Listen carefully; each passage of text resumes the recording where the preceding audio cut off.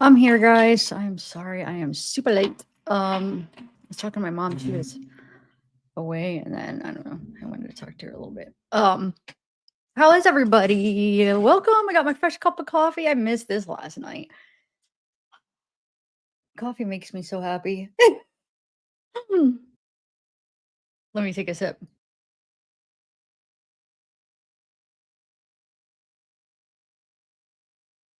We have a lot to go over. I want to go over like some of the videos. I watch some of them ahead of time because sometimes I like to watch them ahead of time because so I could chat. Um, so I could chat, like, if we're watching a video, I know what's going on if I miss it, like I'm watching it with you guys. So I watched a couple that I want to watch with you guys. But first, do you guys want to watch the little thing I put together? It's 22 minutes long. It goes over the Ring camera. I'm gonna upload it just as a pre-record too. I'm gonna play it sometime tonight. I don't know if I should play it like right. I think I should play it right at the beginning, right? So it goes over the Ring camera. I messed around with the audio, and to be honest, the best way you could hear everything is just turning it up because like I tried to take away like different noises, the denoise thing, or I try to do a bunch of other stuff. And yeah, when you do some of the other stuff, yeah, it's a little easier on the ears, but it takes away some of that like some sounds that you want to hear. So it's like I debated, and then I was like, I could make this really long and go back and forth and do like some with the full audio and some with this. And it's like, it's just going to get to be too much. So just, I feel like the best way to hear everything is just keep everything exactly the same. Yeah, it has a lot of like noise, background noise and stuff, but with something like that, you don't want to mess with that stuff too much because at least with the software, I'm just using a video editor. I'm not like I'm more, I'm not like an audio. I mean, I have been able to do some good things with the audio, but like I don't know. I didn't download like the program I had over there, but I still think it'll take it away no matter what you use. So, because you could use audio where it can make something sound better, but if you're trying to hear these little subtle sounds in something and you're not trying to make it sound better, you're trying to hear what's there, then it's not good to use that stuff. But if you're trying to like make something sound better because it's like, ooh, let's touch this up, then yeah, you could change stuff around. But we need to hear every little sound, right? And I'm sure if there's some professional sound person, maybe they'd be able to do it better. But anyway, I did what I could. Like I said, it's just basically what it was, flat out. Um, I didn't get it myself. I did get it from Gray Hughes. I have to give him a shout out because that's where I got the. I haven't found anybody that has just the Ring camera fully. Besides, what was it? Idaho Statesman, where they fast forward it. He's the only one I've been able to find that just has the straight Ring camera. So, the whole thing. So shout out to Gray. If you're watching, Gray, be nice. um, so yeah, shout out to him. I got it from him, but I think this is what I'm a little bit confused. And maybe I should have emailed him. I don't know if I have his email. Maybe I should have reached out because I'm a little bit confused because when you're listening to it, the audio on certain parts, not a lot of parts, but on a few parts, you could hear like the audio going real high and then real low. So I don't know if it came like that or if it's like a part of the Ring, because Ring camera sometimes might not be the best quality. Maybe the audio is a part of the audio, or did he do that? That's what I'm not sure. I didn't do that. So when you hear it going, like, you'll hear it. You'll hear it go. I actually tried to balance it out so it's not as bad. I try to go into the audio, and when it goes real high, I try to like balance it so it doesn't go real high right away. Because originally it just goes from like nothing, and then it goes, you hear a bunch of fuzz, then it goes lower at a few points, and I was confused. So I kind of try to balance it so it didn't do it as much. So I don't know if he did that or if it came like that, but I didn't do that, guys. But it doesn't take away from any of the sounds. You could still hear everything, just what you need to hear. It's just sometimes you're listening, you're like, why does it sound like, why it kind of weird to your ears? But that's the way he had it on his. So maybe maybe I'll email him and ask him if he did that or if it was just like that. But okay, so is it James? Okay, I'm not sure. You'll Like I said, I did kind of make it mellowed out a little bit. I could play the original and show you how sharp it does it though. I try to kind of make it go a little bit like right up as it goes up. You know what I'm saying? But so I don't know. I never heard anything do that before. It's weird. Okay, but it might be. It could be. Okay, so let's do this. Can you go live on Patreon? So the thing with Patreon is they don't have a live stream. You have to how does it work? You either have to go through YouTube to do it, and usually I don't wanna do that because usually when I'm sharing something on Patreon, it's because it's not YouTube appropriate, so I don't want it to go through YouTube's system, even though I could put it private on YouTube. So you either have to do that or you have to use one of their programs, well, not one of theirs, the Vimeo, which is like a couple $100 a month. I'm not like stuff that I it's just not worth it if I went live on it. It's just weird. Patreon's weird. They don't have their own like live thing that you could just do. You have to go. So there's three options. There's this Vimeo. You could go through YouTube, or there's one more other one, and they're like super expensive, and it's like something I would never use for YouTube anyway. So I was like, I don't see. It wouldn't be worth me paying like a couple $100 a month just to go live on Patreon a little bit. So yeah, it's weird. I wish that they had something better. Um, and then for videos, there's no video platform on there. You have to go through Vimeo for videos too. But they did say, because I remember I had Patreon way long ago, and then I have a new account now, and they said that there's some way you could use video, not live stream, but you could use some kind of video, like upload videos on Patreon because you can't directly upload them on. You could put videos, but you have to go through either a link, Dropbox link. They either has to have a link, or you could use Vimeo, which was too. I'm not going to buy you Vimeo, or I saw their new policy is you have to have this like I don't know how long it takes, but I forget what they call it. It's like some kind of good standing with Patreon, and then somehow you're able to upload videos through their platform. But if you're 18 plus, if you check 18 plus, you can never be accepted for that. And I checked it because I'm like, I'm not gonna lie, this is like explicit stuff. Like I'm uploading I started off with that Patreon uploading the Paul explicit calls. I'm like, I have to click 18 and over. So I'm not going to be able to even use their video, whatever they are. I don't know what it is. You have to wait to get accepted. Then you could somehow upload videos through their system, but live, no. So it's weird. I don't know. But like, yeah, I used to, when I had Patreon before, I would just do links. Like anything that could create a link, like Dropbox. There's a couple other things you could create links for videos. So you could do it that way. You could do it through YouTube and just keep it YouTube. You could keep something unlisted, so nobody can watch it unless they have a link. So you could just make it go just to Patreon. But like I said, if something goes against YouTube policy, I don't want to run it through the system. You know what I'm saying? Because the whole point, a lot of times when I use Patreon, is because it's not YouTube appropriate. So if I ran it through the YouTube system, even if I went unlisted and it gets flagged, then it defeats the whole purpose. But yeah, sorry, I just rambled on for 8 minutes. But I was answering your question. So, hey Casey, hey Steph, Lisa, the Thinktress. That's an I like that name. Hi everyone. Hey James. Hey Steph and Callie. Yeah, that's what. Well, yeah, it asked if I went to their older, and I felt weird answering that that like I'm so. If you went to their older, what does it ask? Doesn't it just ask if you're 18 or older?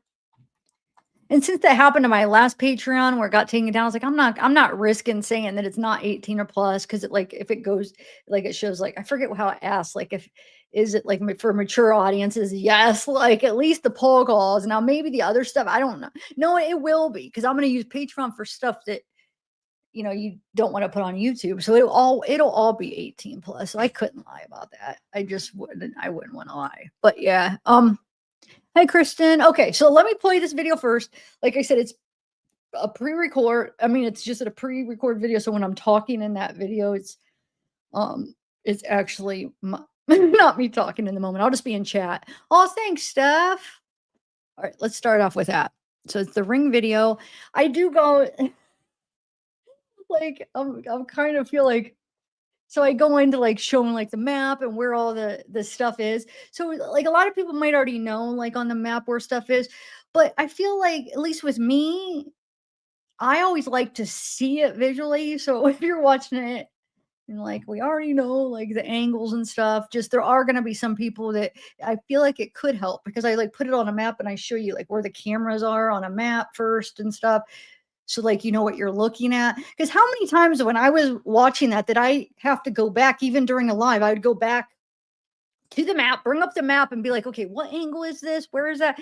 So I could visualize it. So I just like put it out there. I might have overdid it, but I wanted I just wanted everybody to know like where everything was, how far away the cameras were to the like the sounds we were hearing so you could kind of put it into perspective because I do bring in the Linda Lane, a couple clips from Linda Lane.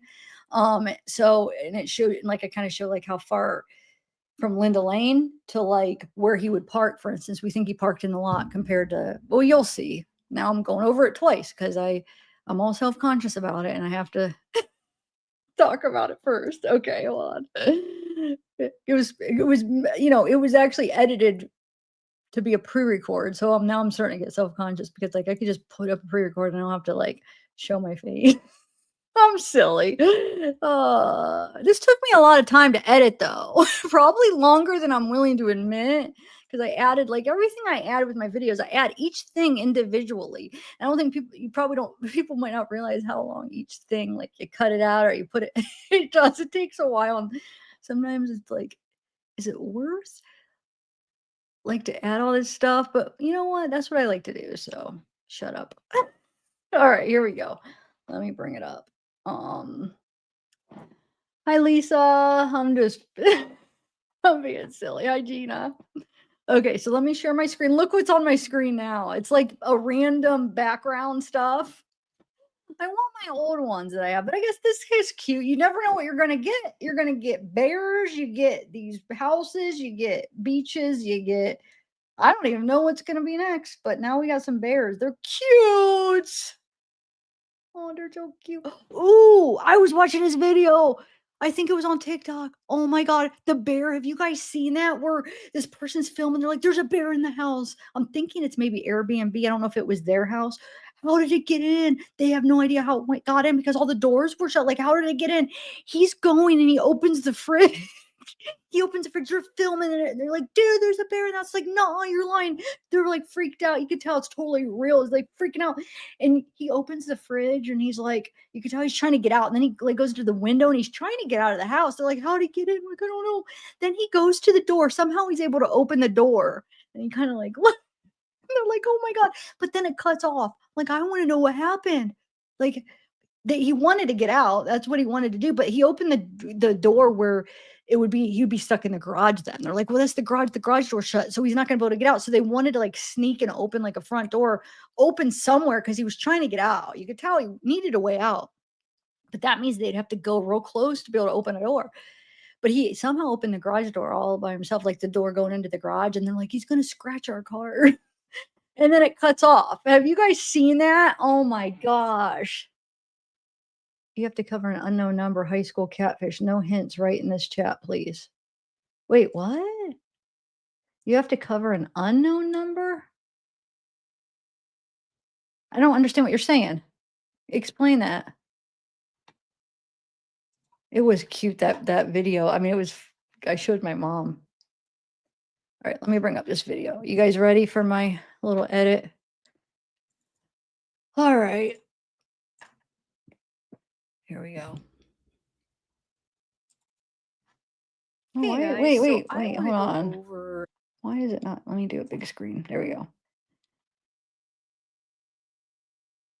The Ring camera footage and get your guys' input on it. I did a little diagram, or I don't know what you call it, a little I do thingy way more where than I this, though. This put isn't the map together to show you where the camera is, just so you could kind of see what the camera's looking at and understand like the distance between the camera and the house and all that stuff. Okay, right there's the Ring camera. You'll see where it's facing. So where it looks like there's like a flashlight, that's where it covers. It covers that area. So when we're watching the Ring camera, that's the area that you'll see captured. And then there is Xana's bedroom window. So you can kind of see how far the camera is to the window to kind of determine how the sound will sound being that far away. So first, I just kind of want to show you the normal passes that he makes. He does that loop down by Paradise Drive, but that's not here on the map. I'm not going to show you that on the map right now. I'm just going to show you right there by the house. Anyway, he comes down Lenta Drive here, and that's where the camera picks up his headlights going north and south, where you can kind of tell where he's going. That's one of the ways they're able to tell. I just wanted to kind of show you where on the map that one camera was picking up the lights in the background, and he goes around the apartments and comes back.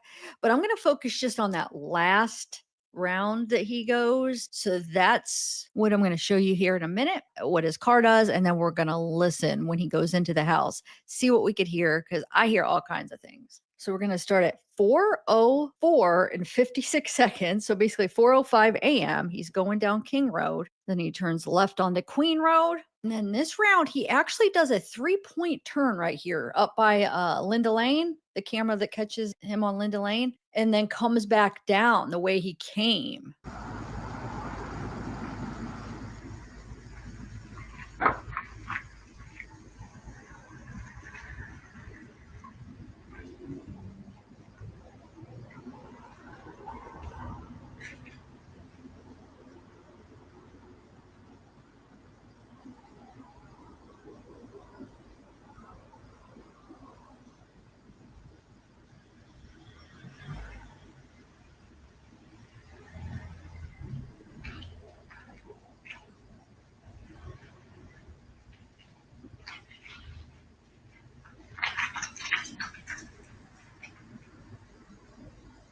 So it's a little bit different this last round, he does it a little bit different. But then remember, he does this weird thing where he backs up like he's trying to maybe park more.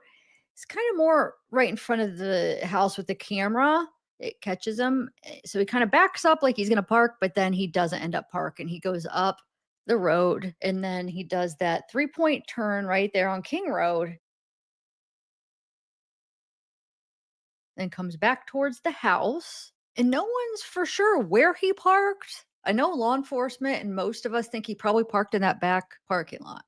And then he goes in, and I'm going to play now the actual footage of it just so now you could see where everything is when you're watching that video. So I'm going to start at that 4:05 a.m. time frame where he's making that last round that I just showed you. And then I'm gonna keep on playing it until the rest of it, until he leaves. So the whole time when he's in the house, see what we can hear. And I just wanna put a disclaimer out here. The sounds that I'm hearing are not for sure. It's just things that, possibly kind of sounds like this or that. It's so hard to hear. There's some things that you could tell more than others, but I just put it out there and I label them. And I'm not saying I'm right with all of them. I'm just kind of hearing little things and I'm letting you guys know and seeing what you guys hear. So a lot of these things don't be like, that's not that, that's not that. I'm not saying for sure everything is what I'm saying it sounds like. Like I said, it's hard to hear everything. So a lot of them are just guesses on what kind of sounds like. Like I said, and there's some things that you could hear better that it's like you're more sure that it sounds like something over the other, if that makes sense. So, yeah, just take it with a grain of salt. I'm not saying this stuff is for sure what I hear. Let me know what you guys hear, though. Here it is.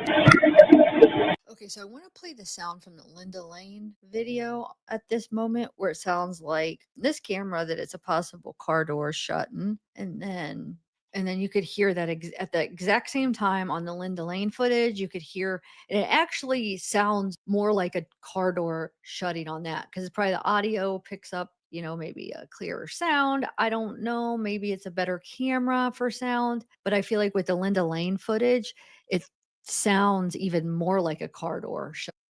Let me just say something real quick. The Linda Lane is a lot lower.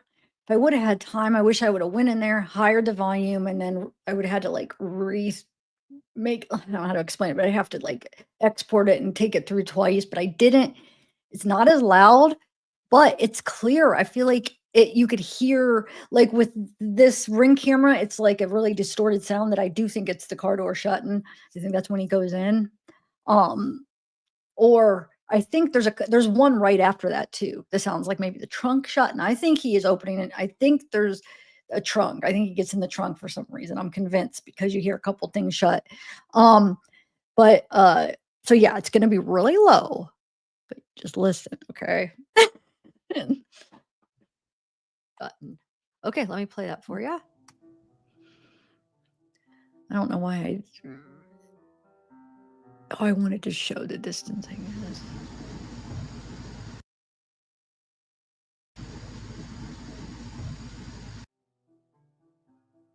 it lines up to the same time as we hear it on the ring. So that is that same noise.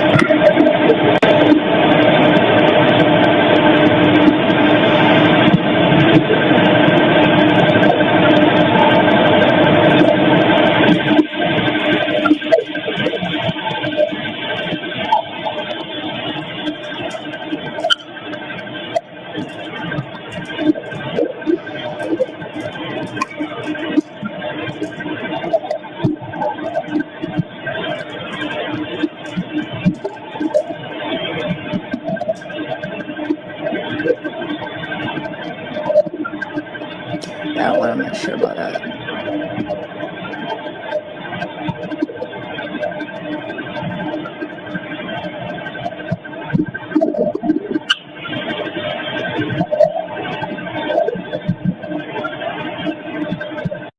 Just say one more thing. I know there's a couple of like trunk shutting, car door shutting, because I don't know what's what. Like I can't tell for sure. I'm just telling you what I'm hearing.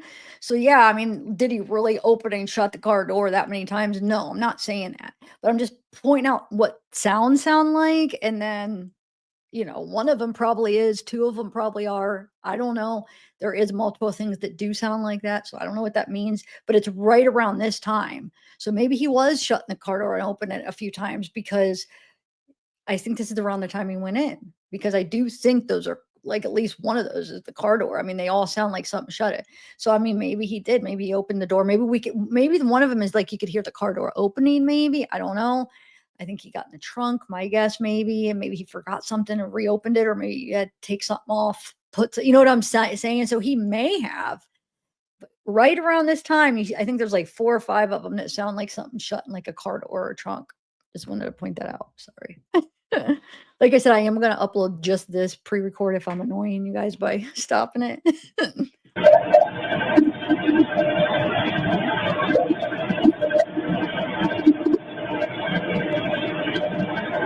True.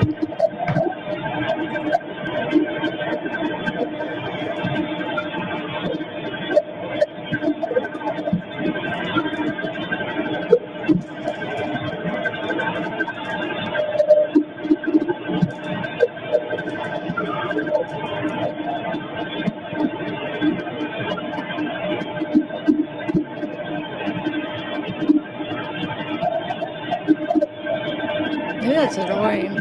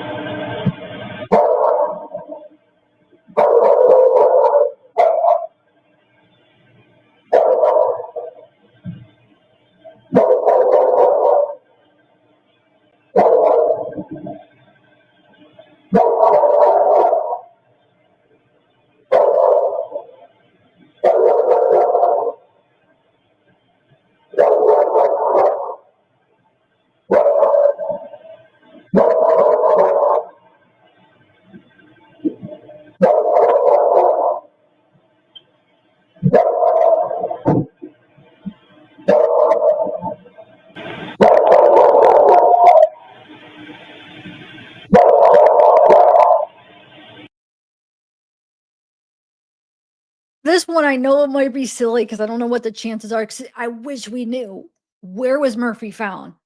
Because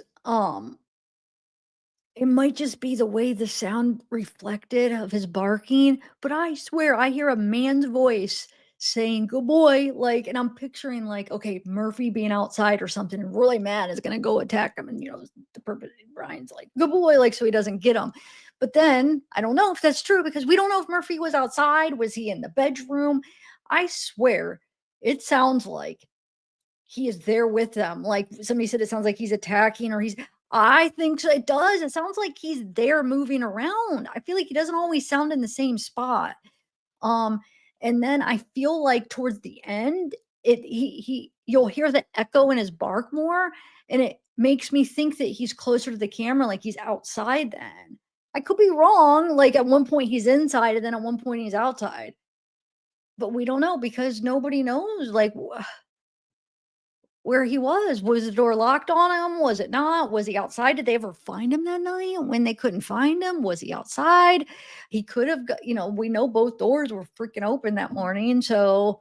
Um, so I don't know. Like him saying good boy, who knows if that's it? I'm just kind of sharing what I heard. Sometimes hearing, you could hear things that, different people will hear different things. So it might not be that, but um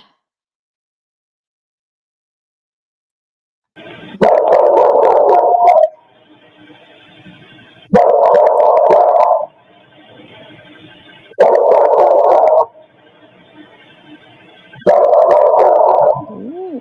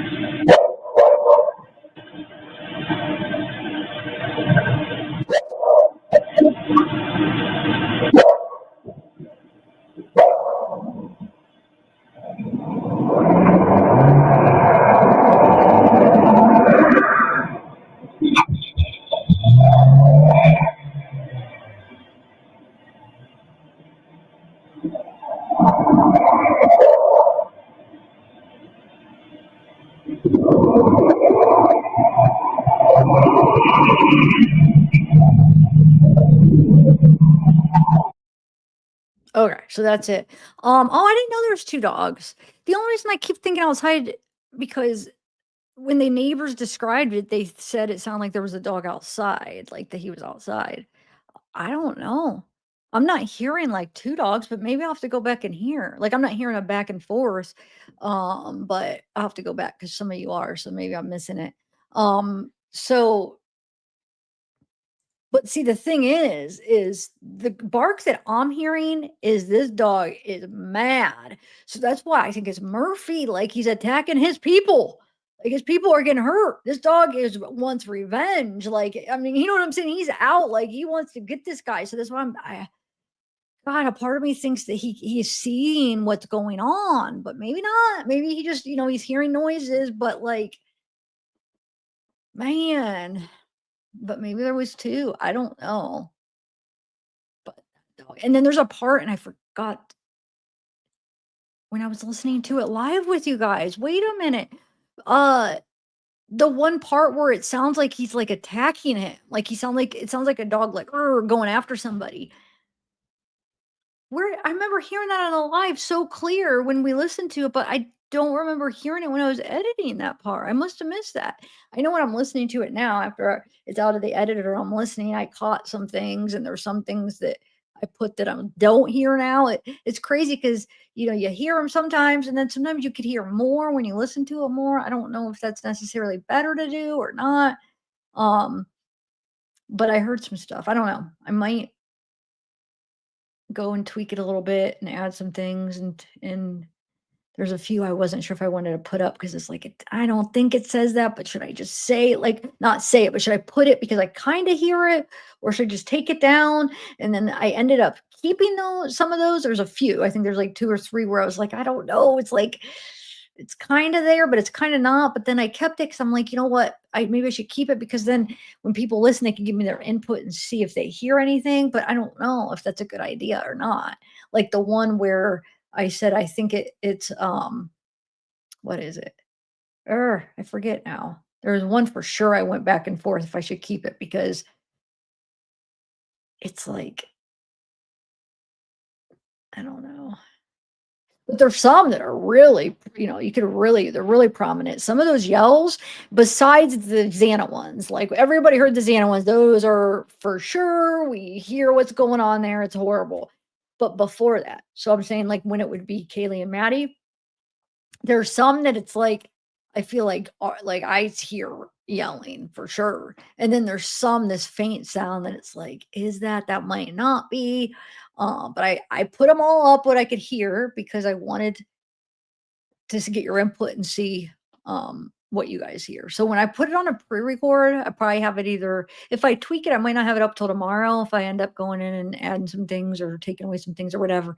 Um, but will you guys comment, like, timestamps, what you hear and stuff, so then I could maybe even keep updating it to get, like, a full if I miss something and, I mean, I don't know if maybe I won't keep uploading revised ones, but at least I wanna know so I could hear it. But yeah, so yeah, what else did I want to talk about in this? Oh, there's that one, and like I said, it's probably not anybody saying I love you, but I just had to verbalize like what I was hearing, because that's what I was hearing, and it's probably not, but for some reason there was this one thing that was a voice that sounded like you said I love you. There was one that I was like, it kind of sounds like a yell that's saying help or no, but I don't know. I mean, you can't really for sure make out anything for sure with something that bad. You know what I'm saying with that? Hard to hear, but it man,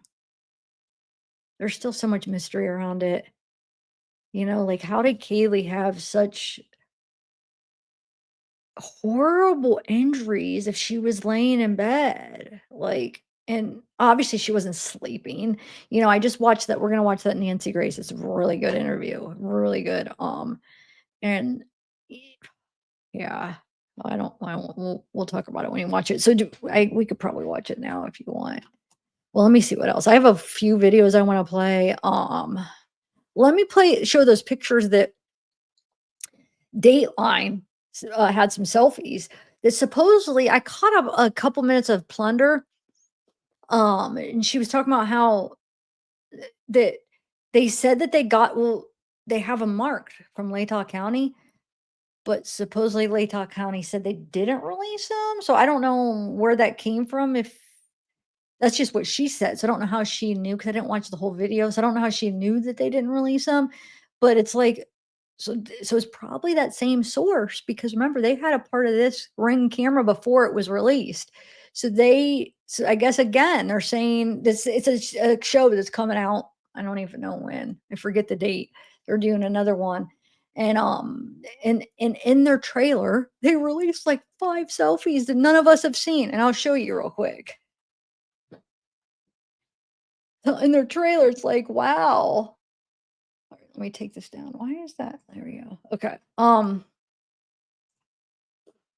Okay, let's do these.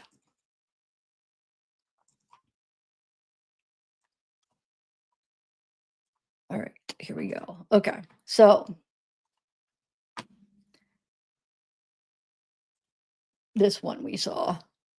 But this one, for some reason, I screenshot it because it's actually, I feel like this one's actually a lot clearer than the one that was going around before.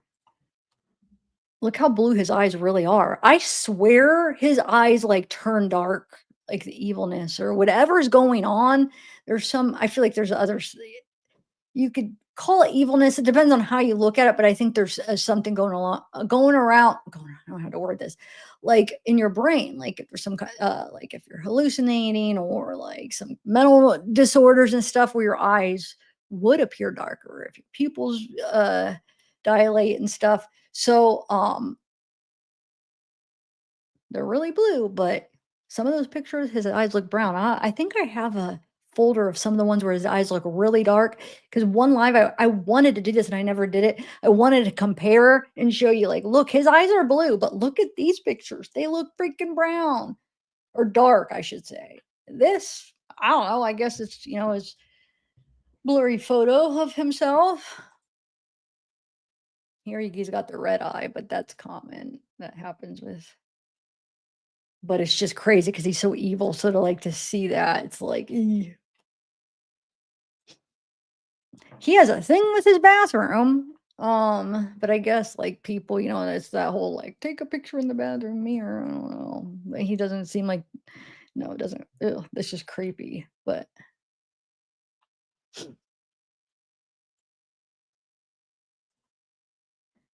I'm guessing he just got a haircut, and he was trying to take a picture of his hair because it does look like maybe a fresh haircut. Maybe he wanted to see what it looked like in the back. That's just my best guess. I could be totally off, but it's just like an odd angle. Like, why are you taking a picture of the back of your head? I think you wanted to see his haircut. Ew, he's so.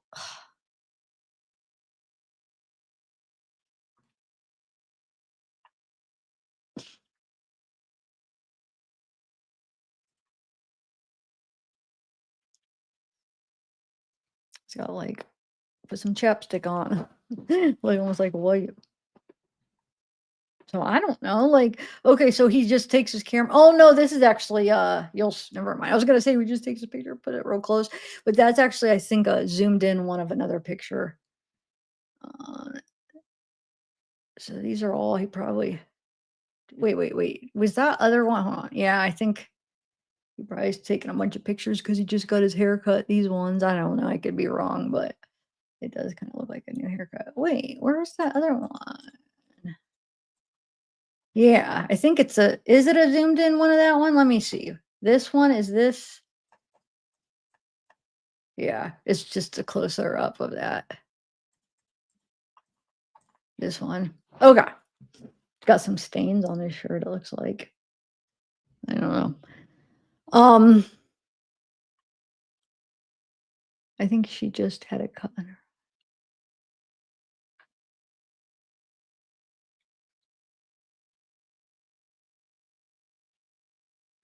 Wait, who are you talking about, J Ray?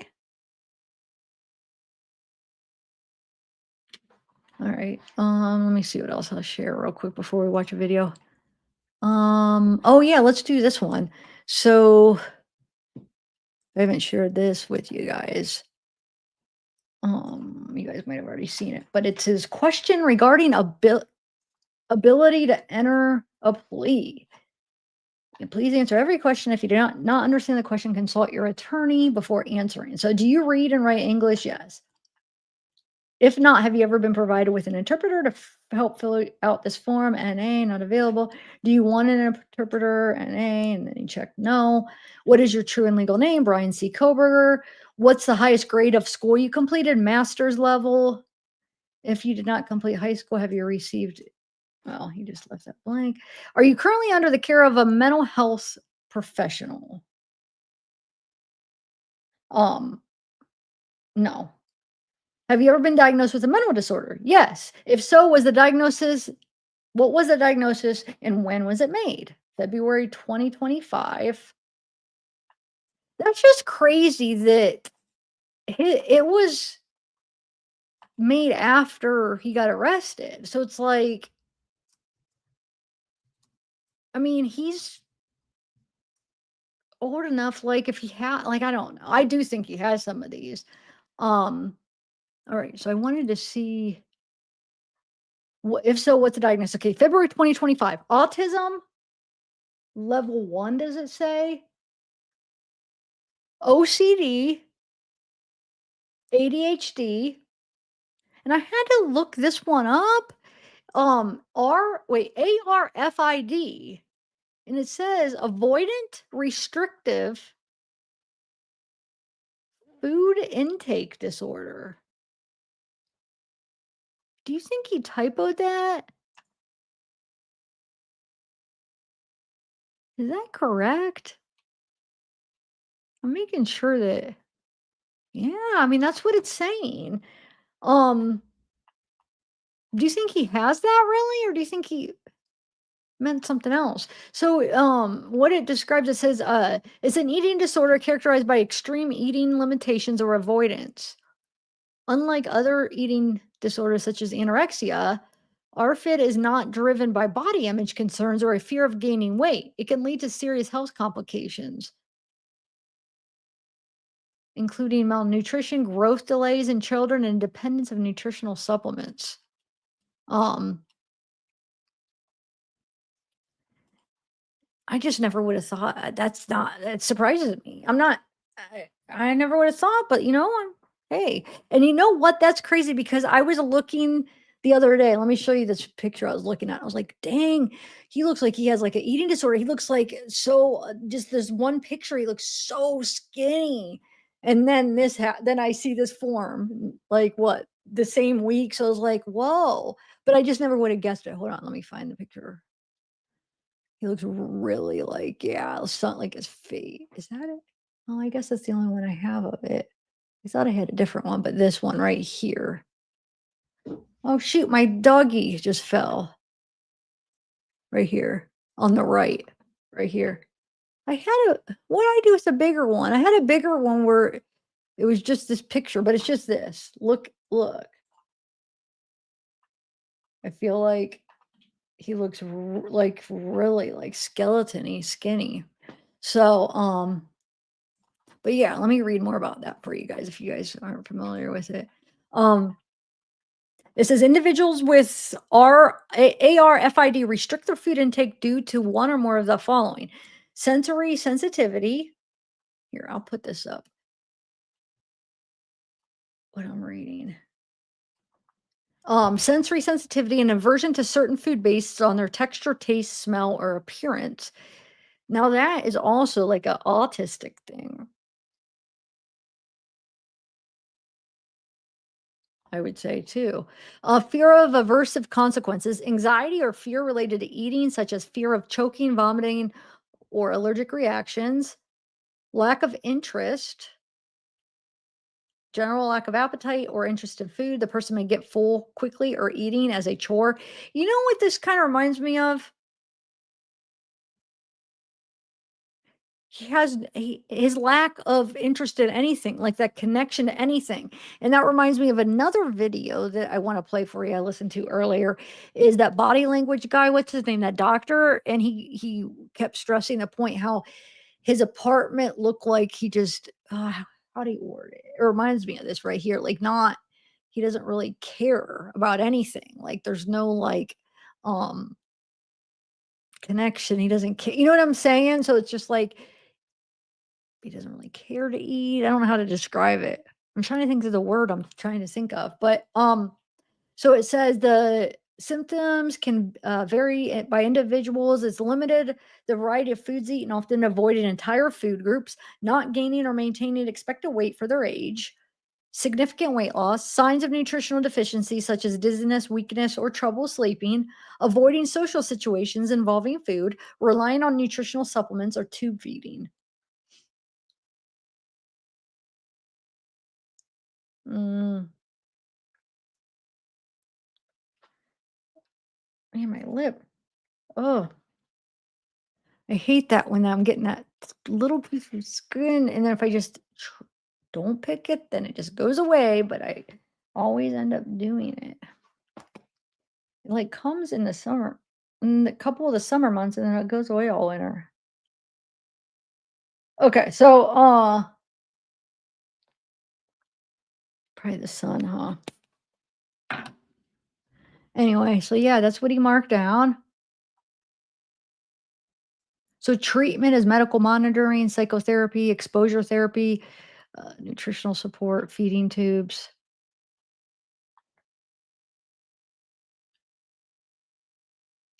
Um,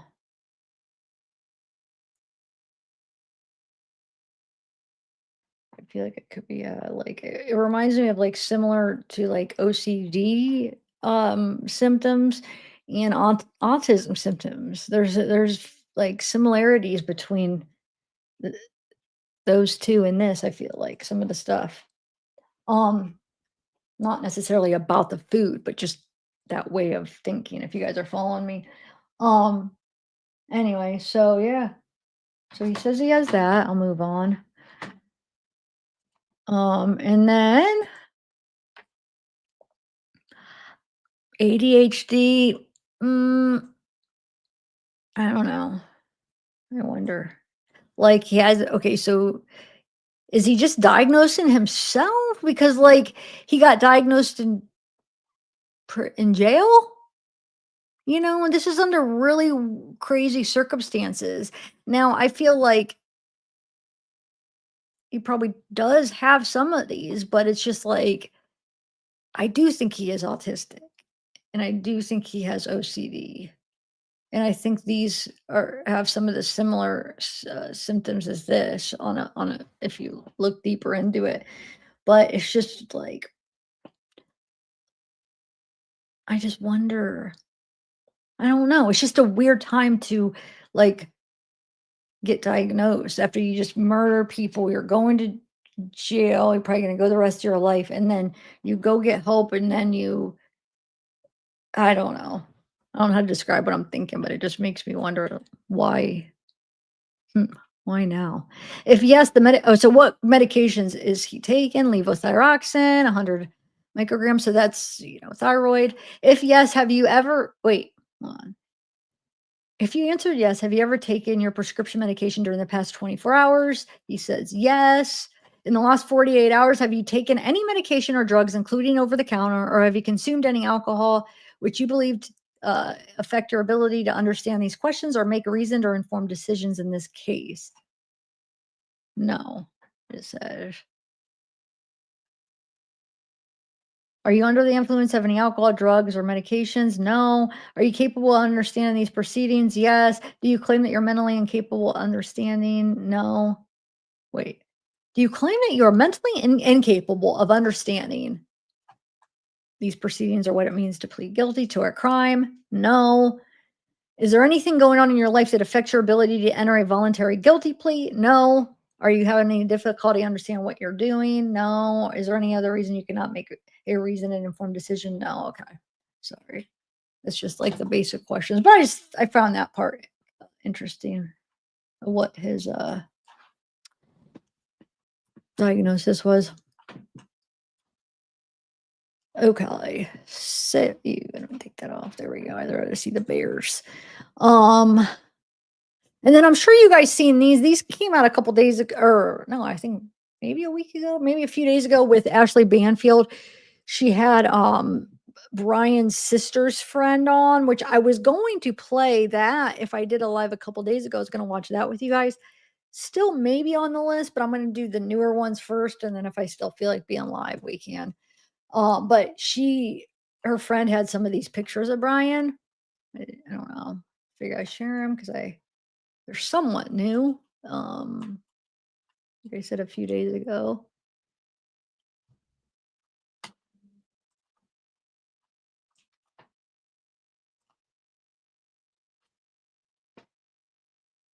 No, who, Gina? Sorry, I'm not chatting too much with you guys. Sorry. Well, because I'm showing you.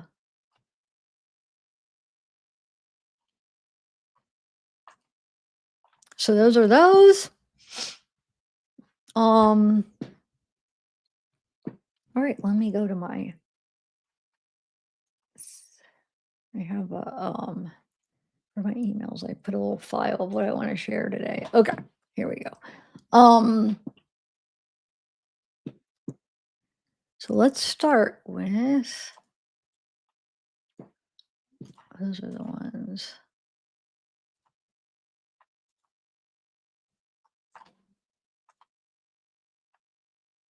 How many let's do the Nancy Grace one. How many have watched that one already? The Nancy Grace, the new one that was it from today or yesterday? No, today, right? Because I know she did one yesterday too, but I don't know. It's within the last couple of days. Put a 1 if you've seen it and a 2 if not. I'm gonna play it regardless. I think it's a good time right now. It's really good. So put a 1 if you've seen it, 2 if not, and I will get it up.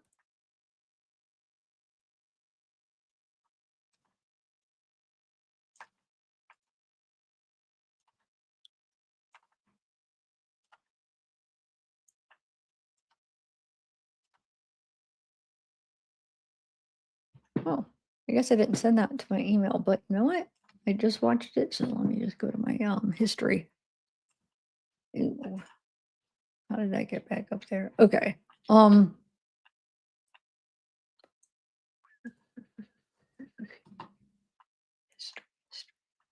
is my history not coming up? Oh, there it is. All right.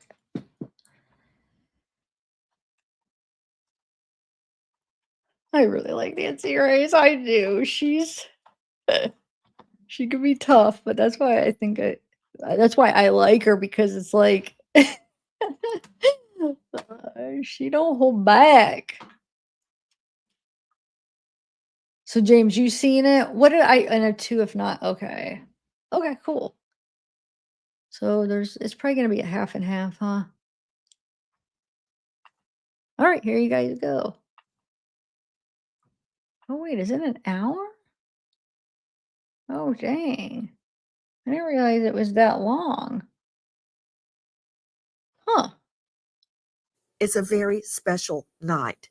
And I'm speaking on behalf of not just myself, but our entire staff across the country, as they are, and all of our families, because we are speaking one-on-one with two very special people that you had never heard of just a few years ago, but now are icons in the crime victim community and across the world.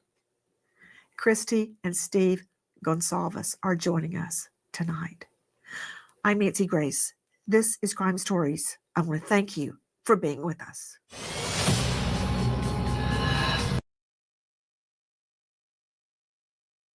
If you hadn't attacked them in their sleep, in the middle of the night, like a pedophile, Kaylee would have kicked your ass. Thank you. I wanted to open with sound from your daughter speaking out at Brian Kohberger's sentencing. I got to tell you something. You did something right. the way you have raised your children. Mrs. Gonsalves, weren't you so proud of her? And under the worst conditions, she stood strong. Mm-hmm. She has never ceased to amaze me throughout this whole entire process. She has just been just amazingly strong. And when we went to the sentencing, we actually did not know what each other was going to say because we did not want to influence each other's speeches.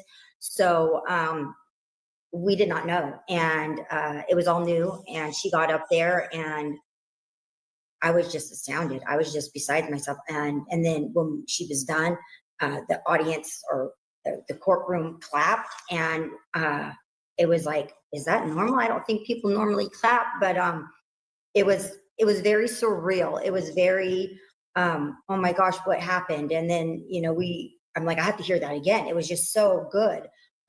Just so proud of her, of what she said, and the way she articulated it was perfect.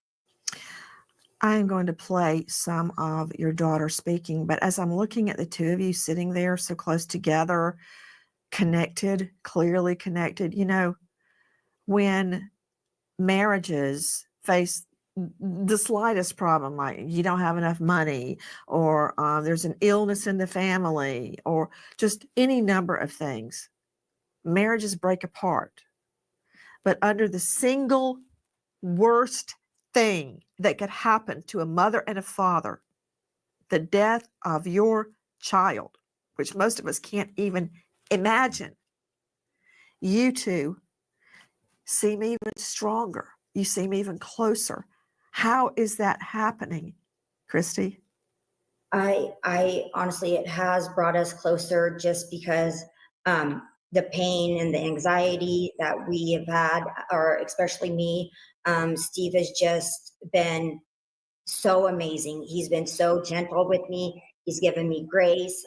He's given me time to heal. What do you need? Can I help you? And, I try to be that person for him as well.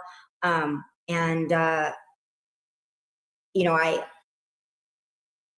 I just need a hug. When he gets home, I'm like, I just need a big hug. And he just wraps his arms around me, gives me this big old hug, and I just feel better. And I mean, he's been my husband for almost 30 years and, 5 kids. And he's the epitome of an amazing man, an amazing father, amazing husband, all wrapped up in one. I was blessed. What's interesting? So many things about you two are interesting. And so many millions of people have been watching you at a distance. And I'm just so honored that I get to actually talk to you, not just watch you in a courtroom or on a camera. Mr. Gonsalves, you have been very outspoken throughout this entire nightmare. And a lot of people have attacked you. I don't get it. Do you even care what they say? I hope not. No, it just rolls right off my shoulders. I played sports my whole life. I'm used to like constructive criticism, so that I'll take to heart. And sometimes I will misspeak or I'll say something that I'll take back because I got my facts wrong. But I'm defending my children and my daughter and my wife, so I don't really take to heart them. I know that there's going to be some people who side with the other side, and I just keep it at that. I think they have more in harmony with evil than they do good, and their actions reflect that. So I don't waste my time on them. Well, Mr. Gonsalves, our family, the Grace family, has a very old saying, screw them and the horse they rode in on. So that's my legal advice to you. I want to circle back to your daughter, who was absolutely amazing. And you know what? That doesn't just happen. She's amazing because you raised her to be amazing. She didn't just come out that way. She has had years of you as her example. What am I talking about? Listen. You thought you were exceptional, all because of a grade on a paper. You thought you were elite because your online IQ test from 2010 told you so. All of that effort just to seem important. It's desperate. There is a name for your condition, though. Your inflated ego just didn't allow you to see it. Wannabe. You act like no one could ever understand your mind, but the truth is you're basic. You're a textbook case of insecurity disguised as control. Your patterns are predictable. Your motives are shallow. You are not profound. You're pathetic. You aren't special or deep, not mysterious or exceptional. Don't ever get it twisted again. No one is scared of you today. No one is intimidated by you. No one is impressed by you. No one thinks that you are important. You orchestrated this like you thought you were God. Now look at you, begging a courtroom for scraps. You spent months preparing, and still all it took was my sister in a sheath. You work so hard to seem dangerous, but real control doesn't have to prove itself. I love her. Did you have any idea what she was going to say, Christy? No, we didn't.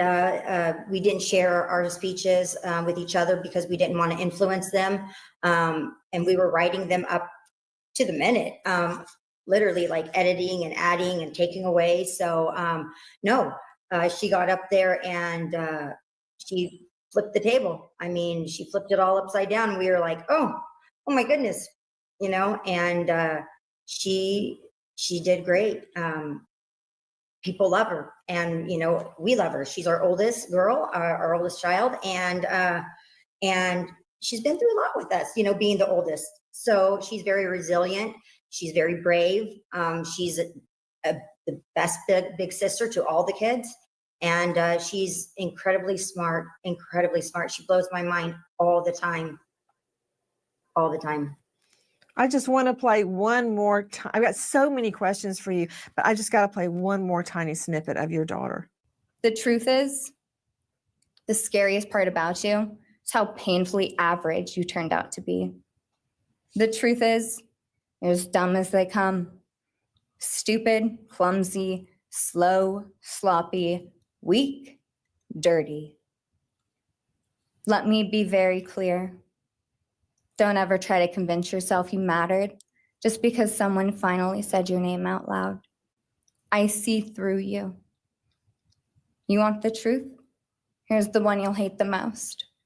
If you hadn't attacked them in their sleep, in the middle of the night, like a pedophile, Kaylee would have kicked your ass. Thank you. Thank you.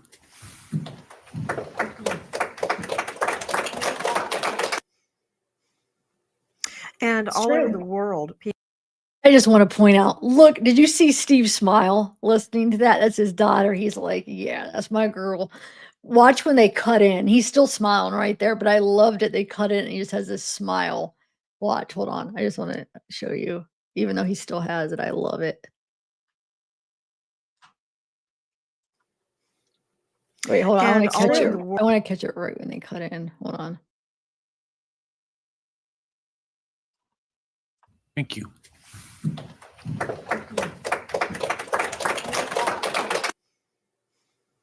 He's a proud And all daddy. over the world, people joined in that applause. Like he wants to She's cry, too. amazing. Steve, did you have any idea what she was going to say before she said it? I did know a little bit of details. We talked about topics, and she said she wanted to use his questions against him, and we all had, you know, that same idea. We thought about that, but she earned it. She needed that, and I was glad to give that to her, and that was her talking point. So that was the kind of collaboration we did. But I think when you see her, you have a glimpse of who Kaylee was as well. And when you hear my son, he was speaking as well. When you see the two kids, you see who Kaylee was. And that was our best way of showing the world what had been stolen from us. He was very average, but his victims were exceptional. And that's what we wanted to convey. That's what we were missing. And we wanted the world to know about that, like what we're missing and what kind of a person she was.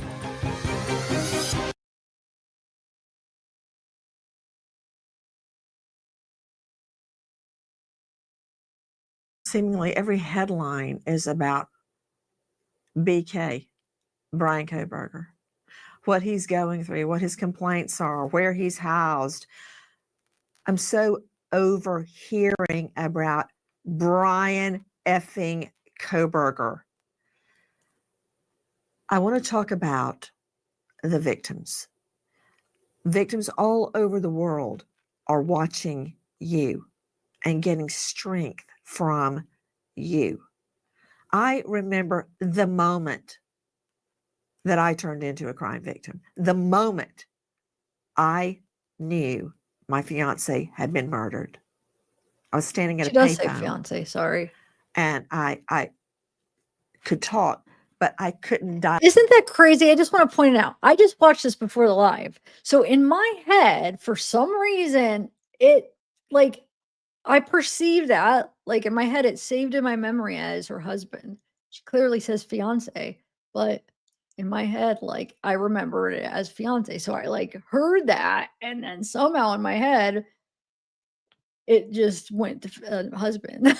I just that kind of little stuff like that. It's interesting how different people will like read something or hear something, and then they form it in their memory, and it could be like a little bit different than what was said, if that makes sense.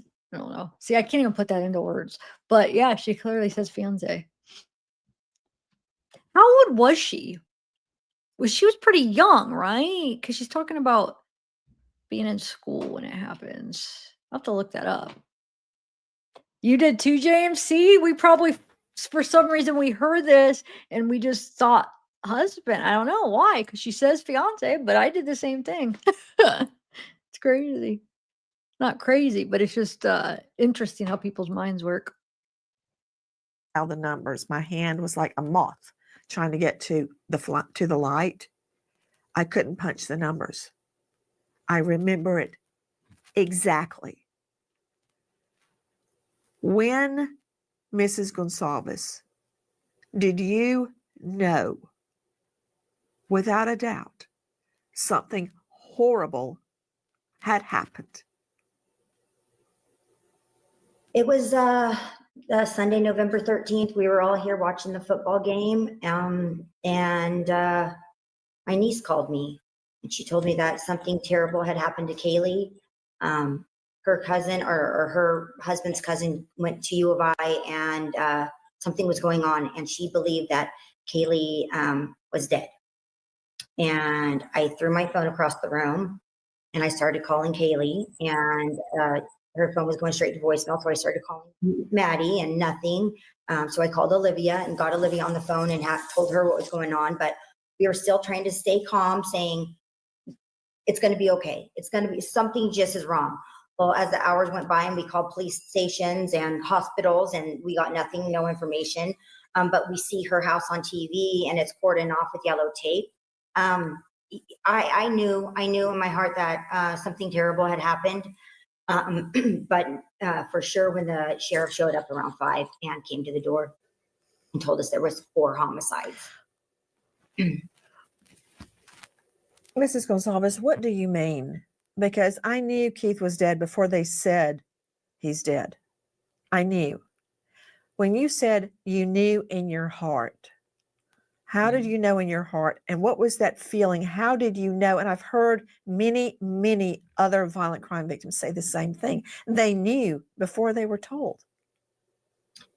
Well, I knew just because of my niece calling me. You know, she's a very responsible adult. She's a mother. She's a nurse. I knew that Sabrina would not have made that call to me had she not had facts. So I knew, even though like we didn't have confirmation, but I kept telling Olivia and the kids, she's gone, guys. We don't know what happened, but and we're running around the house frantic. I'm crying. Everybody's crying. We're trying to get in touch with somebody to get answers. And I kept saying, the sheriff will come. If it's true, the sheriff will come. And it was that evening, and I looked out my front window and I saw the sheriff pull up, and I said, the sheriff's here. And I took off to my bedroom. I ran to my bedroom and everybody answered the door. And I came back out about a minute later and stood here at the front door. and asked him what happened, and he said it was a homicide. And I said, they were murdered? And I asked if one of them was Maddie, because at that time things started clicking. That could possibly be Maddie, because she hadn't answered me all day long. And they said yes. And we said, how? And they said, we don't know. Here's a card, call this person in the morning. And we were like, should we go down there? I said, no. And I said, what are we supposed to do? What do we do? And he said, just call in the morning. I'm trying to, I feel like I'm seeing it all play out right in front of me right now. I remember I was holding this big stack of school books. I had just come out of a statistic exam. And I remember just dropping everything. And it was so unreal. You said you ran out into the yard. Do you remember that moment? Where did you think you were going? What were you going to do? Well, I actually ran to my bedroom. And I just, as soon as I saw that sheriff pull up, I don't know. I don't know what it was. I didn't want to hear it. I was running away. I ran back to that room, and, I was crying, and it just all hit me. Like, this is not a weird situation. This isn't, and, Kaylee's gone. Even though I knew all day, but I didn't know. It was just hard to explain, but in my heart, I felt it. And it was just the finality. Like, this officer is here, and he's here for a reason, and it was, your whole body hurts. Like, everything just aches, like your fingertips, your toes, your knees, you get shaky. Like, that really happens, like the shaking in the knees, and it's real. And I think at that point, I went into shock. And I think that shock lasted for quite a while for me. I don't remember a whole lot after that. I have pretty big gaps in my memory. Steve, do you remember her running to the bedroom and hiding when the LA law enforcement came up the driveway? Yeah, I remember her running that way. Aubrey went up the steps, and she went on her computer, and she started. At first we thought it was just like a rumor, some drama, some fake thing. I mean, it's a college town, parties happen, kids do pranks. We thought there was something else going on. At least I did. That's why we were like, if the cop shows up, then, that's not a prank. This is something serious. And even then, I still couldn't fully understand what, you don't know what death is unless you've been familiar with it. And we weren't. This family hadn't been struck like that. So, yeah, we missed that door right there behind us and opened that up. And there's a sheriff there I've never seen before in my life, and Kootenai County car. And thankfully, he gave us a little bit more information than we had at that point. And he cleared up the fact that it was a homicide, and Maddie was involved as well. And we knew Maddie's mom was on the way down there. So we were like, do we call her? Do we let her know that they already told us we couldn't go down there and see them. We couldn't go down there and pick her up or anything like that. So, it's an ongoing investigation. So we just sat in the house and just thought of ways to get a hold of people that had been around the children in the last 48 hours and figure out what's going on. Was this some random act of violence? What was this? Was it a shooting from a party? Was it the night before? Yeah, we just didn't know. People were saying it was fentanyl and, all the type of weapons that would go around. So, and, they wouldn't even tell us any details. I mean, it was months before we actually even knew how they were killed. So it was very frustrating. We got the vandal alert that told us that there was 4 homicides before we even knew what was going on. So they knew before we knew. Just trying to imagine everything that you're saying. And the officer gives you a card when you go, well, what do we do? He goes, well, just call them in the morning. It's almost like a bank with banker's hours. You can get back to them in the morning. So what do you do all night long when you have this knowledge and you can't go there. There's nothing you can do there. What did you do that night? I did not sleep at all that night because after what we were, going through, I also called Olivia, and she lives down in LA, and she threw her kids in the car, and her husband jumped in the car, and they drove up here. So they drove through the night. That was about 5, 6 o'clock at night when they left LA. It's a 20-hour drive. So, I was worried about them driving all night, as well. And I just couldn't sleep. And my mind it went crazy. I went crazy. Yeah, we knew that Kaylee had mentioned being stalked even right up until the weeks that this had came up to that. So I felt like I kind of wanted my family to be focused on something other than just the devastation. So I was like, you're finding out information, get a hold of a neighbor. And the more information that we found, it just felt like that was at least something to grab, that something we could control, go away from just being victims to being investigators of what happened to our child. And we did find out a bunch of things that those 48 hours from people that were just reaching out and saying, hey, this is what I know. I was right across the street. This is what's going on.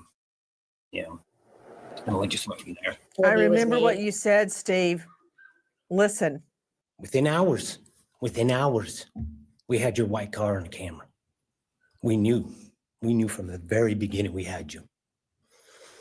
Police officers tell us within minutes, they had your DNA, like a calling card. You were that careless, that foolish, that stupid. Master degree, you're a joke, complete joke.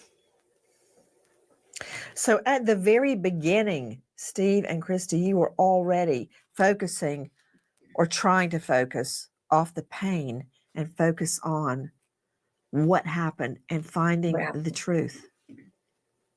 Yes, because Jack actually wound up coming here because he left Moscow and he came here, and obviously he was there at the scene and stuff. So he had heard what Dylan was saying. So once he told us that, because like I said, the officer said that it was a homicide, they were murdered. But then Dylan was saying there was a masked man in our house, and there was somebody in the tree and all this stuff. And it quickly was clear that this sounded like a stranger murder, not like somebody they knew or whatnot. So it really changed things. It felt like just a huge violation. And we just were like, we've got a murder that, and at that time before, I just kind of thought they were going to get him. It was some kid, he went and he shot up the house or something, and they got him. He's walking down the street, and I just kept waiting for the news to say they've arrested somebody. And when Jack told us that, I was kind of like, ugh, this sounds a little different than what we're thinking type of murder. And you're right, because we were all led to believe, Steve and Christy, that, they died in their sleep. That is not what happened at all, Steve. Yeah. You don't expect the prosecutor to lie to you. And we were lied to. All the parents were lied to. We weren't given the details. They're asking us to make a decision on life or death, and they're not even giving us the details of our own children, let alone the whole circumstance of what happened to them. I know for a fact that when one of the mothers heard what happened to Kaylee, she said this would have changed everything. So it was disgusting, and they kept saying stuff like crime of passion and house or a party house. And we're like, what's going on here? I'm literally watching the surveillance of this road, and this car keeps flying around this house over and over again. They were clearly stalked. I don't care what the prosecutor, maybe he can't prove it because he's just not that good, but they were clearly stalked. He was there multiple times. The officers were distracted with giving minors in possessions when they're literally filming the house that these kids get murdered in. I mean, that town has to clear up some priorities and realize that, noise complaints and alcohol is only a part of their job. And they need to make sure that they're protecting these kids if they want to keep doing business. I was stunned when I heard there was going to be a plea. I remember the moment. I'm like, what? A plea? I want to circle back to something you said. Okay. Kelly, and we heard dribbles about this at the beginning, had stated that she was being stalked. Okay. But then the prosecution says there was no stalking. We have no evidence of stalking. I mean, how many times can we place that Elantra stalking the King Road address? And Kelly knew she was being stalked. So that is a lie. You stated the DA lied to you. I believe that because there is no way all the parents would have acted like they were going along with this plea if they had known what we're learning now with all these videos and body cam and crime scene photos coming out. That is not what everybody was told happened. Yeah, 13 incidents in WSU before this individual was let go or defunded, whatever spin these universities want to put on it. This guy was a nightmare, throwing up red flags everywhere. And those are the type of details that we gotta force our courtrooms to be more honest. And we shouldn't be sealing things up in a case like this. I mean, it's not national security. It's getting abused. They're abusing these rules that they say, oh, we got to protect. They didn't have anyone to protect. They didn't even have the guy until almost 7 weeks, and they were still hiding everything. So it was just a lie. And, when you call them, What were they hiding? just telling us our child was stabbed. Brutally, How many times? How many times? We just learned the day before the sentencing, how many times Kaylee had been stabbed. Wait a minute. I am stunned because she was stabbed so many times. They could not identify her. And you just learned about that when the plea was set to go down? We learned about it after the plea, the day before the sentencing, because they lifted the gag order. So the detective said that they would talk to us. So we talked to them briefly. And we had questions about Kaylee, how many times was she stabbed? I mean, that's not on her death certificate. The coroner never told us. She just said around 20 is what she said. So we really didn't know, and we didn't know where. So we asked them that, and they told us 38 times. And then we were like, okay. And they said Kaylee had really bad damage to her mouth. And I asked them if her teeth were intact, and they told me no. And then the day of the sentencing, the docs were dropped, the Moscow docs were dropped. And the next day we were driving home, and I was reading some of them, and I read that Kaylee was, unrecognizable. And that was that word will forever traumatize me. I didn't expect that.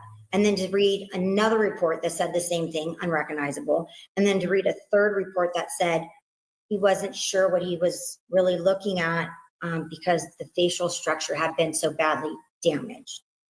So that's why we're disgusted with this prosecution team. I mean, we did not know any of that for 2 years and 9 months. We did not know that because of the gag order. And they're telling us, are you okay with us giving them life in prison? We're like, no, we're not. And the people who are, they don't know what we know, and we don't know what they know. I don't know what happened to their child. They don't know what happened to mine. It was a protect the business over the victims, over justice. We're still fighting with it. I mean, we're still fighting with it to this day because we're hearing details that he was following girls out to their car, and one of the professors said this guy's going to be a problem if he gets his PhD. He's going to harass students. He's going to freaking abuse his power. All the things that we suspected that were going on, we find this out afterwards. Why are they going on a media tour? They only told us so they could go do a media tour and tell all you guys. So they're like, well, we have to tell them before we tell the world. So basically 12 hours earlier, they tell us, and then they grab a microphone and tell the world. Let me stop it a few times since for copyright thing too. Plus, I have something to say. And thanks, Casey. 22 months. You know how you guys know how I feel about the death penalty. Like, I feel like usually you always hear me saying, like, I'm not for or against it. I mean, I feel like life in prison is just as good. So, but with this, after listening to this interview, they convinced me. Now I'm like, dang, death. Like, not that I'm ever thought that he didn't deserve it. I'm not saying that, but I like always thought like it was equivalent, like a life sentence is just as bad as death. I feel like there's both justice, you know. That's how I kind of always view it. But like I said, after listening to this, I'm like, man, now I'm kind of mad that they didn't go through with it. But I do think now that we're seeing though, like his personality in prison just doesn't mesh, and he thought it was going to be like his jail he was at. So I do think that because of who he is with his mental stuff he's got going on, that that life is going to be so torturous for him. Because I mean, look, already not even, I feel like, what, a couple weeks and he's complaining about all this stuff. Imagine the rest of his life in there. So it will be horrible for him. It will. But dang it, like, oh, if anybody deserved death, it's just the thing where, like, obviously he didn't want it. You know, he was so scared probably that he was willing to just plead guilty, not go through the trial, because he did not want the death sentence. So it obviously bothered him that much where he didn't want it. So just that factor alone, after what he did to them, and the fact that he doesn't want, well, I mean, who does? But you know what I'm saying, that he doesn't want that. Because actually some people do. Some people will go and they'll be like, I just want, that's what I want, whether they're just saying it or not. They just want to get it over with. But the fact that he's probably so scared of it, it makes you like, gosh, I kind of wish he would, because that's not what he wants, and we shouldn't give him what he wants because of what he did. But anyway, with that being said, I do think this is a really bad punishment and torture for him because the way he is. So it's gonna be like every day he's and I hope he will be in general population one day, right? I don't think, I mean, you know what I'm saying? He has to be eventually, and off of like, what do you call it? Oh my God, I can't even think the word for it. But I feel like, I hope when that day comes, that then he's scared every day. People just keep doing the same thing, because he's like, who does that? And then he gives names and tells on the people that are doing stuff. Like, criminals don't like rats. And he's like giving names like this guy or this guy is saying this or that. He's not going to do well. He's already not doing well. But when he starts to be able to have like when he's physically with these people, he's not going to do well. So that should at least somewhat make them feel that there's justice. But I mean, I get it. They're making me kind of understand it more after listening to this, and after hearing like what happened, like their injuries and stuff. It's just crazy. It's freaking crazy. In 30 years, you think it'll take that long? Or is that to my comment about him being in general populations? Man, I hope not. And I hope they don't move him to like they did with Chris Watts. They moved him to Wisconsin, to Dodge, to a prison where it's not dangerous, because there's people, all of them. He's like around people that are just as bad, that did just as like certain crimes that he fit well, like all the more high risk people. So it makes me nervous. That makes me nervous that that's going to happen with him. And then he's going to get into a place where nobody's going to even care, because they're all on the same level in a way. Does that make sense? I hope they don't, because he needs to experience some of that fear. Like, he needs to suffer, because that's what he did. I can't, oh my God, I can't even imagine. Like the whole thing about Kaylee, like missing some teeth, and and like her face, they go into it here. And then we know with Xana, how he's sick. That's what happened. Yeah. I'm just so stunned at how this was how this went down on you. And there's something about the victim's face, because I know I'm projecting. Keith was shot 5 times in the neck, the face, the back. And I try not to think about it because it throws me into a horrible depression, because I think about the bullets tearing through his face. He had these beautiful blue eyes. And I wonder, were they shot? What happened? Did he feel it? When you learned how many times she had been stabbed in the face, were you full of rage? Were you full of tears? What went through your mind when you learned the truth? Too late. So we actually learned all the truth from her autopsy report, and we were given her autopsy report on a thumb drive during the sentencing. The investigator walked into the courtroom that day and said, and we had arranged that, and he said, here's the autopsy report. So in reading that autopsy report, we found out that Kaylee had been stabbed 24 times to her face and head. She had 11 to her chest, neck, and like torso area, and 3 to her upper extremities. So I thought about her eyes too. I was like, was her eyes stabbed? But somehow or another, Kaylee's eyes had not been stabbed. Kaylee did have really bad facial damage. Some of her teeth were missing. Several were broken. And she had 2 subdural hematomas to her head. So her nose was broken badly. Yeah, so that, for me, it was outrage, because my daughter was fighting up to her very last breath. Over and over, she kept trying to get out of that bed, and he was just drilling her. Yeah. And she's fighting for her last breath. And I got this old Santa Claus who's just throwing out a white towel, just saying, oh, let's just make it all go away. And I want these type of killings to stop. And you don't do that with weak prosecutors. And this man is extremely bad at his job. And just yesterday, we asked AI, what are the safest countries in the world? And out of the top 10, every single one of them have the death penalty. Well, 8 of them have the capital. So for somebody to think that capital murder doesn't work, well, the safest countries in the world use it, and they don't use it like how we are in America. Yeah. As just a bargaining chip. Yeah, Idaho has it, but our guys have been there for a long time. And we Since the knew 80s. we knew this wasn't going to happen fast, Yeah, but we were he fine was with going to that. be on death row. It's But the our- principle. our guys He have- deserves to ultimately die. Now, maybe he's going to die of natural causes or just because he gets old in there.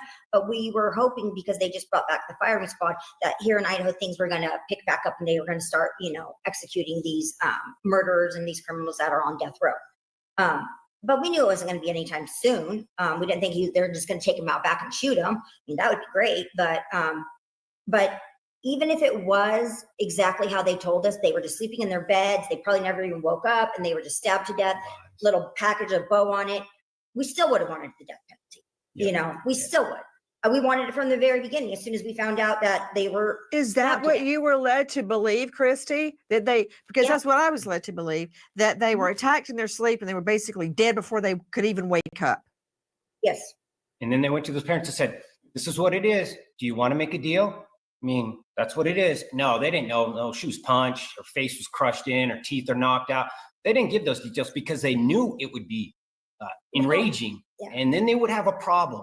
So the truth was a problem. That's crazy to hear that they waited till after to give those details, till after the plea deal, and then on the day of sentencing, they hand him the autopsy report of Kaylee. Like, that right there is kind of messed up. Like, they were trying to be like, oh,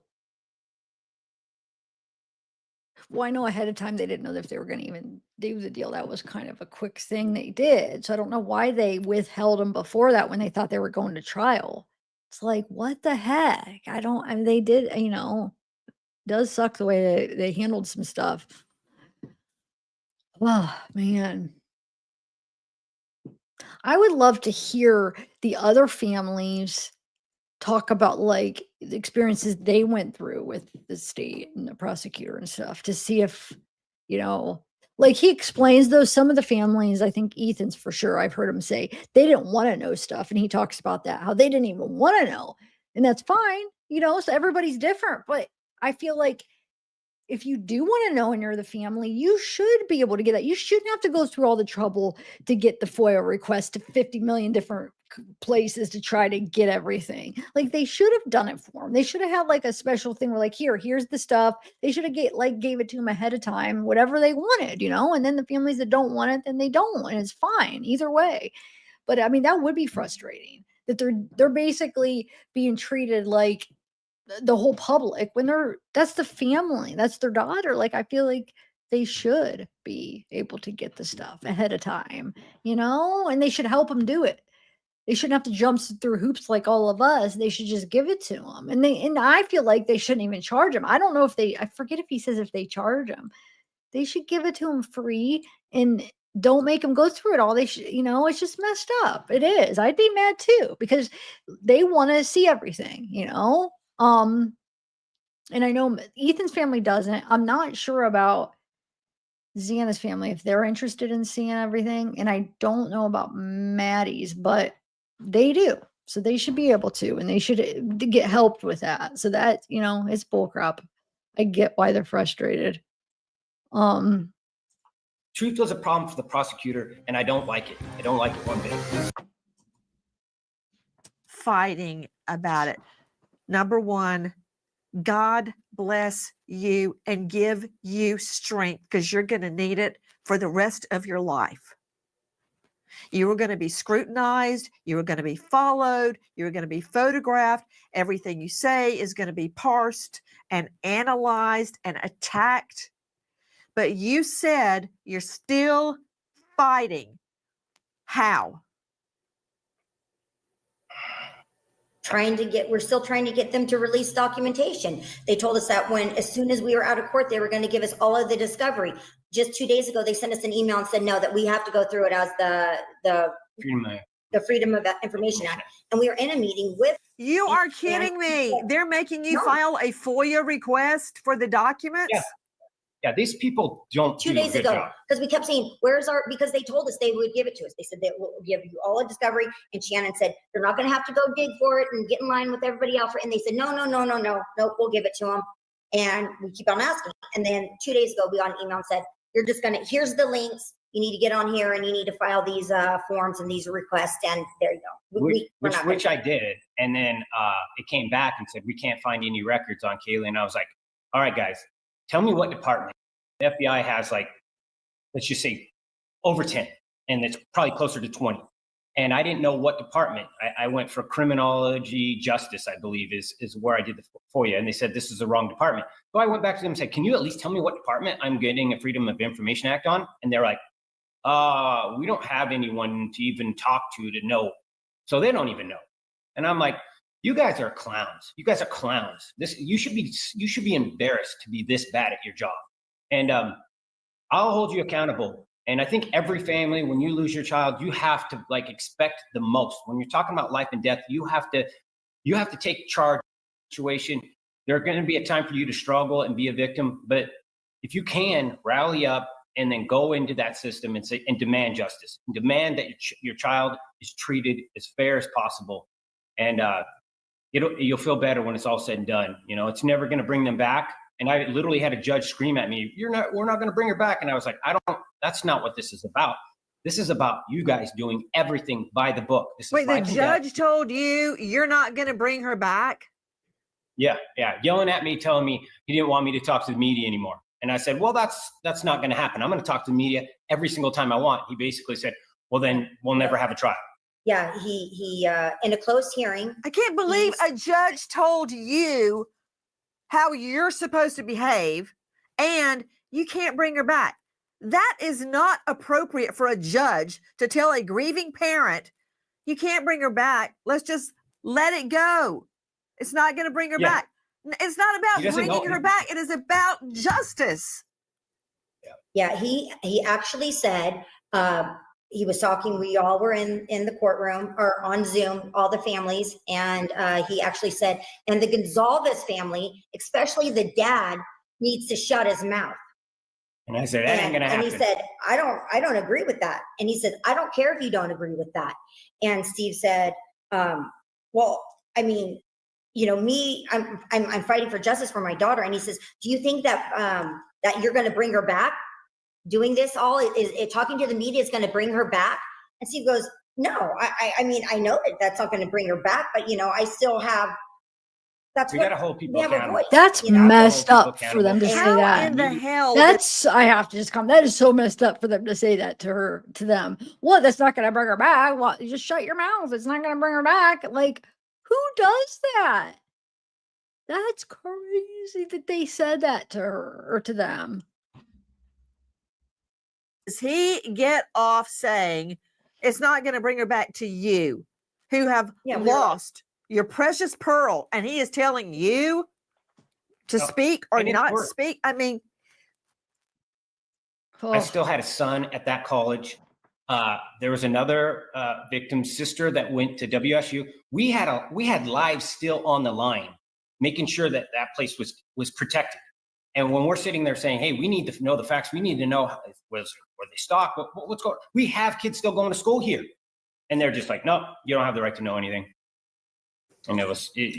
Yeah, no. do you and think then, the other parents were duped?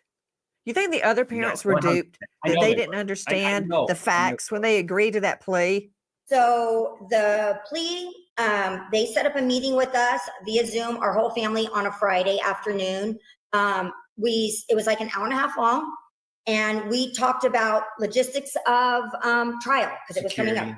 Security, where we're going to park, how we were going to have to phone in every day and tell them who's coming, and yada yada yada yada. Our car had already been vandalized in their parking lot. From a previous hearing. Ada County. So we're parking like, lot. how do we make sure this doesn't happen anymore, guys? And ironically, that day that we went to court, there was a bunch of Kohbergers on the other side sitting behind Brian doing this and on the camera, and the car was vandalized. We're like, so Speaking it was all about of the Kohbergers, you know what I have in my hand? All of Kohberger's complaints. I know it's kind of irrelevant. All that matters is Kelly is gone and her friends are gone, and he murdered them, and we're paying for his 3 hots and a cot. Okay, that's what matters. And is there any way under God's sun that it can be fixed? But I find it ironic that he is filing complaints that he is being threatened sex harassment through the air vent. Like, he was the one looking up online, attacking and raping women in their sleep, when they were drugged, when they were passed out, when they were comatose. That's his fantasy. That's why he broke in that night, when he assumed the girls would be asleep. He's whining that, "Mommy, they're threatening me through the air vent." And he's actually, I love this one, that he's complaining about the food on his tray and the nutritional value of his food. he didn't get his banana. And he refers to bringing the food like a butler. The service just hasn't been that good. It's going to get a lot Thoughts? worse. He's the property of Idaho now, and it's going to get worse.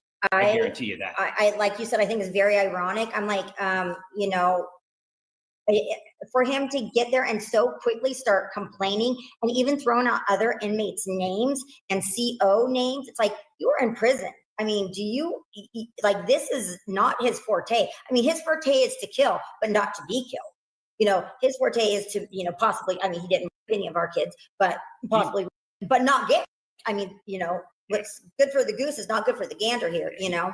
And I think it's just so ironic that he is complaining with written complaints and saying, this inmate so-and-so is doing this to me and saying this to me and this, and he expects them to come and save him. Yeah. Well, they've been babying him, and we baby our prisoners. And when when you become the property of a state, you should lose your constitutional rights. You shouldn't have all these rights as if you were a tax-paying citizen doing your best job, going to work every single day. We gotta fix some of these things, and we have been talking to legislators. You're asking of us things that we've done. We're not going to take this lightly. We're going to do everything from a victim's perspective. We've become advocates and witnesses for our kids, and we're trying to change it. And I think you guys can see that. That went all the way down to, my daughter in the courtroom going after him and letting him know that we're not just going to be victims that you can keep down and keep trying to hurt. I do also think that they really upped the ante taking him to prison, which what we were hopeful for, because I think that Latah County Jail was a cakewalk. And then Ada maybe got a little Oh, it was tighter. total Mayberry.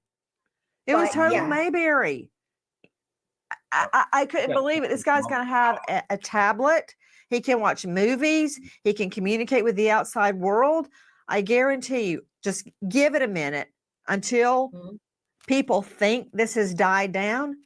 He is going to Zoom at some symposium. He's going to have this weird cult following, like you mentioned, the Kohbergers. He can write a book. There's no Son of Sam laws in Idaho, I don't believe. He can even get married. I mean, Mhm. He's trying to it's so wrong. I feel trying to like transfer back to running out in the Pennsylvania. street and screaming.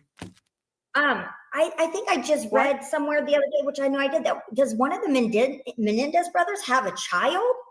Yes, he has a daughter. He had Oh, children. and even and- Jorn Vandersloot. You know Jorn Vandersloot that murdered two yes, young girls, He murdered yeah. Natalie Holloway and Stephanie Tassiana Flores under similar circumstances. His judge daddy protected him. Yep. He's had not one but two babies behind bars. He drinks, he does drugs, he smokes, he gambles. It's like insane. But again, screw them and the horse they rode in on. I want to talk about what, if anything, can be done now. Starting with, do you believe the other families were duped? If they had known the truth, would they have gone along with the plea? I can't say 100%. But the thing is, I don't want to speak on behalf of them by any means, but I don't think that the other families necessarily wanted the truth. They didn't want to be lied to, but they didn't want details. Yeah. And we did. But We they- weren't just like, okay, she was stabbed to death around 20. We're like, how many? Where? And because I do talk to Maddie's mom, and Maddie's mom is like, please, please, please. Like, I don't, so I don't say anything to her when I speak to her about, what happened. She's like, I don't read that stuff. I don't watch it. Our thing is, we have kids, we have two that are older. We have two that are younger, and you can't tell them to stay off social media for the rest of their lives. And I don't want one of them open up TikTok and seeing crime scene photos of their sister or body cam. So we're trying to stay one ahead. And as a mother, even if I didn't have children, I would still, as much as it has traumatized me, I would still want to know what happened. I want to know what happened from top to bottom. Christy, isn't it true? You basically got an email saying, hey, we got a deal. Yes, on a Sunday afternoon. They sent it at 4:53 p.m. Steve happened to be checking his email a little later, around 6 or so, and he said, what?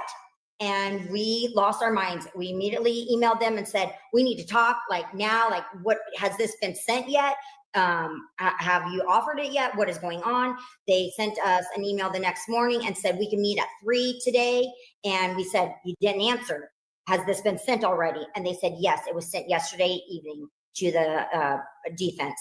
And so we met with them at 3 that day on Monday, and the plea had already been accepted. And we lost our minds. We were in that meeting. I mean, we were screaming, we were cussing, we were yelling, we were saying, why did you do this? How did you do this? What happened?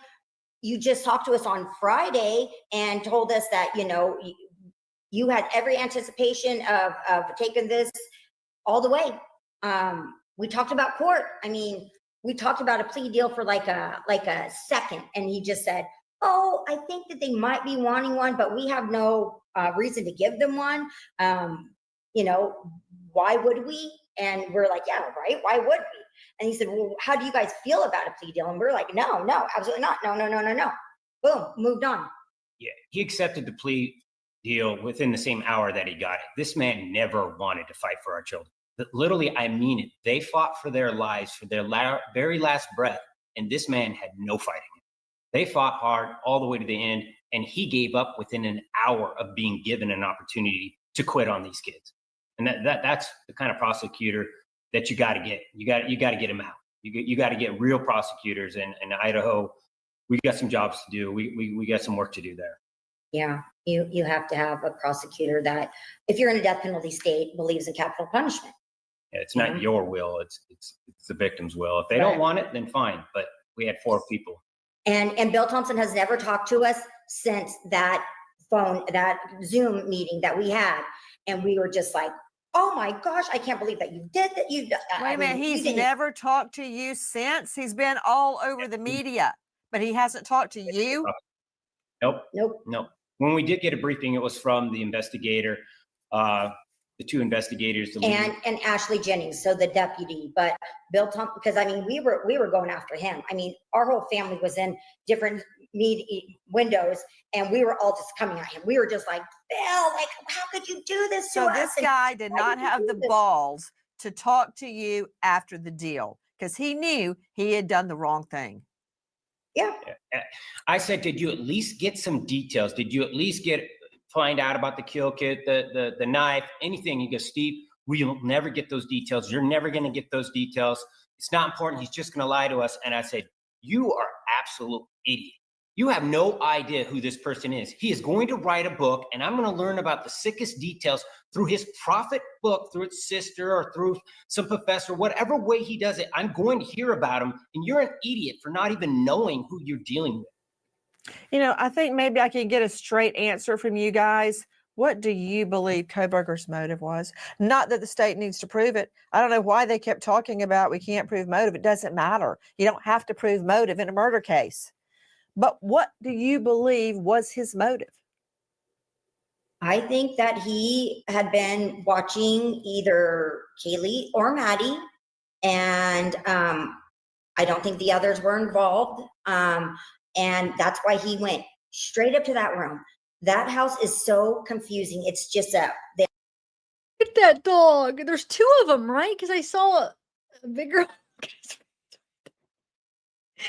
Oh my God, why do I love dogs so much? Look at the little face. He's so cute. And I think there's another one too that you could kind of see his body. So this one looks like a little one, but I think the other one's a big one.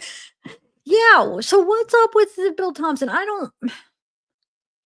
don't get it. Like, even if Brian were to say something and lie about it, it's still like they deserve to know what he has to say about it. Lie or not, I don't think he could understand, because with people like the Gonzalez family, I would be like them. I would want to know every detail. Not all families would. So it's like, why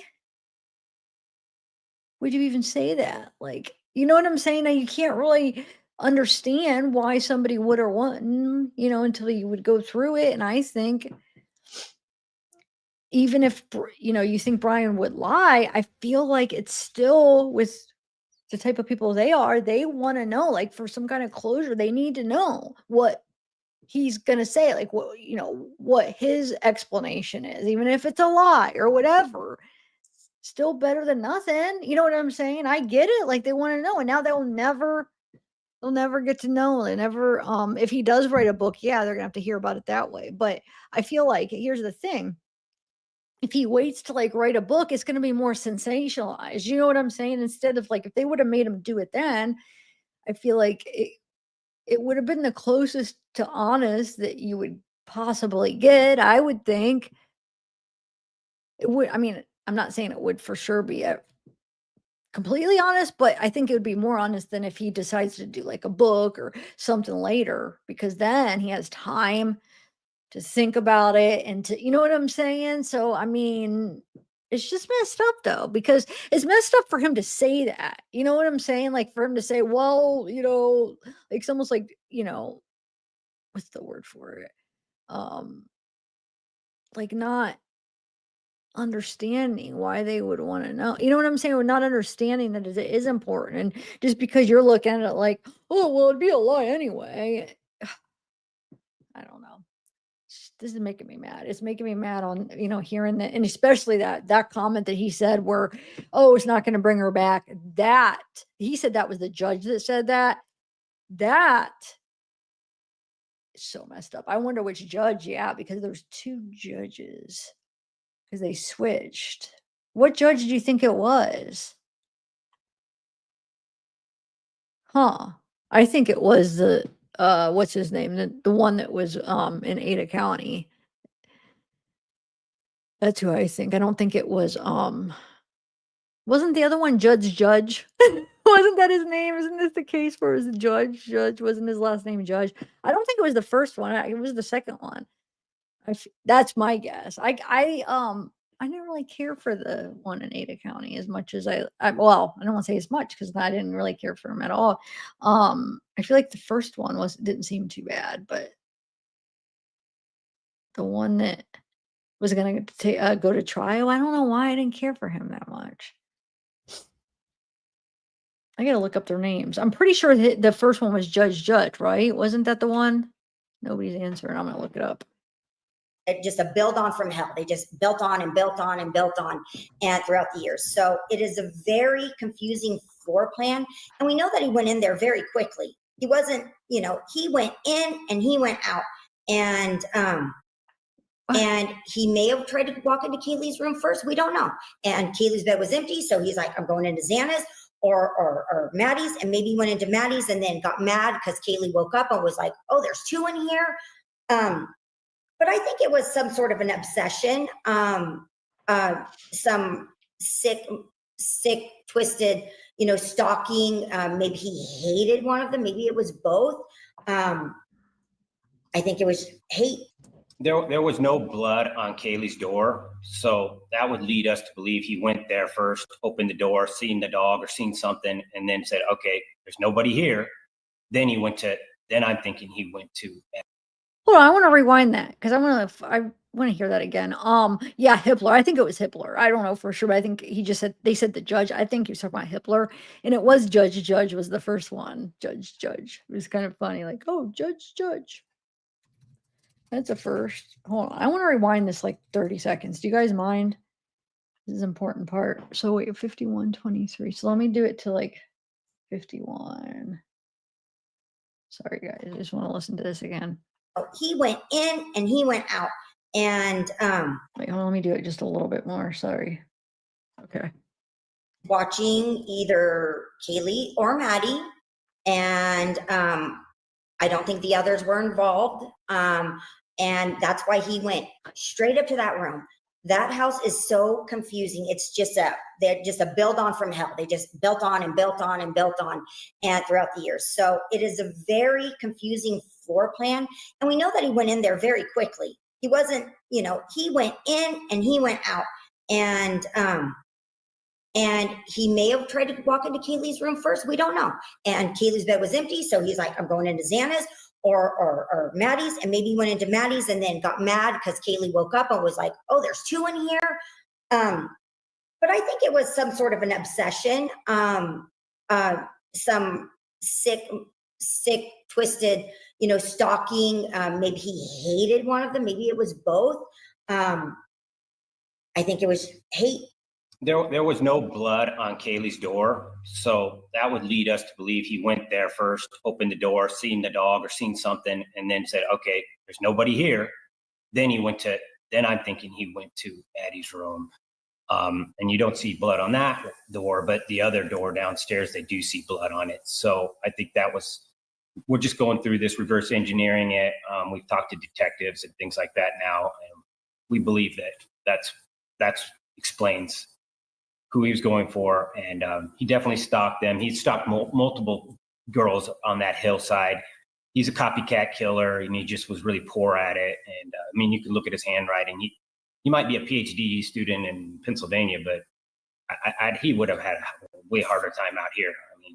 He looked like a little kid, like a little fifth grader writing that paper. So I can't believe that's Guys, That's why do it. you think everybody is attacking Dylan and Bethany, acting like they did something wrong or even part of the murders? It's insane. I hate it. We absolutely hate it. And it just, I fear, and these girls are so young, and for them to have to deal with this for forever. And I mean, I'm not going to say that the events that occurred that night were strange. Do we think they were involved in any way? No. Could they have saved the kids if they were to call 911 right then and there? No.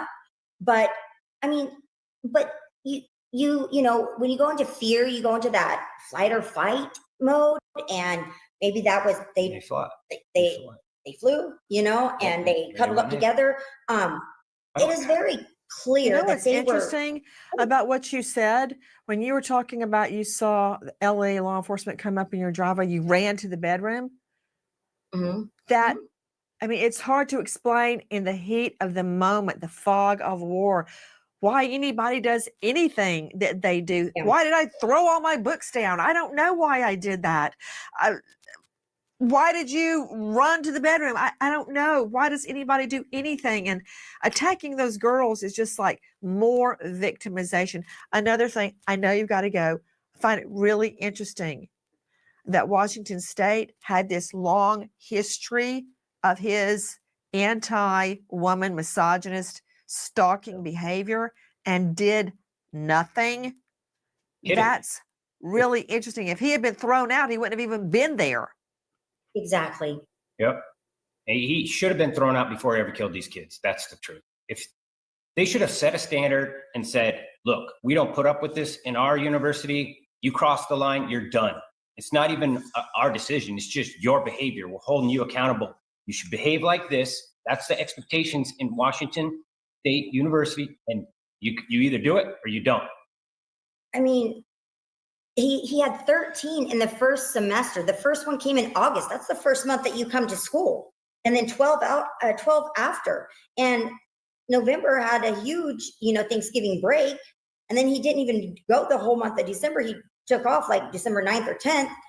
And there's 13 formal complaints. What were they doing? What was he doing? Following them, stalking them? Just being would kind of act aggressive and stand in doorways from what we've read, and the girls would have to like walk past him and like yeah. Guy should have been punched in the face. He was a creep, man. He's a disgusting creep. The kind of guy. We even heard about it from the Seven Sirens bar, where those girls put a little note said, "Hey, if you get this credit card, watch out for this guy." I mean, he's been doing this his whole life, and we didn't stand up to him. And we need to start standing up to these type of bullies. And hopefully Idaho will get it right. Hopefully those prisoners in there, they'll do the real justice. They'll act like real men in there, and they'll handle it the way that it should be handled in the first place. Yeah. Is there any way in your mind that this plea can be reversed, or any way that the feds may seek the federal death penalty? We've heard that and we've seen that, and a lot of people have reached out to us and said that this can happen, but we don't understand why it wasn't federal in the first place. Yeah. I mean, he crossed state lines to kill. He drove from Washington to Idaho. We never understood why it wasn't a federal case in the first place. But Exactly. I think they're just like, it's done. I've got another question, because a lot of crime victims are watching you right now. Do you ever feel Kelly's presence with you? I do. I do. Not as much as I would like, but once in a great while I do. And it's funny because, like you're outside and a little ladybug will, a ladybug will land on you and you're like, oh, it's bug. And then you're like, oh, ladybug, so ladybugs really get me, because it's not that common that a ladybug will land on you. But Kaylee was bug. She was our bug. That's what we call her, K-bug. And we all just recently got ladybug tattoos. But ladybugs are very special. And I feel like, And then here's another thing is Kaylee was, she loved Stitch when she was when she was born. Stitch just came out, the cartoon Stitch, the Disney. And so we bought her everything stitch, stitch, stitch, stitch, stitch, stitch. Which was And it's very ironic that since Kaylee passed away, Stitch has been kind of brought back. They've done a new movie with Stitch. So there's Stitch stuff everywhere. So we'll be in the store, this and that, and we'll be like, and you'll see the most ironic little Stitch figure or Stitch stuffed animal in this whole mess of other stuffed animals or something, in this little Stitch face. And we'll be like, oh my gosh, it's Kaylee, it's Kaylee. You know, just in the strangest places, you'll find a Stitch. Small or big one or something. And it's just like, Kaylee. So Stitch and ladybugs. Guys, how do you speak with a straight face? How do you keep being so strong? I'm looking at Steve Gonsalves and his face is like granite. How do you stay so strong? Because it's so important. And I love our country. I love the state of Idaho. I want things to get better. I don't want these kind of sickos to prosper. And for us to win, we need real leaders. We need real men and real strong women who can stand up to these people. I'm making them. I'm raising them. I got some of the strongest girls in the freaking world. And he killed one of them. Hold them accountable. I feel like we got a job to do. And I think if parents get a little more proactive and be a little bit more vocal towards that prosecution, they can force the media to help hold them accountable. And I really believe that the government works for us. I believe that government is servitude. You go in to serve. You don't go in there for your own opinion. You might not believe in the death penalty. We don't care. It's the victims and their families. That's what you should be negotiating for. You're their vote. You're proxying their will through into the courtroom. And I think the court's lost that. And we're going to try to bring that back. I mean, there's a reason why we took our daughter to Texas. She had a full scholarship. We said, you're going to Texas because they honor their victims. They do everything in their power. Florida's another Not one. that we're going to have another victim. No. Not happening. But I don't know if you know this, You don't show and these weakness, are like, not you know, just empty words, but I want you to know from the beginning, the very beginning, you are the focus of so many prayers for you, for your children, for Kelly, not just for what you have endured, but what you will endure. And I want to thank you so much for being with us. Thank you. Okay, that was a good video. I also want to watch that video, but let me read an article before I put on this other video. Yeah, definitely good video. Let me read this here. Daily Mail. Let's see. What article? Okay. I hate these videos. They up on the side. Okay, so this one is called Bombshell Evidence. Brian Kohberger's mother discussed Idaho murders with him before his arrest. So, Bombshell cell phone data has revealed Brian Kohberger discussed the University of Idaho murders with his mom days after his killing spree.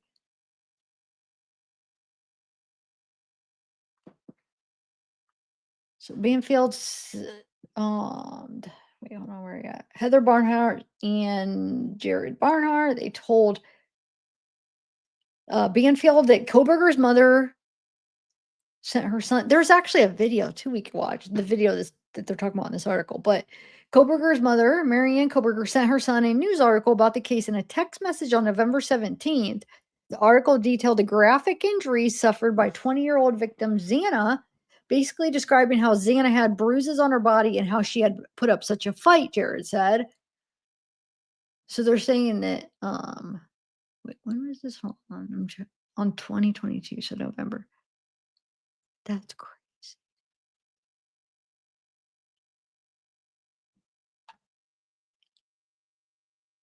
Four days after the murder, she sends a text message with this. It makes you wonder. What is this video? It makes you wonder, were they talking about that? I mean, there's no way that he told his parents what he did, right? But like it's like that soon after they had to have talked about it for her to like, oh, let me send you this article, right? Unless if like because he's in criminology and maybe he's like always true crime into cases, so she just saw that, oh, it's close, let me send it. But it's just why I find it so interesting is just it was so soon after the murders. I don't know. What do you mean November 17th? Do you know, is that I don't understand what you mean by that.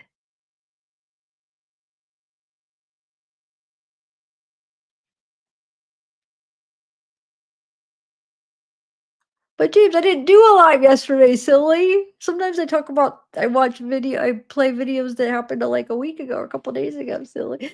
I am doing a live today, so I'm sharing like everything that's came out since last time. Yeah, I know a lot of this stuff was out a couple days ago. I don't understand why. I didn't talk about it yet, so I'm sharing it now, giving my opinion on it. Yeah, so it's crazy. I mean, yeah, I'm just giving my reaction, my opinion on it. So yeah, no, I know. I seen it yesterday. I watched the video and I saw the headlines. But yeah, I just thought it was interesting. I wanted to discuss it with everybody. So yeah, November 17th. So freaking crazy. I don't know, Gina, what you mean, what day, but it's just my point is it's so close after the murders. So she sends him this article. It's about Xana's injuries, okay? So days after the killing spree. Okay, so it describes Xana's bruises and how bad she put up a fight. When the text was sent, the mother and son were on the phone to each other, suggesting they may have been discussing the murders on the call. Looking at the timeline a little bit, you can tell that they're actually speaking on the phone. What that tells us, and we can assume, is that they talk about the Idaho murders on that night. Yeah. Well, let me take that down. Sorry. I always forget to take comments down. Wow. So it says, looking at the timeline a little bit, you can tell that they're actually speaking on the phone. What that tells us is we can assume that they're talking about the Idaho murders on that night. So they're saying what they think is as they're she sends in the article that they're like currently talking about it because they're speaking at the time of the text. So they have to be, right? Which is it's just so soon. It's just so man. Do you think that the parents had any inkling? That's why I'm so anxious to hear the calls, just to kind of hear like I don't know if it will answer those questions. And like I was talking about yesterday, like, do you think that they just had like any idea that their son is capable of, or had any little like, I know the sister had said that she suspected it before he was arrested, supposedly. It was in an article. I'm supposing it's true. A lot of the news people picked up on it like way back when it happened, so I'm guessing it's probably accurate. But I mean, we never actually got to hear her saying it, but like, wow. Anyway, okay, so what that tells us, so we're about the Idomers.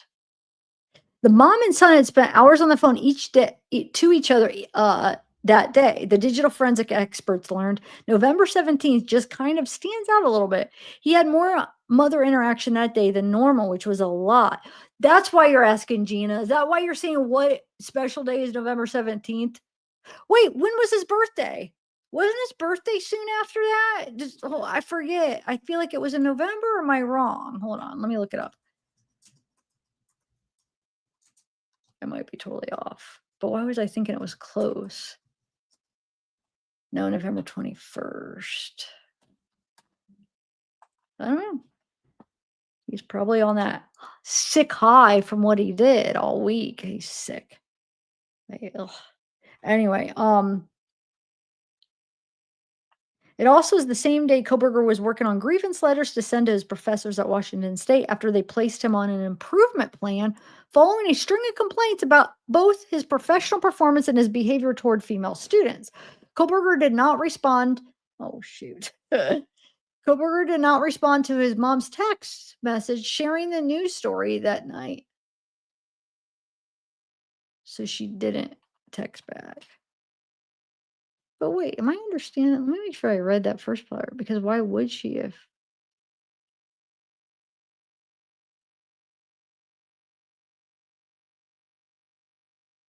Oh, maybe they're not saying at present time. I'm trying to understand if they're saying no, maybe not. Maybe I misunderstood that when I was reading that. Now that I reread that again.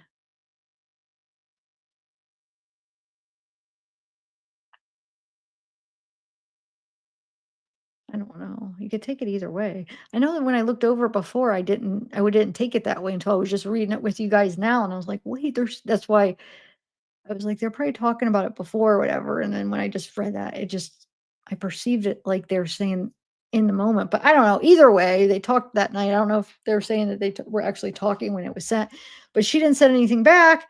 Where are we at?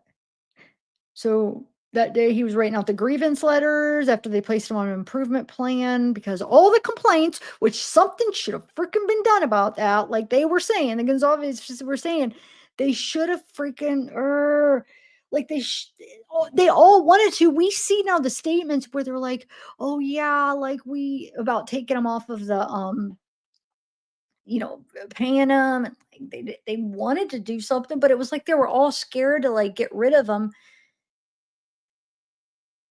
I mean, they ended up doing it, but it was like they wanted to way before, but they all kind of chickened out. Like nobody wanted to do anything or take it serious when they couldn't stand them and they seen the red flags, but yet they were all kind of just little chickens that didn't do anything. Now look what happens.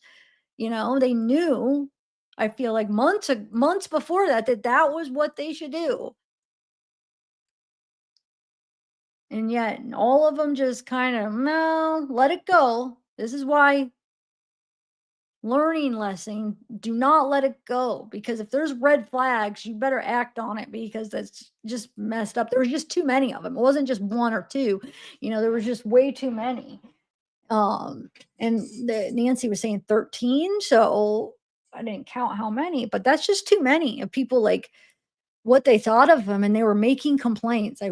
Gosh, I wish something was done. Anyway, Kohberger did not respond to his mom's text about sharing the news story that night. Sorry, I think I said it the opposite when I was talking about she sent it. I don't know if I said it right the first time. So there's one of his sisters and his mom, and then look, you see Ann Taylor. I don't know who's right there. Look at her eyes are so like, she looks a lot like him, I feel like. Gosh, she kind of has his eyes, but I don't think I've seen his other sister. No, I've only seen this one, because this is the one that was in the movies, right? It looks like her. Could be wrong, but it looks like her older, like she's older now. I saw those. I feel like isn't there two? Isn't she in like a shorter one? And I don't know. I feel like there was two different ones. Anyway,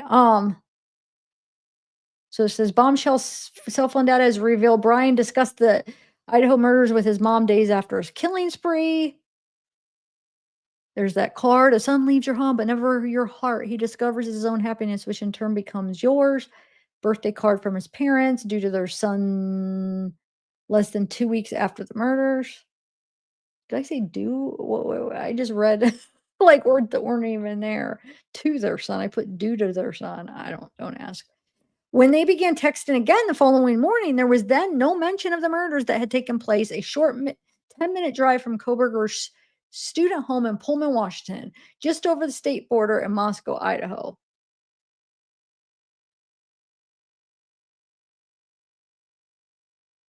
I think I read that weird too, but they're saying, okay, so when they began texting, there was no mention. There was then no mention. The digital forensics expert said the absence of any further discussion could be a sign Kohberger deleted text messages between him and his mother, or that they only spoke about the case on calls. That's interesting too. Because, like, if there's nothing to be worried about and they don't suspect anything and he doesn't say anything, why would you need, first of all, to delete your text? But let's say you didn't delete it. So, like, why only, well, they're just assuming, I guess. Not, we don't know for sure, but why only talk about it on calls? So there's no record of it. It just makes me wonder about him and his parents. Like, what was said to them? How much did they know or think? There's no indication that Marianne or any of the Kohberger's family members knew he was the perpetrator prior to his arrest or guilty plea. The apparent discussion of the case between mom and son came just 4 days after the 30-year-old criminology PhD student broke into an off-campus home in Moscow in the early hours of November 13th with the intent to kill. Inside, he stabbed to death 21-year-old best friends Kaylee Gonzalez and Madison Mogan and 20-year-old couple Xana and Ethan. Look, they put first and last name for all of them except Xana. They forget her name in this article or something, and then they just, I don't know, that was kind of weird. Okay, so Kohberger was arrested around 6 weeks later at his parents' home in the Poconos region of Pennsylvania, where he had returned for the holidays. After fighting the charges for more than 2 years, he pleaded guilty to charges this July, weeks before his capital murder trial was set to begin. Sentenced to life in prison, waived his right to appeal. The Celebrate team had been hired by the state prosecutors to dig into Kohberger's Android cell phone and laptop back in March 2023 and were set to testify as expert witnesses in Kohberger's trial. In an interview with the Daily Mail, the team said their analysis of the mass killer's digital footprint had unearthed an intense relationship between Kohberger and his parents, Michael and Mary. Eminem. In particular, his mom, who he would call multiple times and speaks for hours on the phone every day. So they're saying they unearthed an intense relationship, especially between him and his mom. They talk the most, it seems like they're saying. His parents, who were saved in his cell phone as mother and father, appeared to be Kohberger's sole source of communication. There wasn't any calls or text or friends or text to friends. There was one group chat with a couple classmates that he was very inactive on.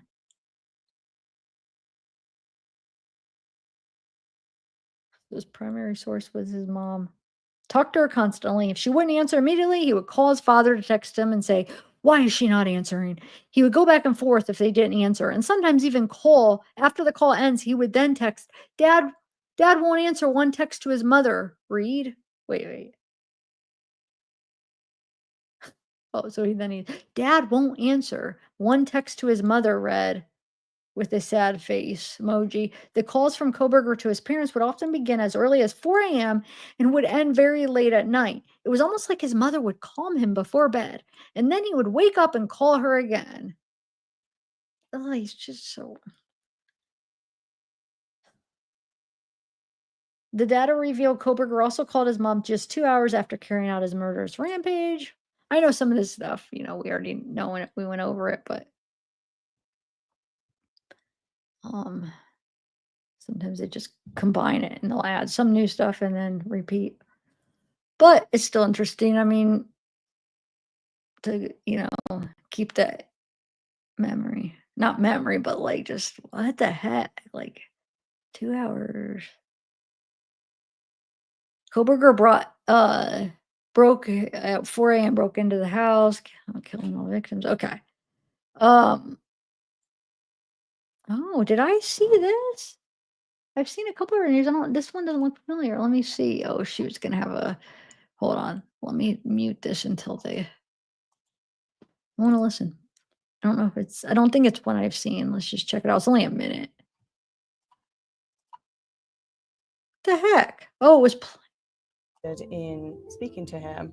I would. What would be your main questions to him? What would you want to know? What everybody wants to know. Why did you do this? I hate that I am in any way associated with it.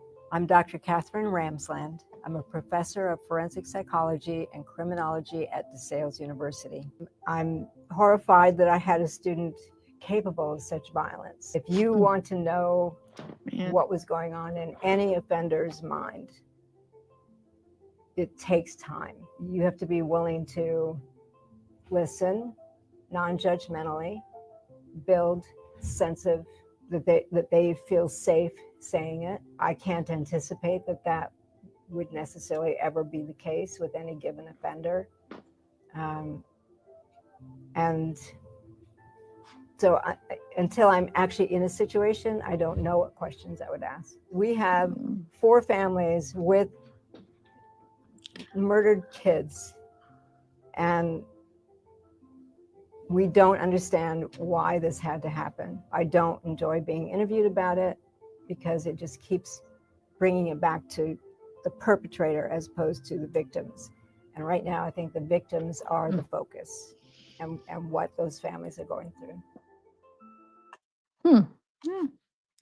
I'd like to see the whole interview. It can't be all of it. It has to just be a clip. I'll have to look for it on their channel. Okay, so let me I think the article's pretty much done. There's his dad cleaning up after the raid. I remember seeing photos of that a while ago. And of course he turned his phone off between 2:54 and 4:58. And I moved to avoid detection. Just refreshing some of these details here with you guys. He arrived back to his apartment around 5:30 after a long-winded route through long-winded route through that's a hard word to say, rural on rural back roads. Then he called his mother at 6:13, just 2 hours after the murders. When she didn't answer, he called his dad at 6:14. At 6:17, he called Marianne again, and this time she answered, speaking to him for 36 minutes. Around an hour after they ended the call, Kohberger called his mom again at 8:03. That call lasted 54 minutes, hanging up just before 9. So think about it, okay? It's sick to say, but like people like him, he was probably on some kind of high from committing this murder, right? So who's the only person he could share like his high with? Not that he told her. I mean, I don't think he told her what he did, but to like be able to talk to somebody because he was feeling so good, which is sick. But I really do believe that he was. So of course he's going to call his only friend, his only person that he communicates with. He was probably like just so like what's the word for it? Like energized and stuff. It's just so sick to think that something like that could make somebody so happy. Like, I don't get, this world is so crazy. People, oh, but there's not a doubt in my mind that it did. It made him like have some kind of like satisfaction and like gave him probably a high for like a week, I bet you. And you know, it's crazy because remember the students were saying how like he was in such a better mood and he talked more and he graded easier after that. It's like, what the heck? Anyway, so he calls her back 54 minutes, the same time that mass killer turned to the scene of his crime. So we know he went back at 9 a.m. I know I talked about this a couple years ago after they arrested him. If like, you know, we discussed like if we thought could he have went back to try to see if he could go back and get the sheath, because obviously by then he realized he didn't have it. Did he go back to see if like, okay, let's check out what's going on here? Should I try to, you know, go back in and get the sheath? I don't know what his intention was, but he was back in that area. I know originally I was thinking when the front door was wide open and I for some reason I was thinking there was a door. I was thinking it was somewhere else. I think there was two doors, remember? But then I was thinking, did he leave it open? Did he go in and try to get the sheath and leave it open? But no, I don't think he did. It was just a thought, you know, just throwing out a bunch of possibilities.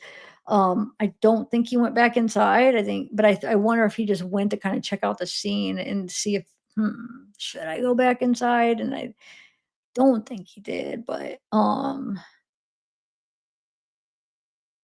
I definitely, because he didn't get the sheath, you know, so he probably just didn't go in. Maybe that's not even why he went back. Maybe he just wanted to go back and see if the cops were called yet, because you know, you hear they go back to the scene, they want to just go back to it and see what's going on and watch it and stuff all unfold. So I don't know. 9 a.m. So it says the last call lasted 54 minutes, hanging up just before 9 a.m. The same time that he went back to the scene. He left his apartment around 9 a.m. and made the 10-minute drive to King Road, to 1122 King Road, previously released court records show. He stayed there for around 10 minutes, 9:12 to 9:21, before arriving home at about 9:30. It remains unknown why he returned, what exactly he did during that short window. At the same time, the murders had not yet been discovered. The victims' friends discovered their bodies just before midday when they called 911. So this is his apartment.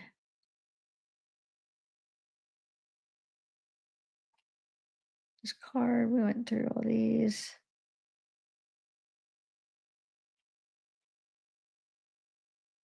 And this is the later that day, he called his mother again, and they talked for 2 minutes, and then calls back at 5:53, and they talked for 96 minutes.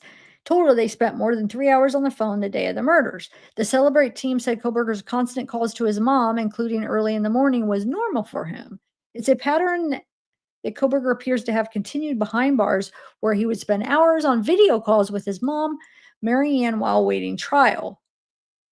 The Moscow police records released after his sentencing reveal an inmate reported one incident during one of those calls. The inmate had said, "You suck," directed at sports player.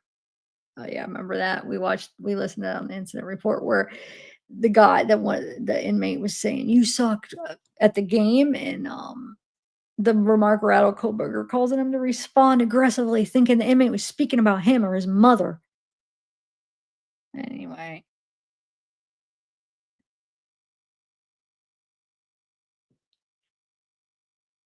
There are no pictures on the walls, posters on the walls, no photos of family or friends.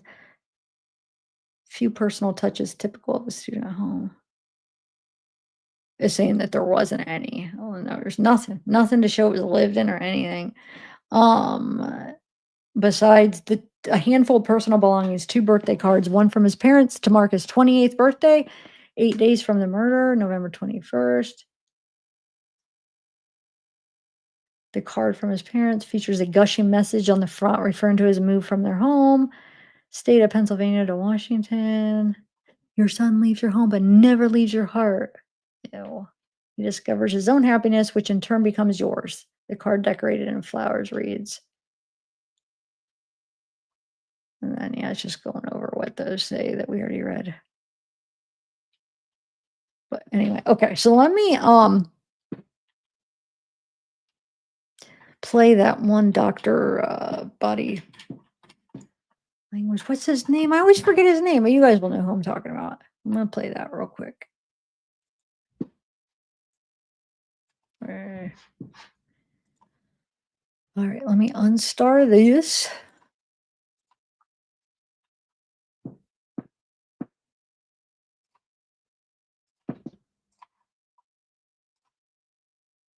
Dr. G, that's his name. Dr. G. I should remember that. Have you guys watched this? It's pretty good. I listened to it when I was driving, so I didn't actually get to look when I was actually watching it. But let's watch it. Psychologist as well as a body language expert. But today, we're not going to be analyzing body language. Today, we're going to be doing a forensic analysis of Brian Kohberger's office as well as his apartment. Before we get started, a couple of quick things. One, I wanted to make sure you know this is not a psychological evaluation of any kind. These are just my opinions. In addition to that, I do want to remind you to like and subscribe if you want to see more content just like this. All right, let's go.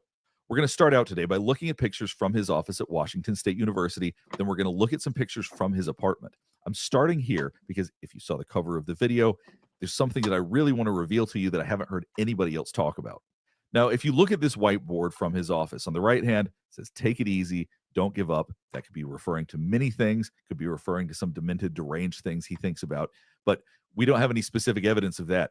However, I want you to look on the left side. Now, I know there's not a lot of folks out there that probably read or understand Korean well. Fortunately for you, I do. So we're going to be able to translate what's written over here. Now, if you look towards the bottom, it says Kohberger in Korean. Pretty simple. Above it, from what I can tell, I think this is half of the name Brian right there. So you're getting the second half of the name Brian. So Brian Kohberger. Nothing shocking. People write their names in another language all the time if they're studying it or they're interested in it. Now, what's interesting is what's above that. You see the word Cal. So I think a lot of people probably look at this and just assume it's a name. Somebody named Cal, something like that. However, it's not. It's the word Kal. And what that means is knife. So right here on this whiteboard, he has knife written there with brackets, emphasizing it. This is what's on his mind. And that's what you have to think about when you're seeing his apartment, his office. And this is true of anybody. Our environment reflects our inner world. He could have written anything on this whiteboard. And I know he's a criminology student, but Kal writing knife, I think, speaks volumes about what's on his mind. So the dichotomy of the two sides is very striking. On one side, you see all of these positive, encouraging messages. Take it easy. Don't give up. Let's go. On the left-hand side, he's got his name, and he has knife written with little brackets around it. So instead of writing let's go, instead of writing one of these encouraging statements in Korean, he wrote knife. I just want you to reflect on that because I do think that is so important in understanding his psychology. Now we're going to go through a ton of pictures looking at his office. This obviously is I want to remark about that. I'm confused though. Like, what? I don't understand. He just put knife by his name. Like, what was the what was the meaning? As far as like, that's just weird. So you just write your name and then you put knife in what language did he say it was? Now I forgot. I don't my different language. Don't make fun of me. It wasn't important what language. It was just I just heard he put knife in a different language. But I don't get like why like do you think he'd put that note thinking nobody would even know that what he said, or was it like my point is it something they were talking about, and that's why he put it, or is he just sick and he just like I'm gonna write knife in a different language on the board, see if anybody catches it? I don't know, it's just weird. I don't understand the meaning of like if it had something to do with what they were talking about, or he just randomly did it. Korean. Thank you. It was Korean. Front door of his office. It says hello, has the smiley face and exclamation point. Not clear if he wrote that or somebody else wrote it. His handwriting's not very good, so it's possible this was somebody else.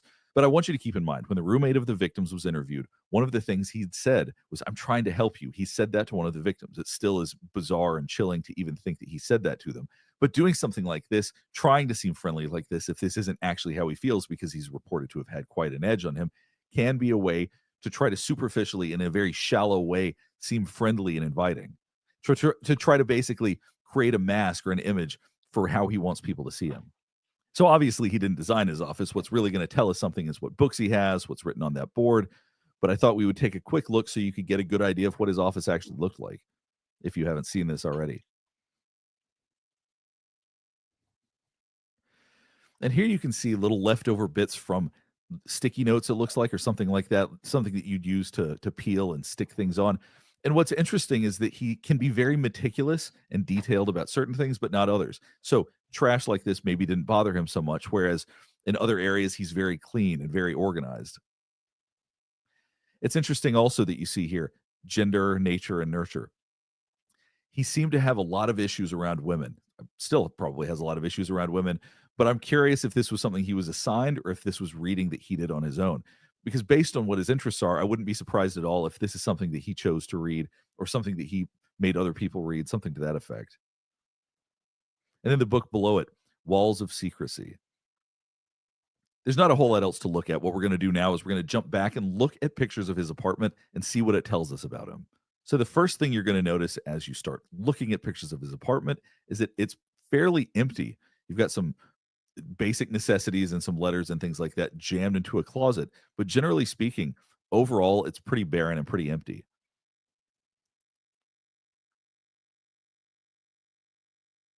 What's interesting to me about this, it shows his TV, it shows his entertainment setup. There's not really much around it. There's no movies, there's no video game systems, there's not a lot of things that you might expect around somebody his age, just a bunch of books shoved into the area where most people keep entertainment items. So it's interesting that this looks like it's fairly unused. He doesn't look like somebody that watches much TV.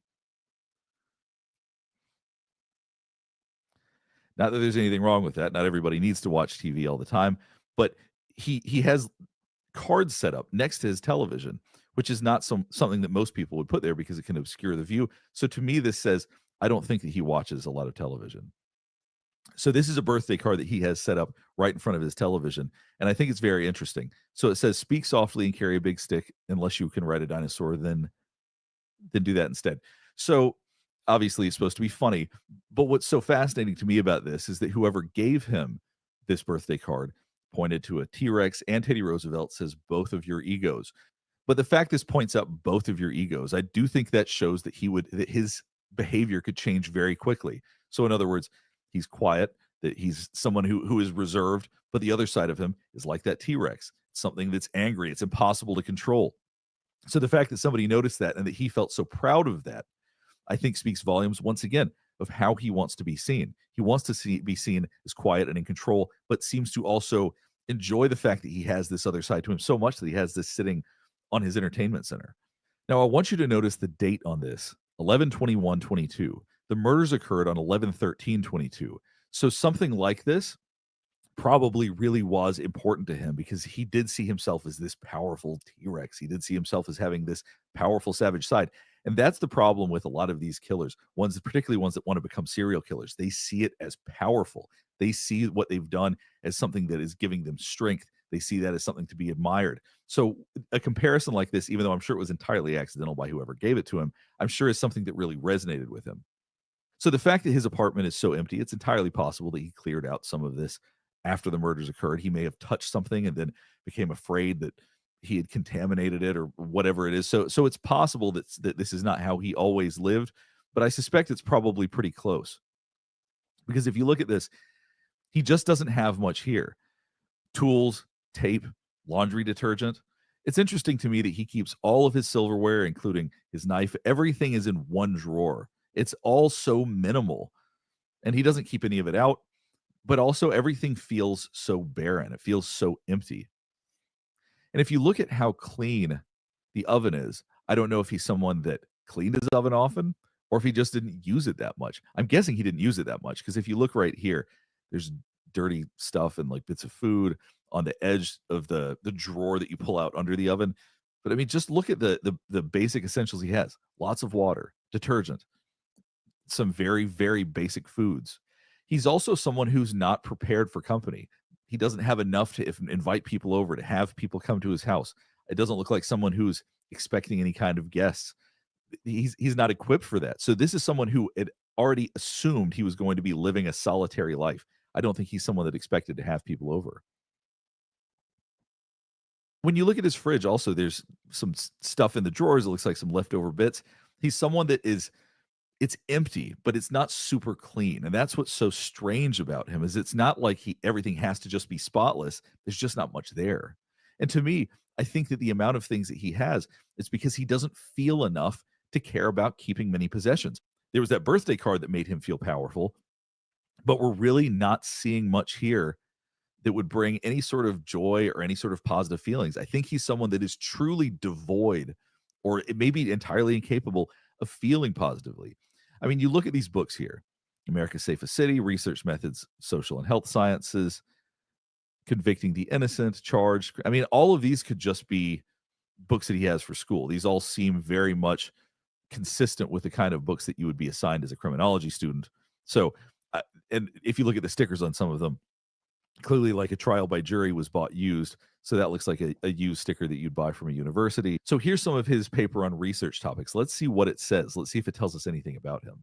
While an analysis of criminal behavior under the lens of the rational choice perspective considers the intuitive notion that offenders weigh costs against benefits when committing crimes, not all criminal actions reflect a rational instrumental process.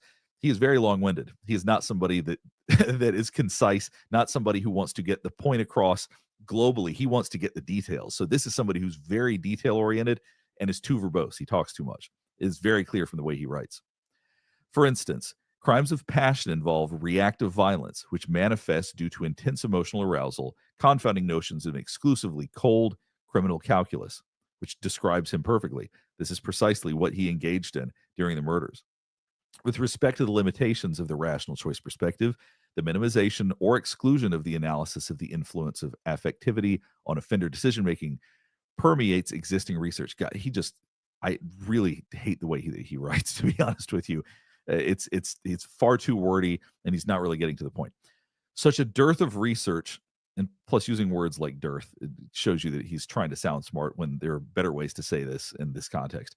Such a dearth of research surrounding emotions and decision making, particularly regarding how emotions may interfere with the cost benefit analysis of offenders, precludes a true apprehension of the intricacies of offender decision making in various offensive contexts. Further compounding this deficiency, studies surrounding the influence of emotionality on offender decision making throughout the crime commission process are scarce, as is a variety of crimes included in the topics probing. So he put a lot of flowery language around it, but what he's basically trying to say is how emotions impact the decisions you make when you're committing a crime. So considering such a gap, a need to expand on existing literature is clearly discerned, which the current proposal wishes to do so by understanding how emotions, both positively and negatively valenced, influence the decision-making involved in burglary before, during, and after crime commission. The topic will be probed by way of in-person, semi-structured interviews in a correctional setting. He wanted to talk to criminals to better understand how they felt about these things, and that would give him more insight into his own feelings and his own emotions. There is no shortage of people interested in specific research topics that are relevant to them or their experience or what they think about. So the idea that he wanted to do this in an in-person setting, that he wanted to talk to people that are already convicted so he could better understand these things, no shock. Once again, all of this entirely applies to him. So what did we learn about Brian Kohberger from reading this paragraph? Well, one is that he's really writing about it himself. He is writing about his own experiences, what his thoughts and feelings are, and that's what he wants to know more about. Additionally, we learned that he uses too many words, that he tries to use words that don't need to be there. He's trying to make himself seem smart. It's this sort of pseudo-intellectual writing. Let's keep going and see what else we can find.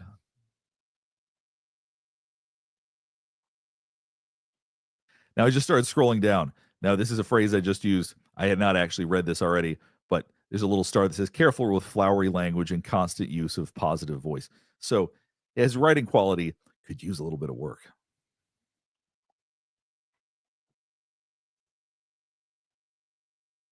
I want you to keep in mind also that some of these papers were written leading right up to when he committed the murders. So September is when some of these are dated. The murders occurred in November of 22. So it's really wild that he would have actively been in a planning and phase of this as he was writing some of these papers. And some of these papers seem jury deliberation to decide between law and justice. It's also very possible he considered that he might end up getting caught for what he's doing. So I think he was researching every aspect of this. I think that's also partially why this took so long to prosecute, because they were fighting it every inch of the way. And he is, even if he's not a super smart guy, he's pretty knowledgeable, it seems like, on some of these things. He may not be the smartest guy in the room, but he certainly knows enough to be irritating and to frustrate the legal process. Interestingly, right here, he's talking about the death penalty and saying that it remains one of the most controversial topics in contemporary American society, despite the decline since 2000s. It seems like he does not support the death penalty, and for obvious reasons, probably. He even says when we scroll down, there's also no evidence that harsher sanctioning has a deterrent effect. There's no evidence that citizens seek vengeance to a greater extent in states that do not have the death penalty. So we could go on and read through all of these. And if you want me to make a video going through all of these papers, I'll do it. I don't know if anybody's interested enough for me to bother, but I'm happy to do it. If you want my opinion on all of these, you want me to read through all of them, that's fine by me. But if I do that right now, this video would be like 2 hours long or 3 hours long. So I'm going to skip the rest of this for now, and we'll go back to the apartment before we get finished up. As you can see, his closet, similar to many other areas of his house, just doesn't have that many clothes. It's got pretty monotone as far as what he wears. He's got a little bit of blue and white. It's pretty much it. All of his towels are literally white, which I think is nothing wrong with that, but I find that kind of interesting. But he's someone that just is devoid of a connection to the world around him. Our apartments, our houses, where we live tends to reflect our internal world. So people with ADHD, for example, tend to be pretty messy. They tend to have stuff everywhere. That's not shocking if you know somebody with ADHD, because that's their internal world expressed outward. When you have someone that's very controlling, everything tends to be very clean, very precise. If you have someone that is a little more obsessive compulsive, same thing. They're going to be very clean and precise. And for him, I think it's just devoid of anything. It's not that clean. It's just empty. And that's very different than just needing things to be extremely neat. I think he just feels nothing. He feels no connection to anything other than anger. He's clearly very angry at women. He seems to have a lot of anger at society, maybe that he's so devoid of feeling. But his apartment just feels empty. It feels lonely. It feels unprepared to have guests. You don't have a house, you don't have a place like this if you're wanting people to come over. And then when you look at his computer, you're basically seeing he's got okay speakers with a little subwoofer back there. So maybe there's some attempt to entertain himself here with a very uncomfortable looking stool to sit on. That fascinates me, how absolutely uncomfortable that looks, because his setup is pretty standard. There's a lot of people that have a setup like this. The computer looks okay. It doesn't look like anything special, but it's not also a super basic computer either. So his setup has some elements of suggesting that he probably spends time here, but then there's this weird little stool. That is so hard to imagine that he spends a whole lot of time at his computer if this is what he's sitting on. And also, you can see all the dust from the intakes on his computer, which once again suggests that he's not super, super clean. He's just empty. There's just not much there. And if you look at the grades he's getting like 80s, 87s, not top of the class, but doesn't seem to be failing either. And here's a happy birthday letter. Now, I'm not positive who this is from, but it does say it's upside down. It says, "I did not lick it, BK, #COVID." So that could be something they would have written to anybody, or it could be addressing the fact that he's a germaphobe. Here's a card he had from his mother. "A son leaves your home, but never leaves your heart. He discovers his own happiness, which in turn becomes yours." And by all accounts, as far as we know, he did have a close relationship with his mother. So that may have been something that was meaningful to him. That may have been one of the few connections that he actually has to the world, because it doesn't seem like he's connected to much of anything else. Now, we also see this glove right here, which apparently is not associated with anything specific. No crime is believed to have been committed with its use. He may be somebody, if he's very obsessive compulsive, who does keep a lot of gloves around, or he could have been practicing, trying to make sure that he didn't leave fingerprints places. Things like this, they could have multiple meanings, but with somebody like him, you always have to consider the fact that there was so much planning that was involved in all of this. And he could have worn gloves so that he could clean, to make sure that he didn't leave DNA anywhere. There's so many reasons he could have had gloves like this. But since there's just one glove and it looks unused, because this looks like some sort of nitrile glove or something like that, it looks like the rest of them are gone. So I assume he's used and thrown away the remaining gloves. So here's Brian Kohberger's improvement plan. Let's read through this really briefly. Meet weekly with supervisor at established meeting time. That'd be a pretty standard part of an improvement plan. Keep track of weekly hours and provide report to supervisor. Establish weekly goals with supervisor and discuss whether previous week's goals were met during each weekly meeting. Okay, so this is pretty generic. Make sure weekly goals are progressively harder to ensure progress throughout the rest of the semester. So this very well could be related to the way he had treated students, particularly female students. Once again, we see that his desk was covered in dust. So the emptiness of this place, once again, means that he either cleaned really well after the murders, or he was just an empty human being, not clean, just empty. There was just no interest in using anything. So, all right, so we'll go ahead and wrap things up. Hopefully this is helping you better understand some of Brian Kohberger's behavior and some of what his environment tells us about him. Strangely enough, in his office, the most standout aspect of that was the fact that it said knife very clearly in Korean on the left side of his whiteboard and out there for everybody to see. So he wasn't trying to hide that at all.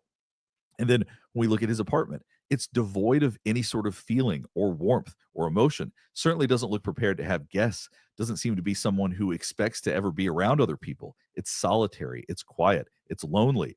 About the only thing in there are papers he has for school. So it seems like everything was focused on school and probably obsessing over these murders. That seems to be about the only thing that was in his life at that time. So if there's anything you want me to analyze, please let me know in the comments below.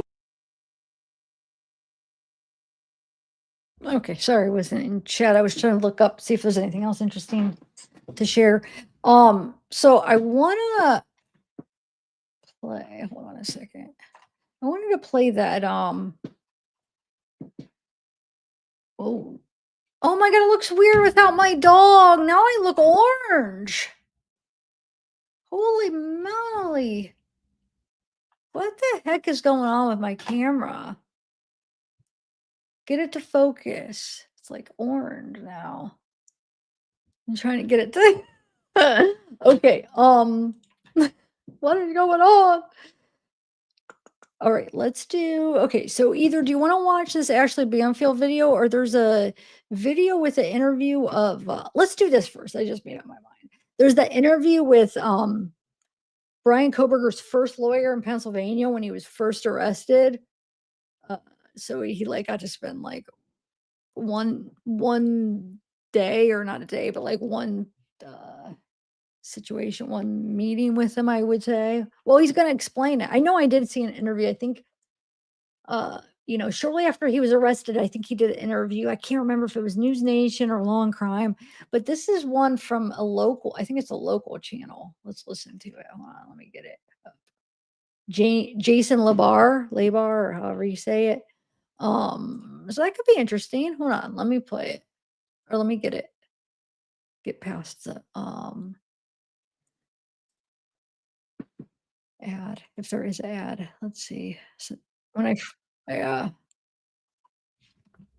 hold on. When it starts, I'll share it.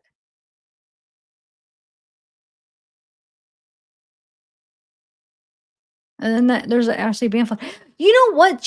I'm so confused because she has maybe hold on a second. I don't want to say too much. It's about to stop. I want to be able to stop this. Hold on.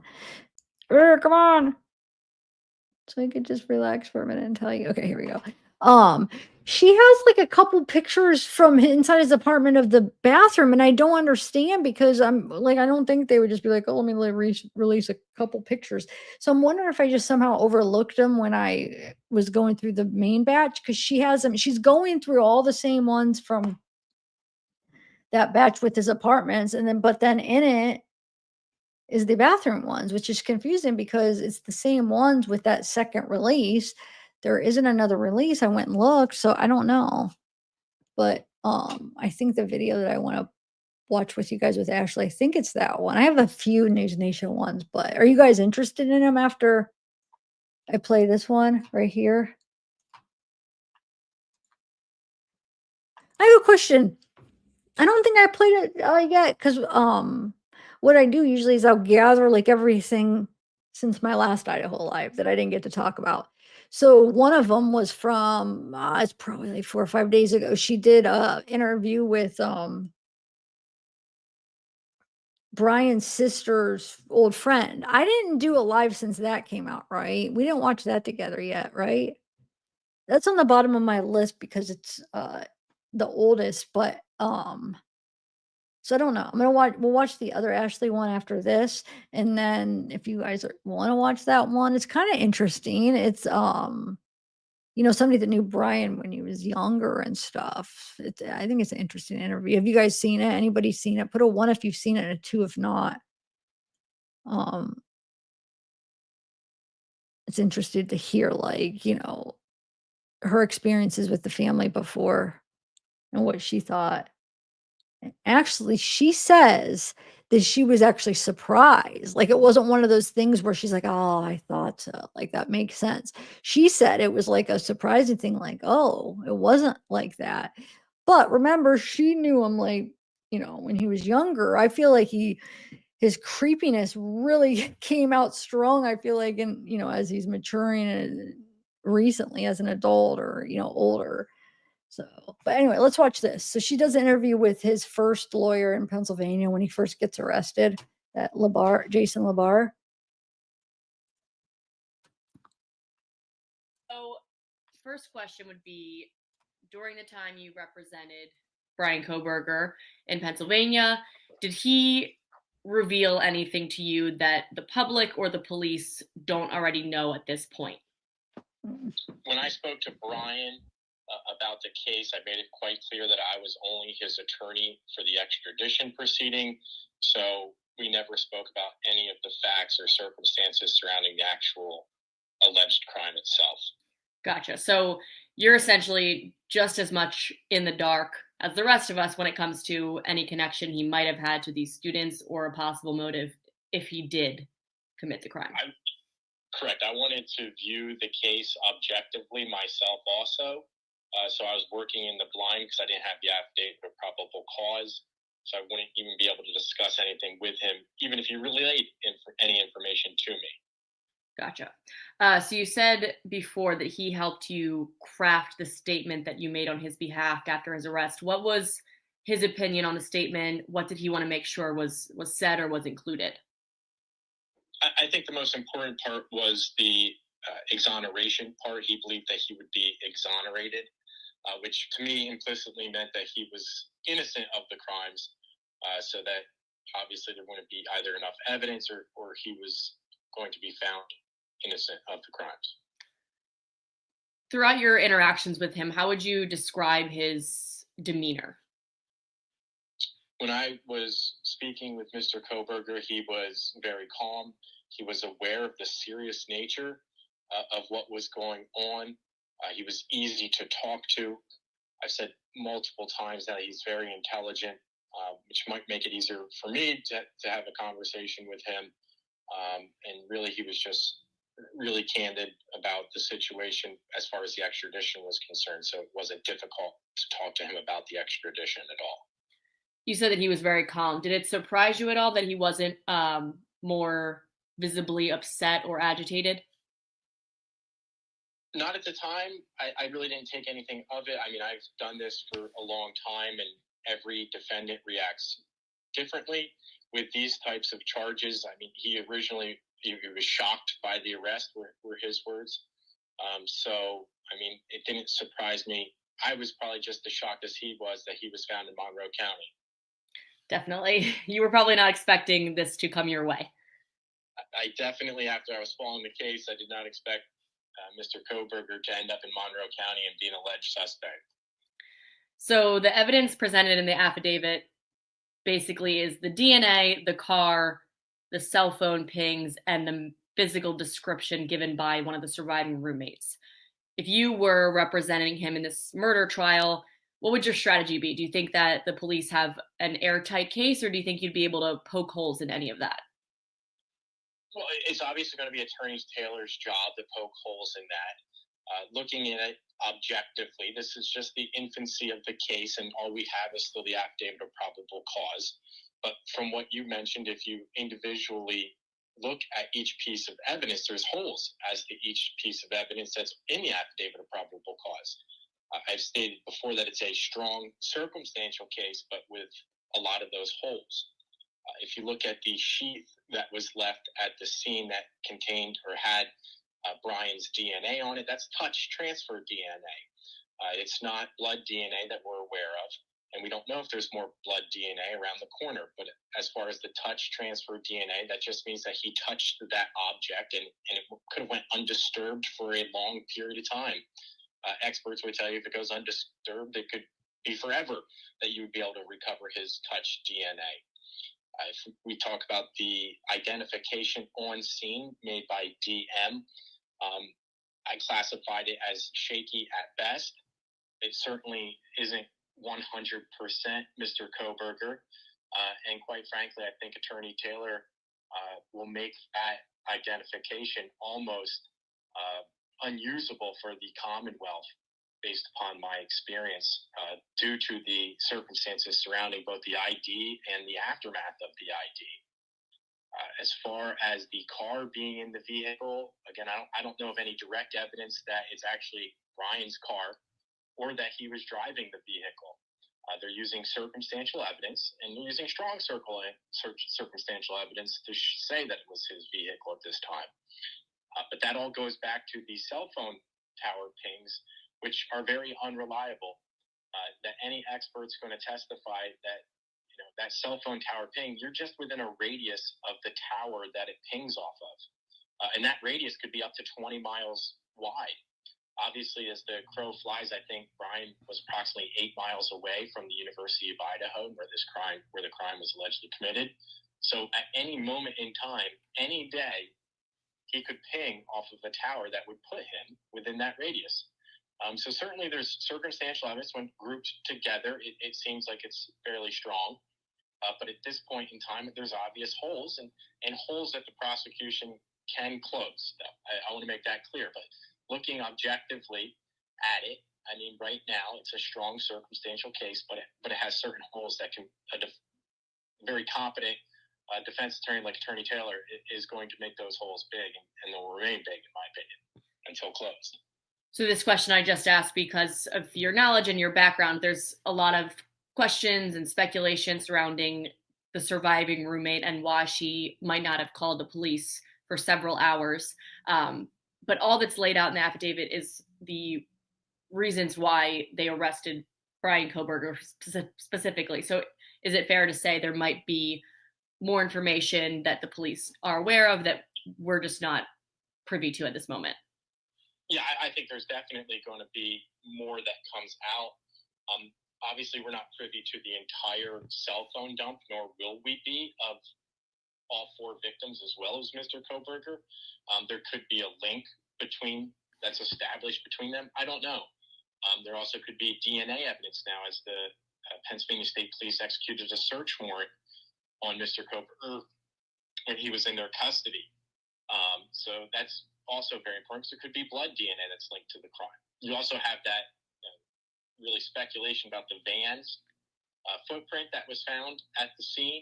I know there's been video, and I watched the video too, of the police coming to the party, or one of the parties, where there was a noise complaint where the person who answered the door had a pair of Vans on. So really, there's a lot of work to do. I'm not saying the Commonwealth doesn't have more evidence that they're not sharing with us at this time, but my whole intention and my whole representation of Mr. Kohberger was to make sure that he gets a fair trial. And the only way to get a fair trial is to look at everything objectively and really wait until the evidence comes out at trial, because that's what an individual who's, has that presumption of innocence is entitled. 2 more questions. Did it surprise you, if he did commit the crime, did it surprise you that he would have left behind that leather knife sheath with his DNA on it, knowing that he is a criminology student? I'll comment on that a little differently than what you want, but I mean, I'm a defense attorney. I know, or I should know, a lot about how police do investigations. I probably know more than Mr. Kohberger on how they do police investigations.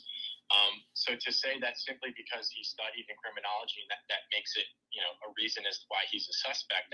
Every defense attorney could also be a suspect. Obviously, there's circumstantial evidence that puts Mr. Kohberger closer than me.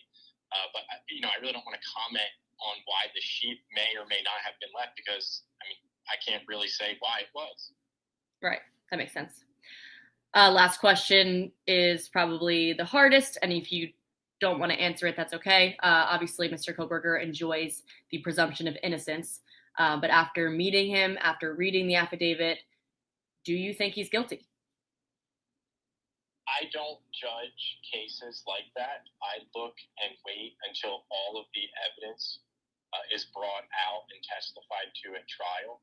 I know that sounds like a defense attorney canned speech, but really I can't comment until I know all of the evidence against Mr. Kohberger, and nor would I want to comment, because again, he does have that presumption of innocence, and the evidence doesn't come fully out until actual trial. Certainly I anticipate tomorrow we're going to learn additional facts that are contained outside the affidavit of probable cause.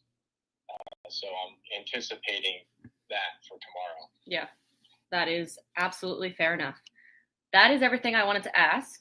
I'll do this CNN. I'm almost thinking I would rather, I have that newer Ashley Banfield that was either from today or yesterday, or I think it's just her. I don't know if she has a guest on. I haven't listened to it yet, but she's going over the pictures. But the only reason that was kind of interesting is because I thought, because this bathroom footage we haven't seen, but I could just show you those. I almost feel like the interview with the sister's friend is more interesting, but it's older. So that's why, would you guys be interested in that? And then I have this one with the chief. Shoot. Well, would you be interested excuse me, would you be interested in the Ashley Banfield one? How many people watched it? Let's put it. Has everybody already seen that one? You know, one if you have, and two if you haven't. The one where she interviews the sister's friend. Put a one if you haven't, two if you Students haven't. I here want to see if there's more people that haven't or have. here. And then I have two more videos, but I don't know. They're both kind of longer, so I probably am thinking I only want to do one of them. So I'm trying to hold on. I'm trying to decide here. Oh, I never get through everything. I'm not going to Hi, get through everyone. everything that I I'm have. Ashley All right, Banfield, let me and s- this Ugh, is Drop. Okay, I want to see if she brings on anybody on this one to see. It looks like it's just or wait. Oh, the improvement plan.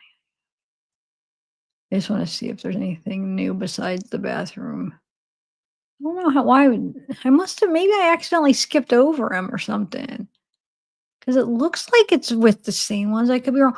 That's what this was. She brings back on those investigators, but I think that's going to have a lot of the same stuff that we read on that article, to be honest. Okay, hold on. Give me 1 second. I have way too many. We're definitely not going to be able to get through all these. Hey, everybody. I'm Ashley. Maybe we could do the CNN one and this one, because this one's actually 23 minutes. Hold on. I'm just trying to bring up a few to narrow down which ones is I want to narrow it down to maybe 2 videos. Because we are not going to be able to do them all. I want to. I should just play the 420 one here. Okay, hold on. I'm just looking through. That's what I'll do. That'll work out. Instead of her 43-minute one. Yeah. Hold on. Now let me find the. Here. I'll just show you the bathroom ones really quick. I don't know why. I should download it again on Idaho and see if maybe they just added them. Because I mean, it looks like it's just the same ones as I have, but maybe they added them within the photo documents. So maybe if I download it again, they'll be in there. I'm not sure. Okay, so here's his bathroom. We'll look real quick and then. It's like bleached. This thing looks like it was never lived in, this bathroom. And of course, no shower curtain on that shower. I got the willies when I looked at these pictures of the shower, because I'm pretty damn certain that this is the shower in front Wait, of no, which I he did have the photographed bathroom himself in that ones. now infamous selfie just a few hours Now that I'm looking, I'm such an idiot. We did look at these. Never mind. I don't know what I'm thinking. after the murders. It was just the Thumbs up. selfies. Good Oh Lordy, job. I'm sorry. Like that's what it says. That's These were in the photos. I don't know what I'm thinking. I'm getting stuff confused. Yeah, I think 'cause I had it in my head. I think maybe James, when you said new bathroom ones, but you're talking about the selfie, and then I thought when I saw bathroom, I was like, oh, maybe that was in my head. I don't know why I thought they were new. They're not. We definitely saw these. selfie. Thumbs up. Look what I pulled off. And I think that's the shower behind him. I was And wondering as we because I was noticed, like, shower curtain's gone. Wonder how long that Why shower did I curtain go? was gone for. Because he was living in that apartment for another month before he went back to Pennsylvania, right? Month and a half. Still no shower curtain. Did he just shower with no shower curtain? Did he not want to go buy a new shower curtain? Because that would be a red flag. That could be evidence. Did he just get rid of the shower curtain and then just shower without one? Don't know. But it is eerie to see that shower and that shower rod, because I'm pretty damn sure that he didn't go and take a picture in someone else's apartment. So then there are all these photographs of. Okay, so let's move on. We don't have to watch the whole thing because we already seen those. Sorry, guys. I don't know what I was thinking. Just had a moment, but let me exit out of this, exit out of this, exit out of this. There we go. Got our bears back. All right, let's watch this is good. Let's watch this. It's interesting. If you guys haven't seen it, I haven't seen who's putting a 1 and a 2. Well, nobody answered.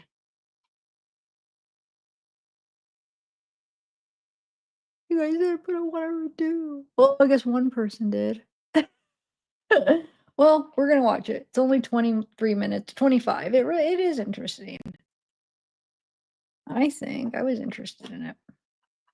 Hey, everybody, I'm Ashley Banfield, and this is Drop Dead Serious.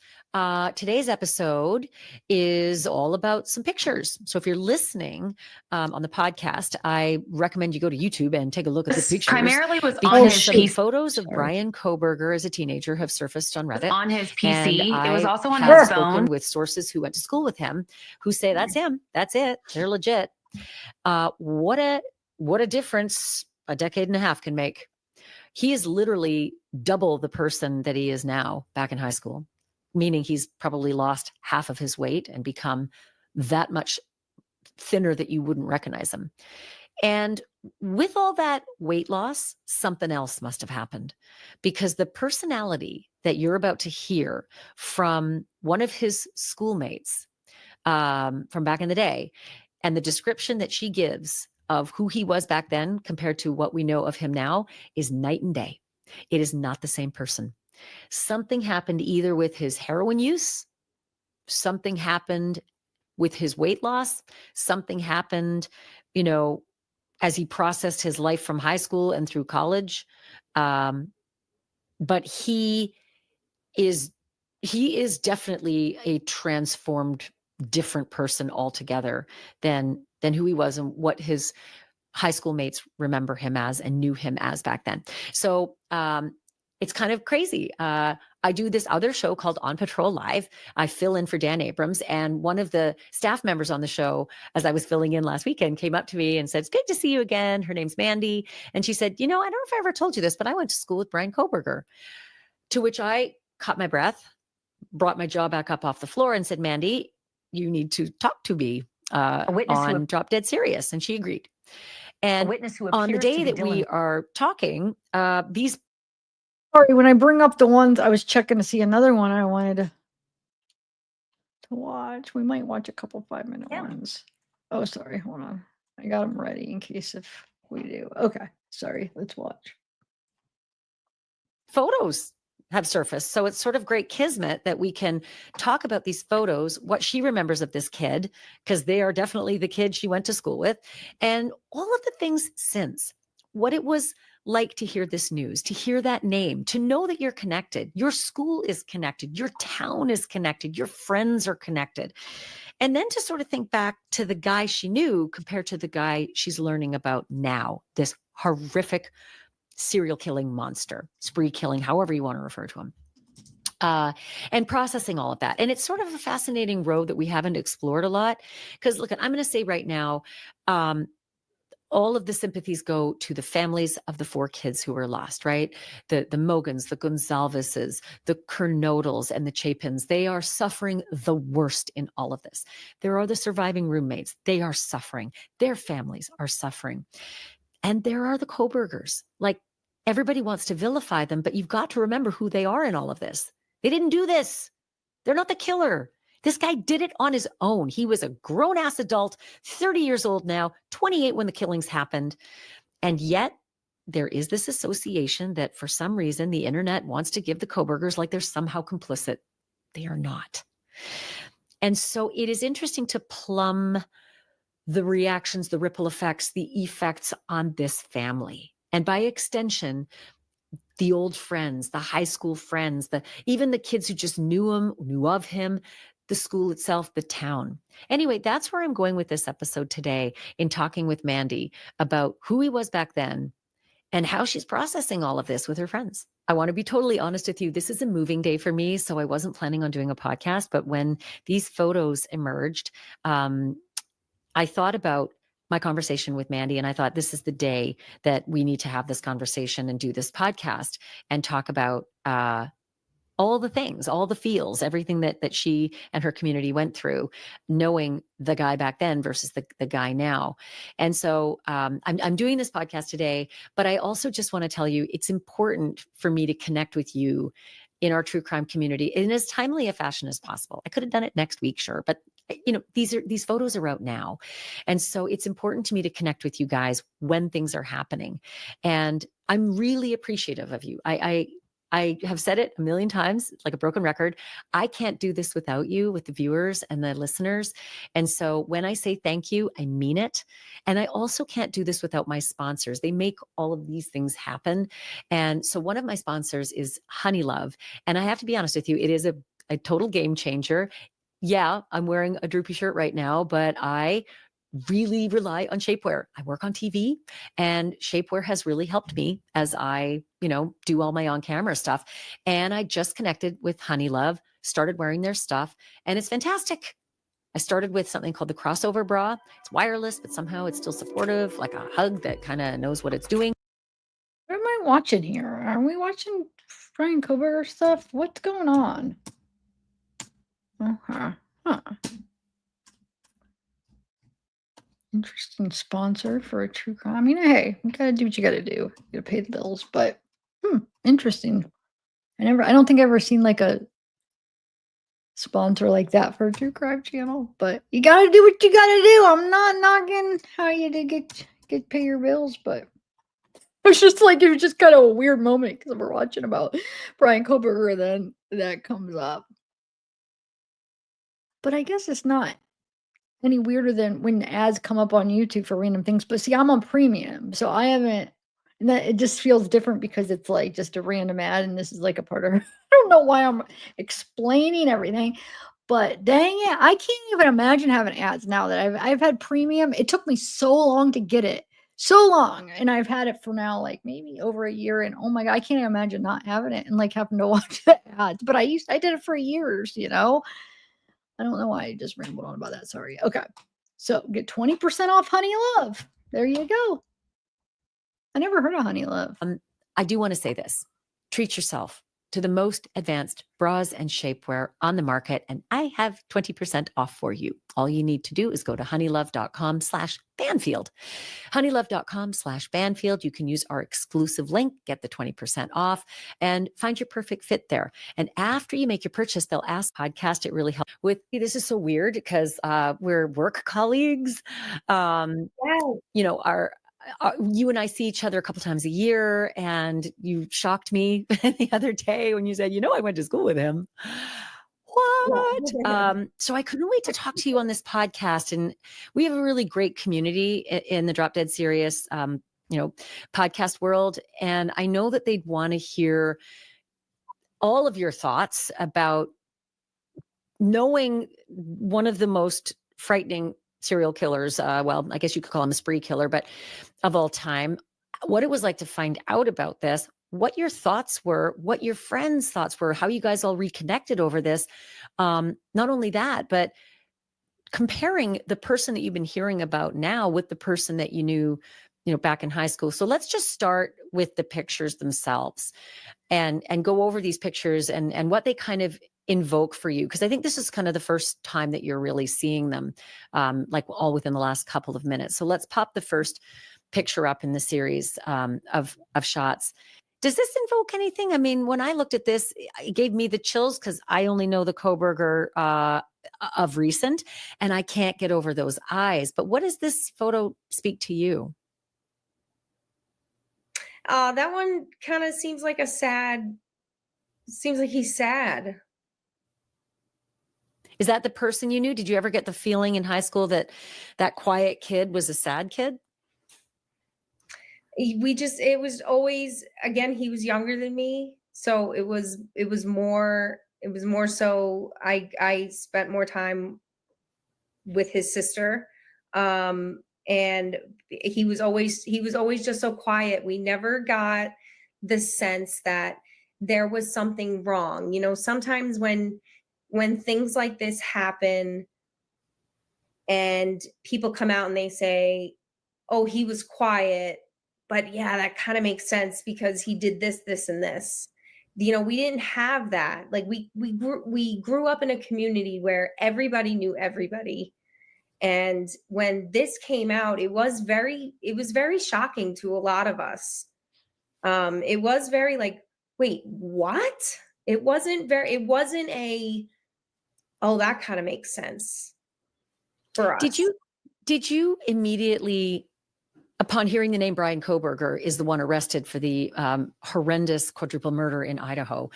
Everybody in Idaho, in the community there, was saying, who? He's not connected to us. Did you suddenly call old friends or old connections from high school and just sort of connect with them to say, what the actual F? Yes, we did. There were some friends that I reached out to immediately and said, "Oh my God, did you hear what happened? Did you reach out to so and so? What happened?" And yes, the group change started immediately because again, we do come from such a small town. So everybody who knows everybody, it's a small town where everybody shares the same last name. I shouldn't say that. Hold on. Let me not Well, say close enough, right? No, that's okay. That's But, okay.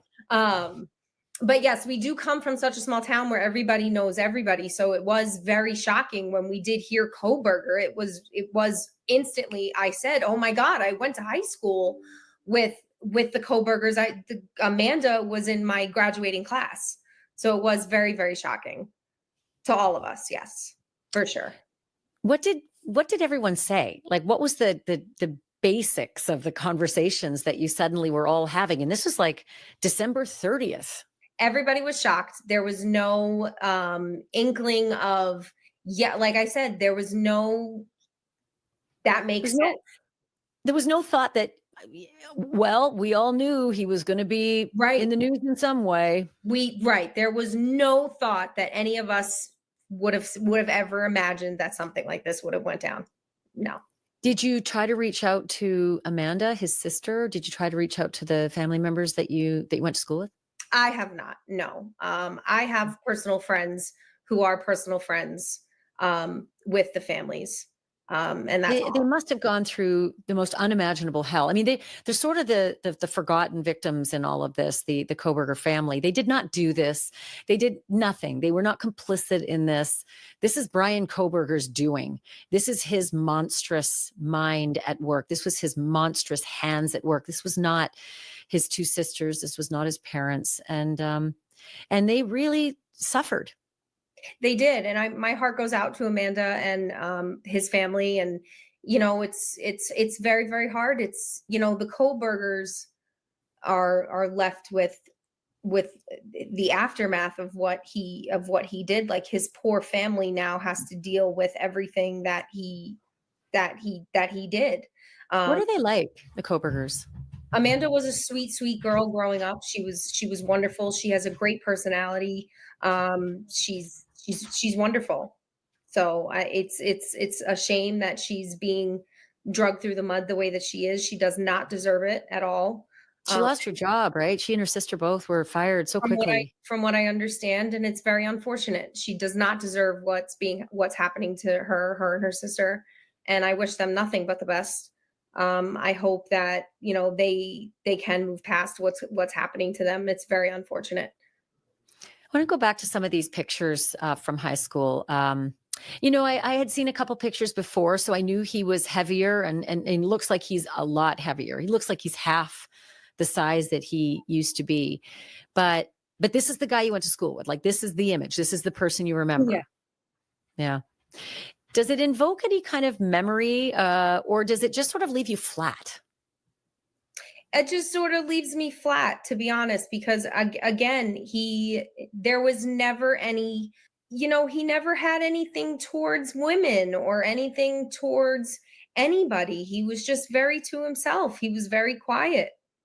So that's what fascinates me, because the person that we are getting to know, as opposed to the person here, you know, from 15 or so years ago, is skinny, angry, rude, misogynistic, and is belligerent, like wants to be out front in class, wants to lecture everybody. Certainly not a quiet guy. So what do you make of that?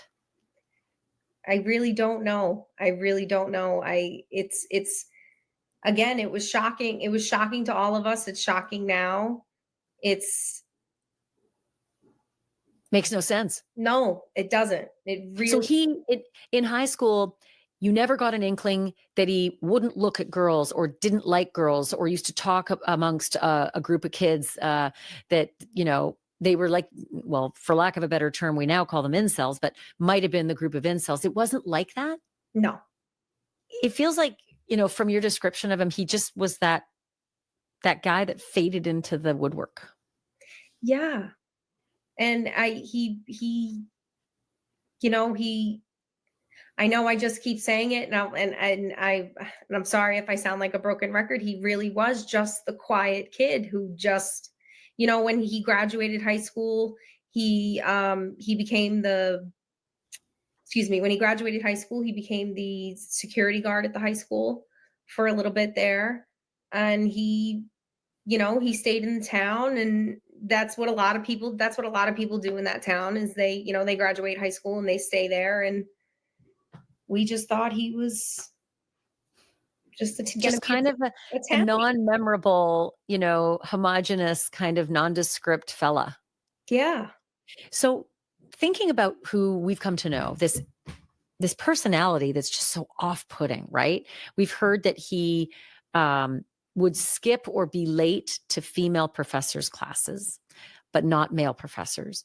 He would dress down female students. He would cause many of them to cry.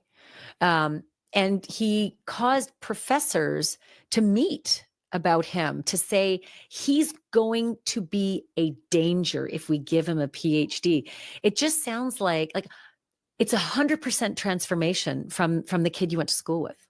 It is. That's why it's so shocking to all of us who come from this small town that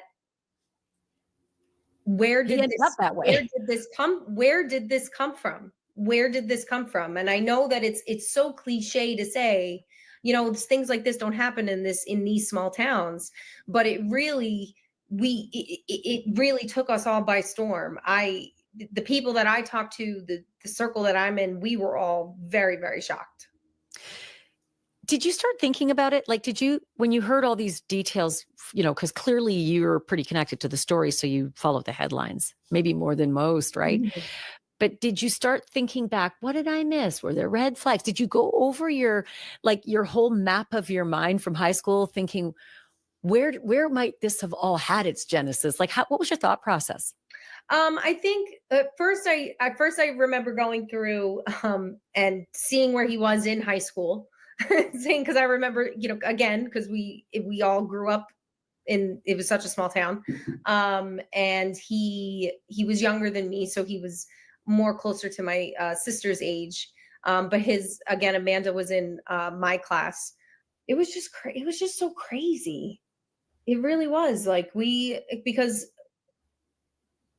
it was just so crazy. It was just, I know I just keep repeating myself because it really was just so crazy to see such a big headline and then to see your high school on CNN, because that's really what happened. It was breaking news, and my high school picture, a picture of my high school popped up on CNN, and I was like, what is going on?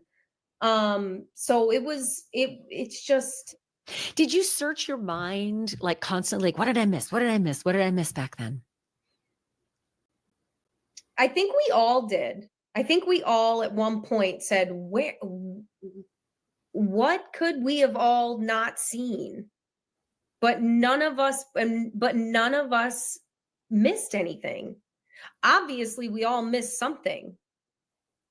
But none of you, even in all your chat sessions and, you know, your communications after his arrest, you couldn't come up with anything that made sense. No. We can't. It's so bizarre. Because again, he was quiet and he was nice. His sister was great. His sister is great. She's, you know, it's bizarre. It's very bizarre. Mandy, knowing what we know now about Brian Kohberger, there's some thought that he may have been bullied in school. Does that make sense? Just knowing your high school culture, that he might have been, you know, relentlessly bullied. Maybe that triggered him.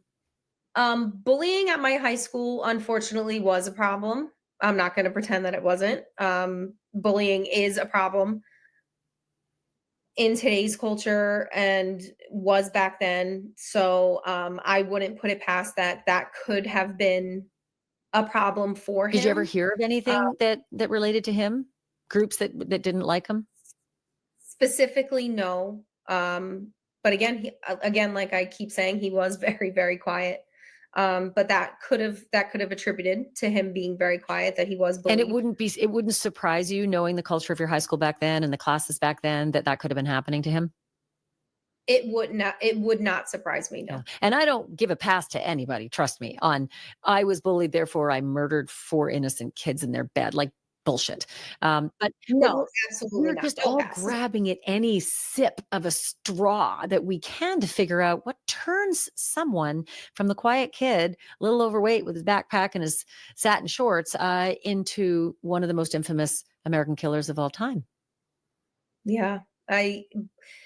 Bullying was a problem for sure in my high school. But who knows if it affected him? That much it's hard to Yeah. say. What did you think when you saw Amanda and her mom in court behind Brian Kohberger for his sentencing? I think it took a lot of strength for the two of them to do what they did. I think, what do you do in that situation? To be completely honest, I think about so many things. If they probably were there to not only support their own family member who they are now losing. People do forget that even though he committed these heinous, horrible crimes, they are still losing a family member. So they are there for their family member, but they're also there for the victims. I believe that they were there to support the victims as well. So I think it took tremendous courage for the two of them to be there, and I think that they should be commended for being there. I think that the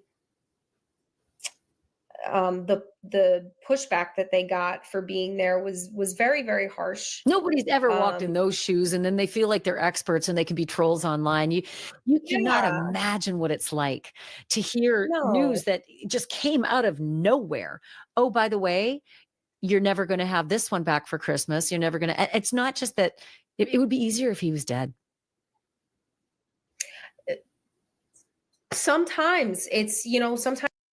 Wow, that was pretty fun. I mean, I agree. But that guy just surprised me. She said it'd be easier if he was dead. And she's talking to somebody that knew when he was younger. I'm not saying she said anything wrong. It was just kind of like, whoa, you go. I kind of liked that she just said that. It was kind of surprising. Be easier if he was dead. Huh.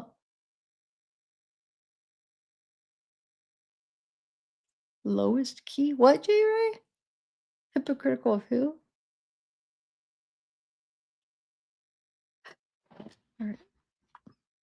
Sometimes that's the easier route. Like, that they're never coming. Like, it's, And the stigma and the horror that he's there, and probably the guilt that his parents and his sisters will go through. Like, do I have to get on a plane for 6 hours to go have a horrible visit behind glass, once every, how often? Don't know, with my brother, my son, my child. Like, just imagine the pressure on them and the guilt that they'll go through as well.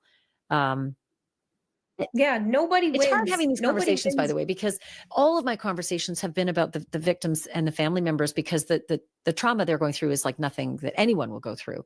It's just this is yet another piece that very few people talk about. Yeah, nobody understands, because of course the victims' traumas are what the victims go through, and the victims' families, we will never comprehend, we will never understand. Absolutely not.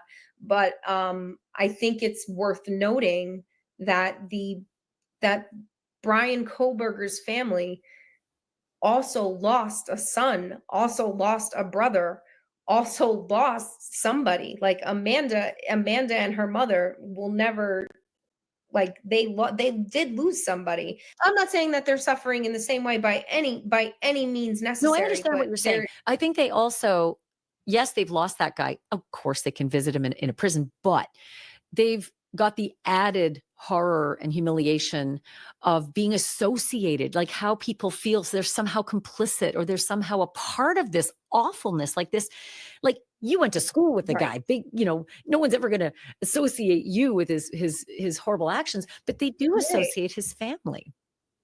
Right. And now for the rest of their lives, they're not only associated with that. This poor girl lost her job. Like, come on. And has that name. It's She's got that yeah. name. So I think he and looks just like him. Like spitting image. I mean, Hard. it's got to be very, very hard. I mean, I commend her for handling it with such grace, for handling it as well as Who looks just like who? I missed that. Well, I don't understand. Who is she saying looks just like him? I missed it. she is. Did you guys catch that? Oh, she talking about his sister? I was just saying that. She's got to be. I was just saying that on the picture. Remember, we were looking at the picture. I'm like, oh my God, she looks just like him, his eyes. But I don't know if is that who she was talking about? She's got that okay. name. Yeah. So I think right. And now for the rest of their lives, they're not only associated with that. This poor girl lost her job. Like, come on. And has that name. She's got that name. So I think he and looks just like him. Like spitting image. I mean, Hard. it's got to be very, very hard. I mean, I commend her for handling it with such grace, for handling it as well as she is, and for not letting the internet consume her the way I would let it consume me, if we're being completely honest. But I don't know how I'd there's no blueprint, right? There's no blueprint. No, there is no blueprint. There's no blueprint for the Gonzalez family, for the Chapin family, for the Mogan family, for the Kernodle family. There's no blueprint for them to process this bizarre thing that landed like an atom bomb in their life and their world and their love. There's no blueprint for it. And there's less of a blueprint for the other side of it because there's less attention given to people like the Kohbergers, and then there are the trolls. It's a new layer in the last decade that's really, evolved sadly, that there's a troll environment that will attack families of the victims, believe it or not, families of the 4 kids and family members of Brian Kohberger. Yeah, it's terrible. It's terrible. You're such a sweetheart for talking to me, and I look forward to seeing you again at the office. But I look forward to seeing you, Ashley. Thank you so much for having me. I really appreciate your insight. I think we don't usually hear enough from people who, again, have these residual connections to massive, massive stories and crimes. And it's a lot for people like you to process as well. And there's so much going on with the victims' family members. And of course, Kohberger's family members that we kind of forget that you're out here too. Yeah, no, of course. Thank you so much for having me. I appreciate it. For curtain. Okay, so let's watch a couple of short ones that. See what this was from a couple days ago. I didn't actually watch it. I didn't watch this yet, but the title kind of sounded interesting. So let's see what this is about. A witness who appears to be Dylan Mortensen told police that she has no idea why she was spared that night, even though Kohberger saw her and knew that she saw him. The interviewing officer writes this, and I quote, she does not believe anyone ever tried to open her door during the time he was in the house, and he could easily have done so. She volunteered that to come through the sliding glass door, the person would have had to scale a tall wall. She advised Oh, the I want to show suspect those documents. would have I almost known her forgot. room would have been occupied because he appeared to have known the layout of the house. She also said it could have been someone who was in the house last year when other girls were living in the house. Dylan took a lot of undeserved abuse online from trolls. I hope you're happy. Those trolls just couldn't understand how she didn't realize her roommates had been slaughtered. But when you read her statement, you find out just how little the survivors, the friends, the kids who came over that next morning, just how little they really knew about what had happened inside. Let me read you this quote. She advised she initially stayed. Wait, let me start again. She advised she initially went upstairs from, and this is redacted, but we know it's Bethany's bedroom with redacted. We think that's Hunter Johnson. And she advised when she saw Xana, she realized Xana had not moved since she saw her earlier. She was still thinking Xana was still passed out from being drunk. So think about this. Dylan saw Xana on the floor in her t-shirt and underwear down the hall at 4 o'clock in the morning after all the craziness, right? Sees her as she's running by her room and going down to Bethany's room and thinks, there's Xana, she's passed out drunk. But then 8 hours later, she sees her in the same position on the floor. But she still didn't think any more had happened than Xana passed out last night. Maybe she thought Xana's OD'd. This is serious. She doesn't realize how serious the situation really is. Then they say she advised they stayed in the house when the police arrived, and the police, were putting the crime scene tape up when they realized there'd been a crime. And when they saw the ambulance arrive and leave, like literally they didn't even know there'd been a crime until they see the police putting the crime scene tape up and they see the ambulance come and go. Redacted told them that they would not leave unless there was no reason to stay. She then advised the vandal alert came out, and that is when they realized their friends were actually gone. So Dylan and the others didn't even know that a crime had been committed. They didn't know. Cops are there. They think Xana's just passed out. Suddenly, yellow crime scene tape. They know something bad happened. But they didn't know anyone had died until the whole university finds out with the vandal alert on their phones. At the end of her interview, Dylan gave investigators a sample of her DNA, and she warned the officers that they might have a tough time finding the suspect's DNA because, let me quote, she advised it might be difficult to locate the offender's DNA because they had conducted a deep clean of their residence leading up to the parents' weekend. When asked about when the deep clean of the residence happened, it would have been before the weekend of the crimes. That'd actually be a better chance of finding it because I don't think she was thinking. If it happened before the murder, then them cleaning a week ago would have nothing. It wouldn't take away the murder's DNA. That would only help in a way because there wouldn't be hundreds of random DNAs in the house. Random DNA in the house of all the people that what I'm saying. That would only help narrow down more. So I don't think she probably just wasn't thinking because, yeah, cleaning like a week prior is not going to take away DNA of, after the murder. So, anyway, yeah, I think she was confused.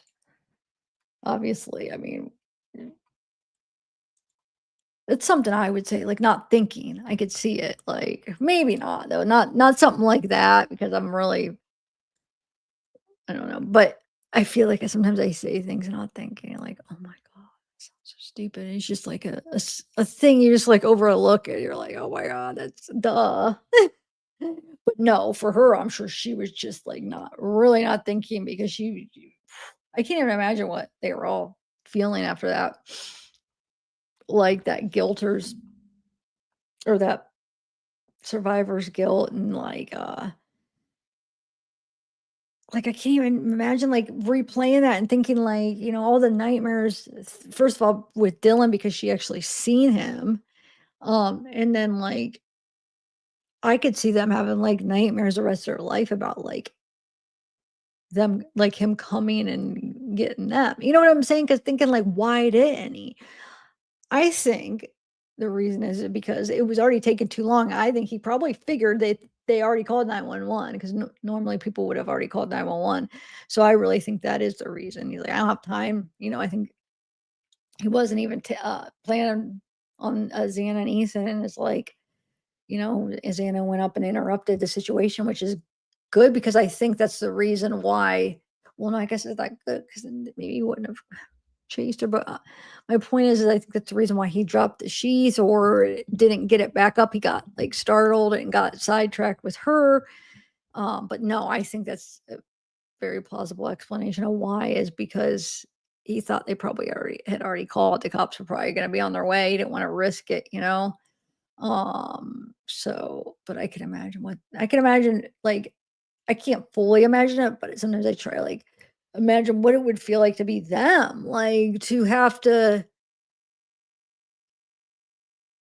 like, live with that. That's hard. I mean, I know, like, we're all kind of upset, like, is in a way, like, why do you call 911? But, like they said, Kaylee's mom said it wouldn't have saved them.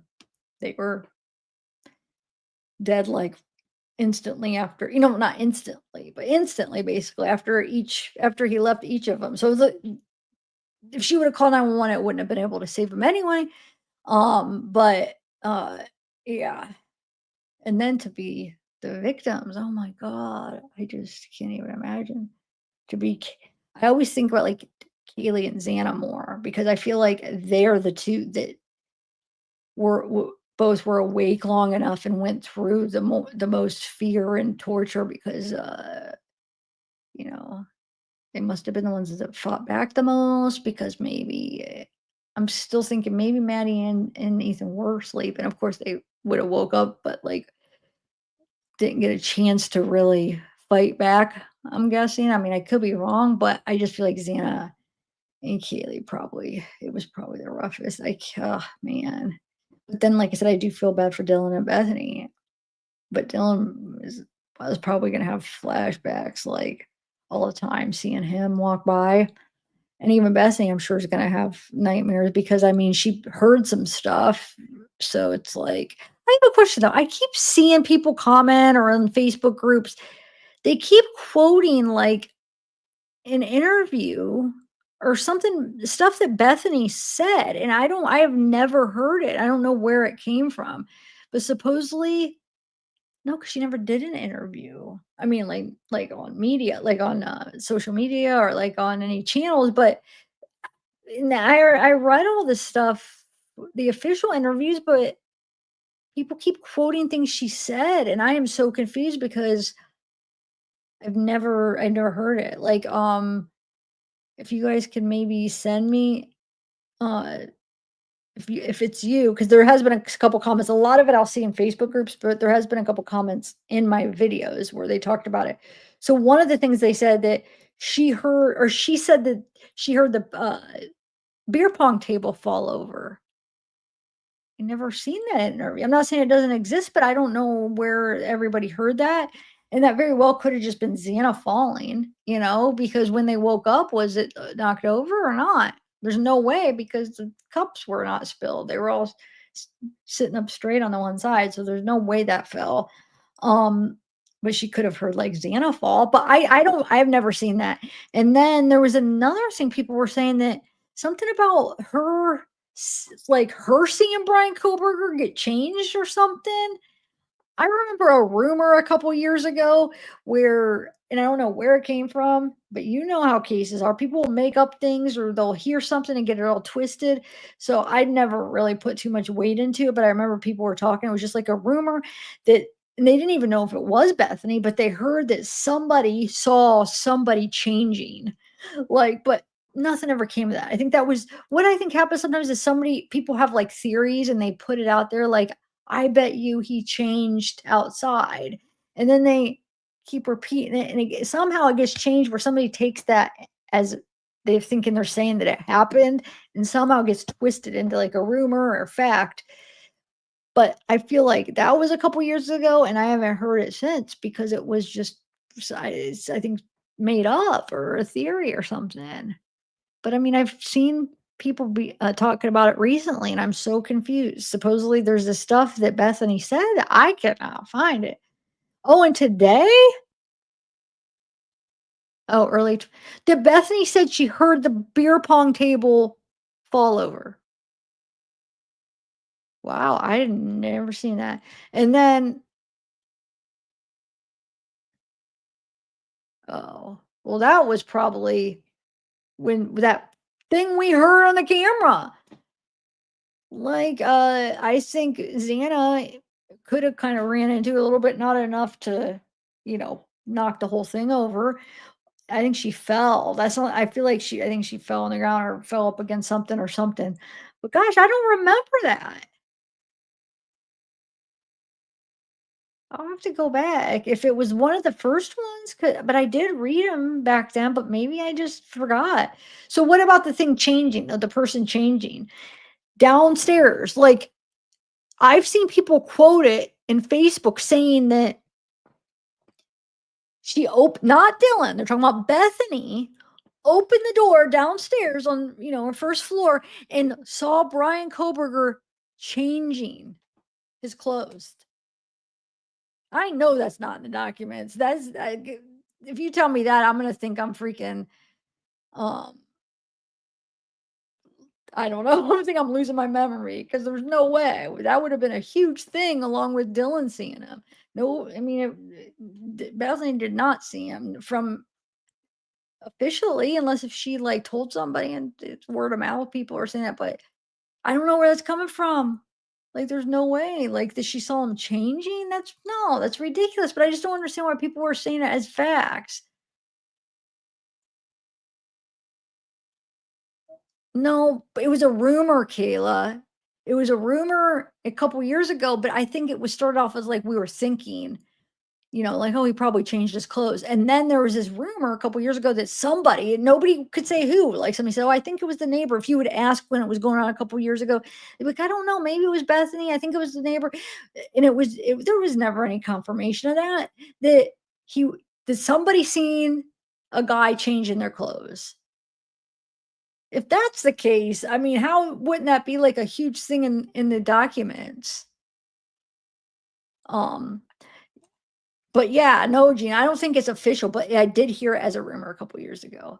But what surprised me is that people are still quoting that, like they're saying that as facts, and they're like, well, that doesn't make sense because blah blah blah when she saw it changing or whatever. They're like using it as a thing to argue with people about things that don't make sense, like, well, that's not right because of this or that. It's like, wait a minute, no, like, you're getting this wrong. There's no way that she would have told the cops that she saw him changing. There's something else too, I can't remember. Maybe that's what it was, Jay Ray. Maybe they did hear the rumor. But there's one other thing about hold on, what was it? I just read it today too in the group that they're saying about something, and I was like, what the heck? I never heard that. It was somebody actually saying they said it, and then the person's like, I remember hearing that. I've been trying to look for that interview or something. It's like, what? No, if we could keep straight like people's theories and thoughts, not like mixed in and get kind of convoluted into like facts, and then because it makes it very messed up, like facts from what's real. Because people argue, they'll sit there and argue with somebody saying, no, this, that, and they'll use that as facts, and they'll be arguing. It's just like, I usually don't even take part in this stuff. I just read it and I'm just like, wow. But anyway, yeah. So, okay. So you're saying that it is in 2020. Can you send me that? Do you know which article? Or not article, what document where she says she heard what she thought was the ping pong table falling over? If you know where it's at, I'd like to read it because I don't know. Maybe I'll read it and it'll refresh my memory about the sound she heard. But in the documents it talks about the firecracker thing, but that's about it that I remember. I believe you, but I just want to read it and see it myself.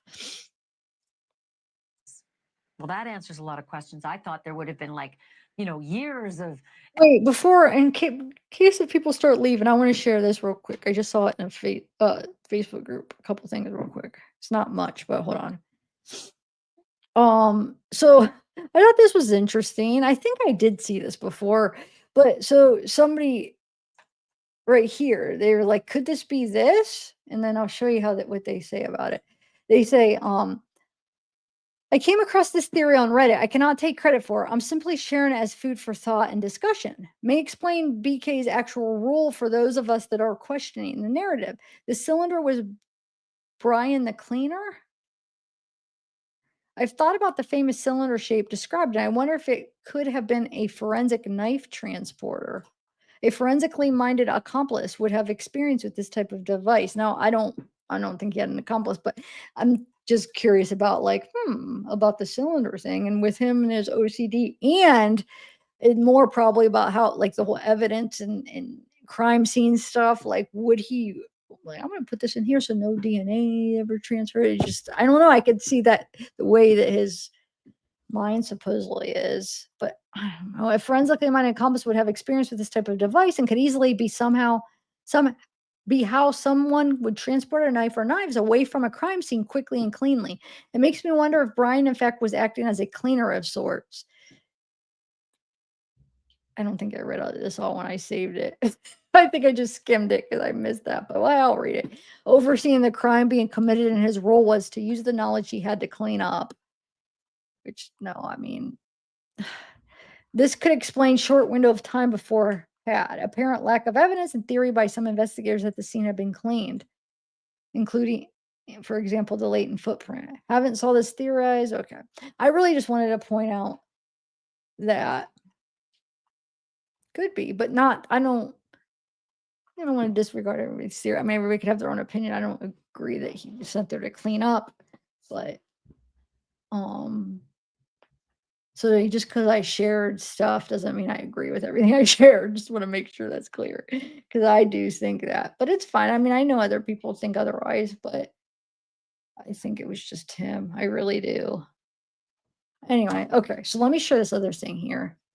I didn't even really get to read any of this thoroughly. I just kind of skimmed it, and I was like, ooh, we were watching that other video. I was live. I just grabbed it.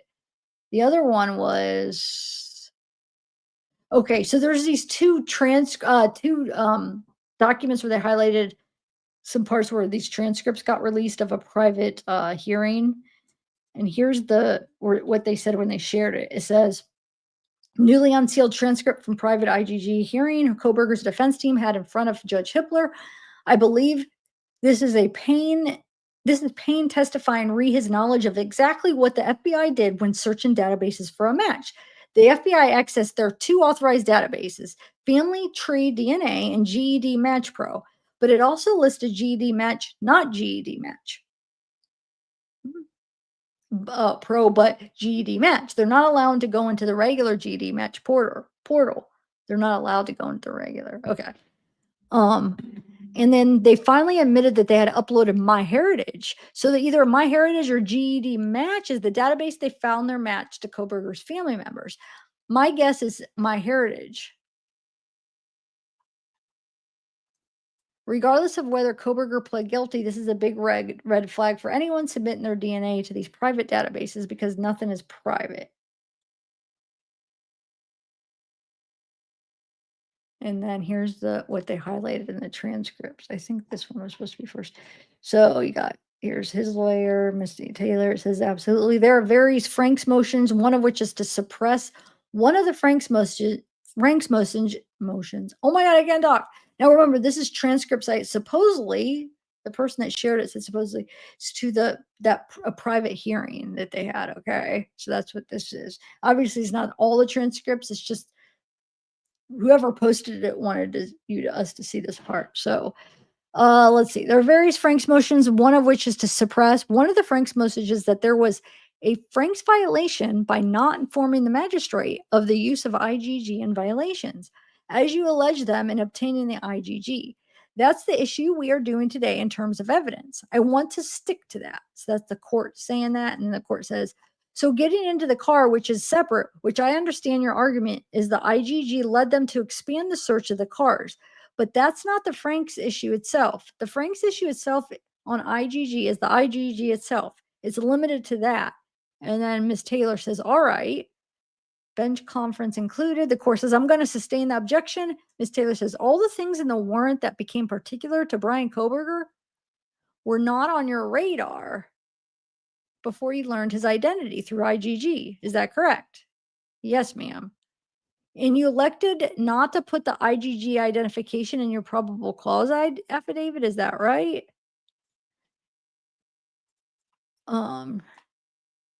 Going into a non-allowed database. Yes. And do you know if sometime after that we received confirmation that they did? It says we finally got a letter from FBI in which we specifically asked to know which of the matches were in which of the databases, and they did not tell us, but they did give us a list of the databases they had uploaded to, and that included Family Tree DNA, GED Match Pro. Those are the two databases they're allowed to use. But it is also listed GED Match, not GED Match Pro, but GED Match. Wait. Oh, that's what she was quoting. They're not allowed to go into the regular match. And then finally, they admitted and uploaded to MyHeritage. So they admitted and had upload. So they admitted and had uploaded to MyHeritage, and then GED Match. Huh. Okay. Well, all right. Not as interesting as I thought. Sorry, guys. And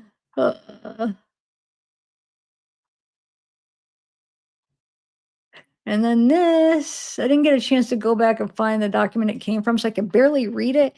And I wanted to ask you guys, do you guys remember what this says? Because is that because it says inside glove box, inside box, or I don't know. What does that say? Because they were supposed to group and they circled this. I have to go find the document where it has this listed, but I just wish I could just read that because I'm curious. Because remember we were talking about the IDs they found. Is that? Does that say ID? Because if this is ID, but then what does this say? ID something. I think it's ID, right? ID cards. Thank you. How are you reading that? I cannot read. That's supposed to be cards. Wow, that's a bad handwriting. Okay. ID cards inside glove. Okay, thank you. At first I was thinking they were saying 10 ID card or 10 cards, but it does say ID. Okay. All right, so let's finish watching this real quick. And then I'm thinking I'm gonna call it a day because I want to get that one video I edited. I want to make a couple of corrections, I think, on it. And I should just let's just watch this. I feel like it's going to be a lot of the same stuff that I read that article on. Because I think this is a different one than I played. Remember, she had them on and interviewed them. It was a longer one. That was like a week ago. I think this is a different one, but maybe I think she had them back twice, right? Let's see. This primarily was on his PC. It was also on his phone. But as you said earlier, he wanted to go back. So he wrote not one, but 2 letters of grievance explaining why he needed that insurance, why he needed the TA role, what it meant to him. And then in a second one was saying why the professors were wrong. So why they were wrong. He is a good student. He has a good GPA. He can be both a good student and a TA and deserves that role. Not sure, Heather, if you know the answer to this, but was he responding to female professors, and did he have like a real attitude in some of his writings? The one, I'm not sure if it was a male or female professor, but the one where he got the improvement plan, that was with a female professor. And that was the second letter, I believe, was going back to her. How about the attitude part? Did he have attitude, or was he really trying to like grovel? In the first one, he was groveling. In the second one, he was trying to point out why he was right and she was wrong. Ah, yes, the woman, of course. That's what all his female colleagues said about him, that he would be late for the women's classes, the women professors, but never late for the men's, and that he would berate the women in the classroom, but not the men who were students. Okay, so Jared, his mother sent him this article about the murders, after the murders, but of course before he was arrested, about Xana putting up a fight. And it seemed, I think, that he was on the phone with his mother right around the time that this text came in. Can you tell me a little bit about her communications with him? Yeah, sure. So November 17th just kind of stands out a little bit. He had more mother interaction that day than normal, which was a lot. He was on the phone with her for hours that day. But sort of to end the night, that night, and this was the same day that the grievance letters were being worked on and sent. But that night, he received a link from his mom, and the link was to a news article basically describing how Xana had bruises on her body and how she had put up such a fight. And there was no response, no text back. And looking at the timeline a little bit, you can tell that they're actually speaking on the phone. What that tells us, and we can assume, is that they were talking about the Idaho murders on that night. And then the next morning, there's just kind of nothing. And then this text about coffee beans. And then the second text that said, yes, still there, same girl, very sweet to the two older lady customers there.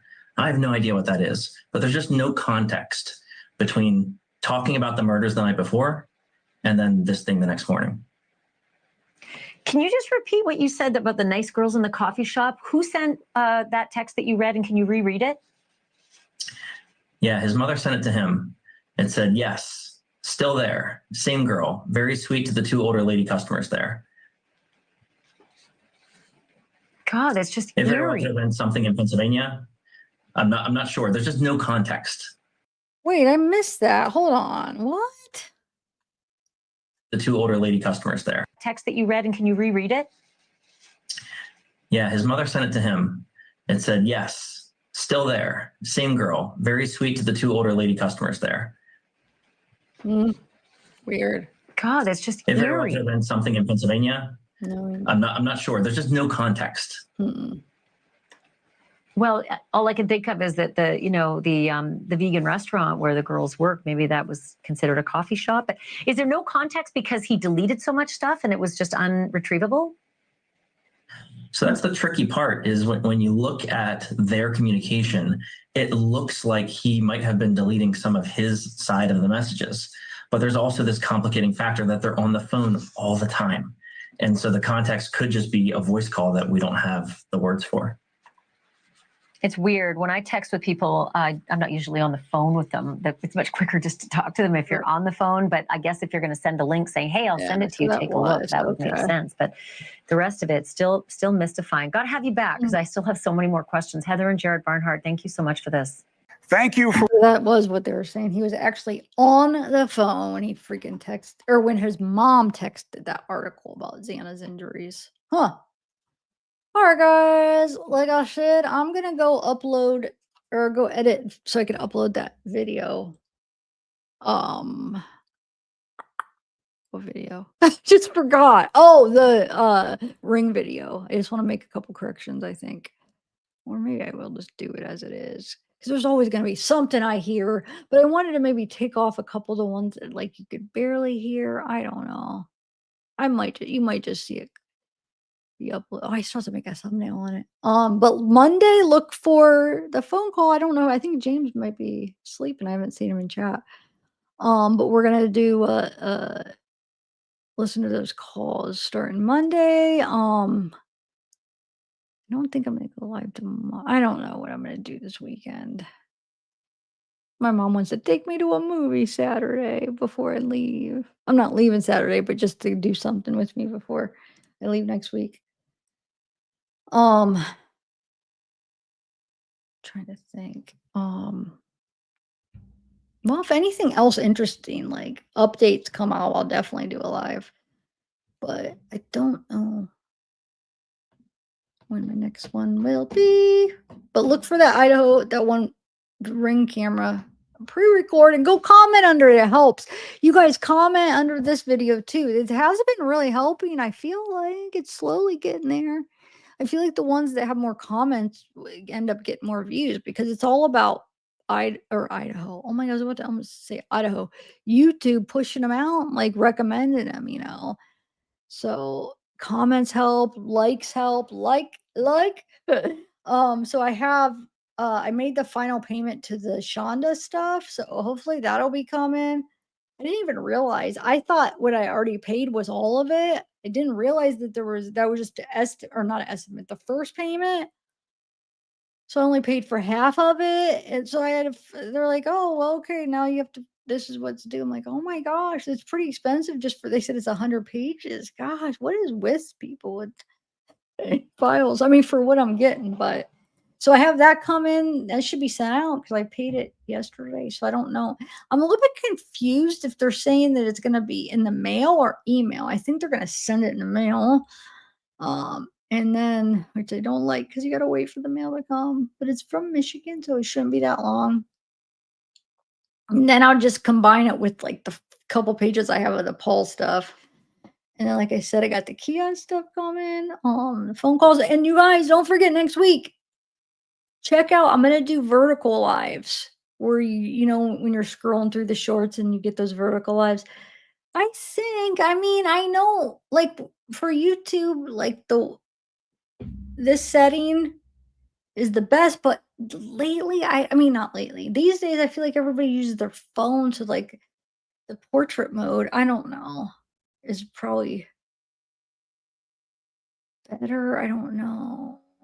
I don't know if I should do. Yeah, I think I am going to do the vertical ones because I could do the regular ones, but no, because I feel like you get like new people because they're just like scrolling through the shorts.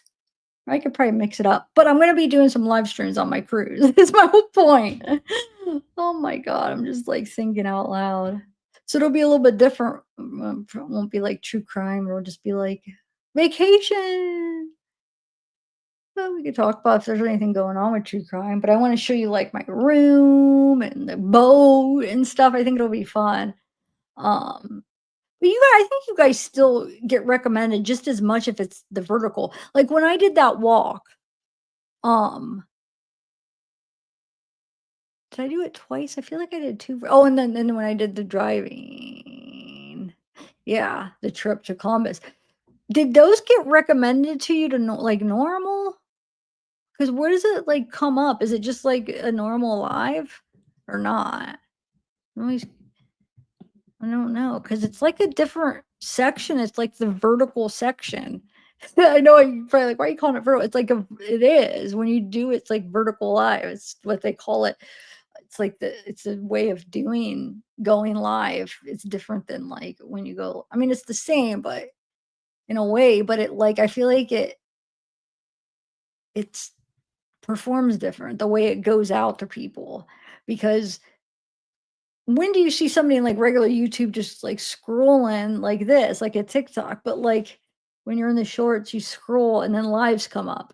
And then if you start watching a live, it's so weird.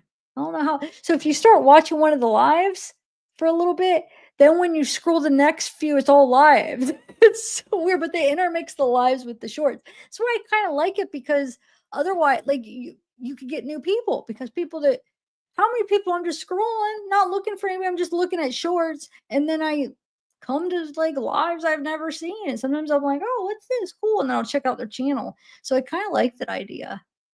But my point is, did it come recommended? Do you guys remember when I did it? Because I want to know if not from my regulars that are watching me anyway, I could maybe try to do a community post, let you know it's coming. But it should. I don't see why it wouldn't.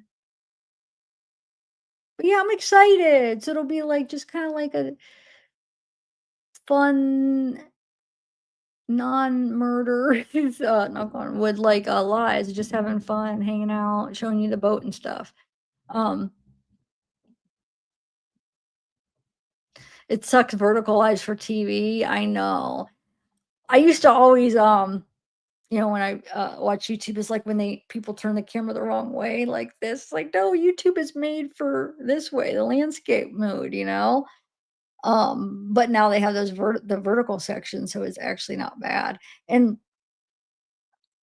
I think people like because they're on like Instagram or like TikTok, it is the portrait. So I think some people just like when they're on YouTube, they do the same thing, not realizing, YouTube was more landscape mode.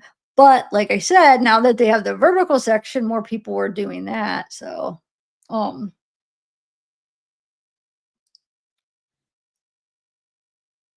Another date? What? Jerry, what do you, is that to me?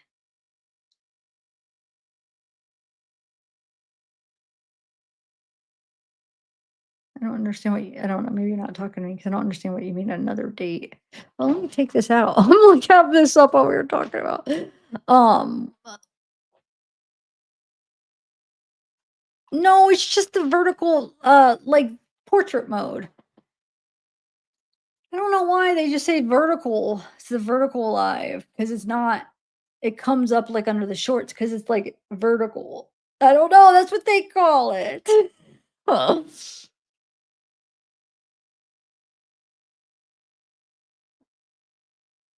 All right, bye guys.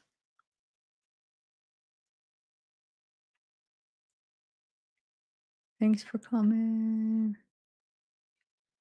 Monday though. When you get the live, share it. Do that too for the phone calls on Monday, will you? That'll be so they're gonna be so interesting. All right, bye guys.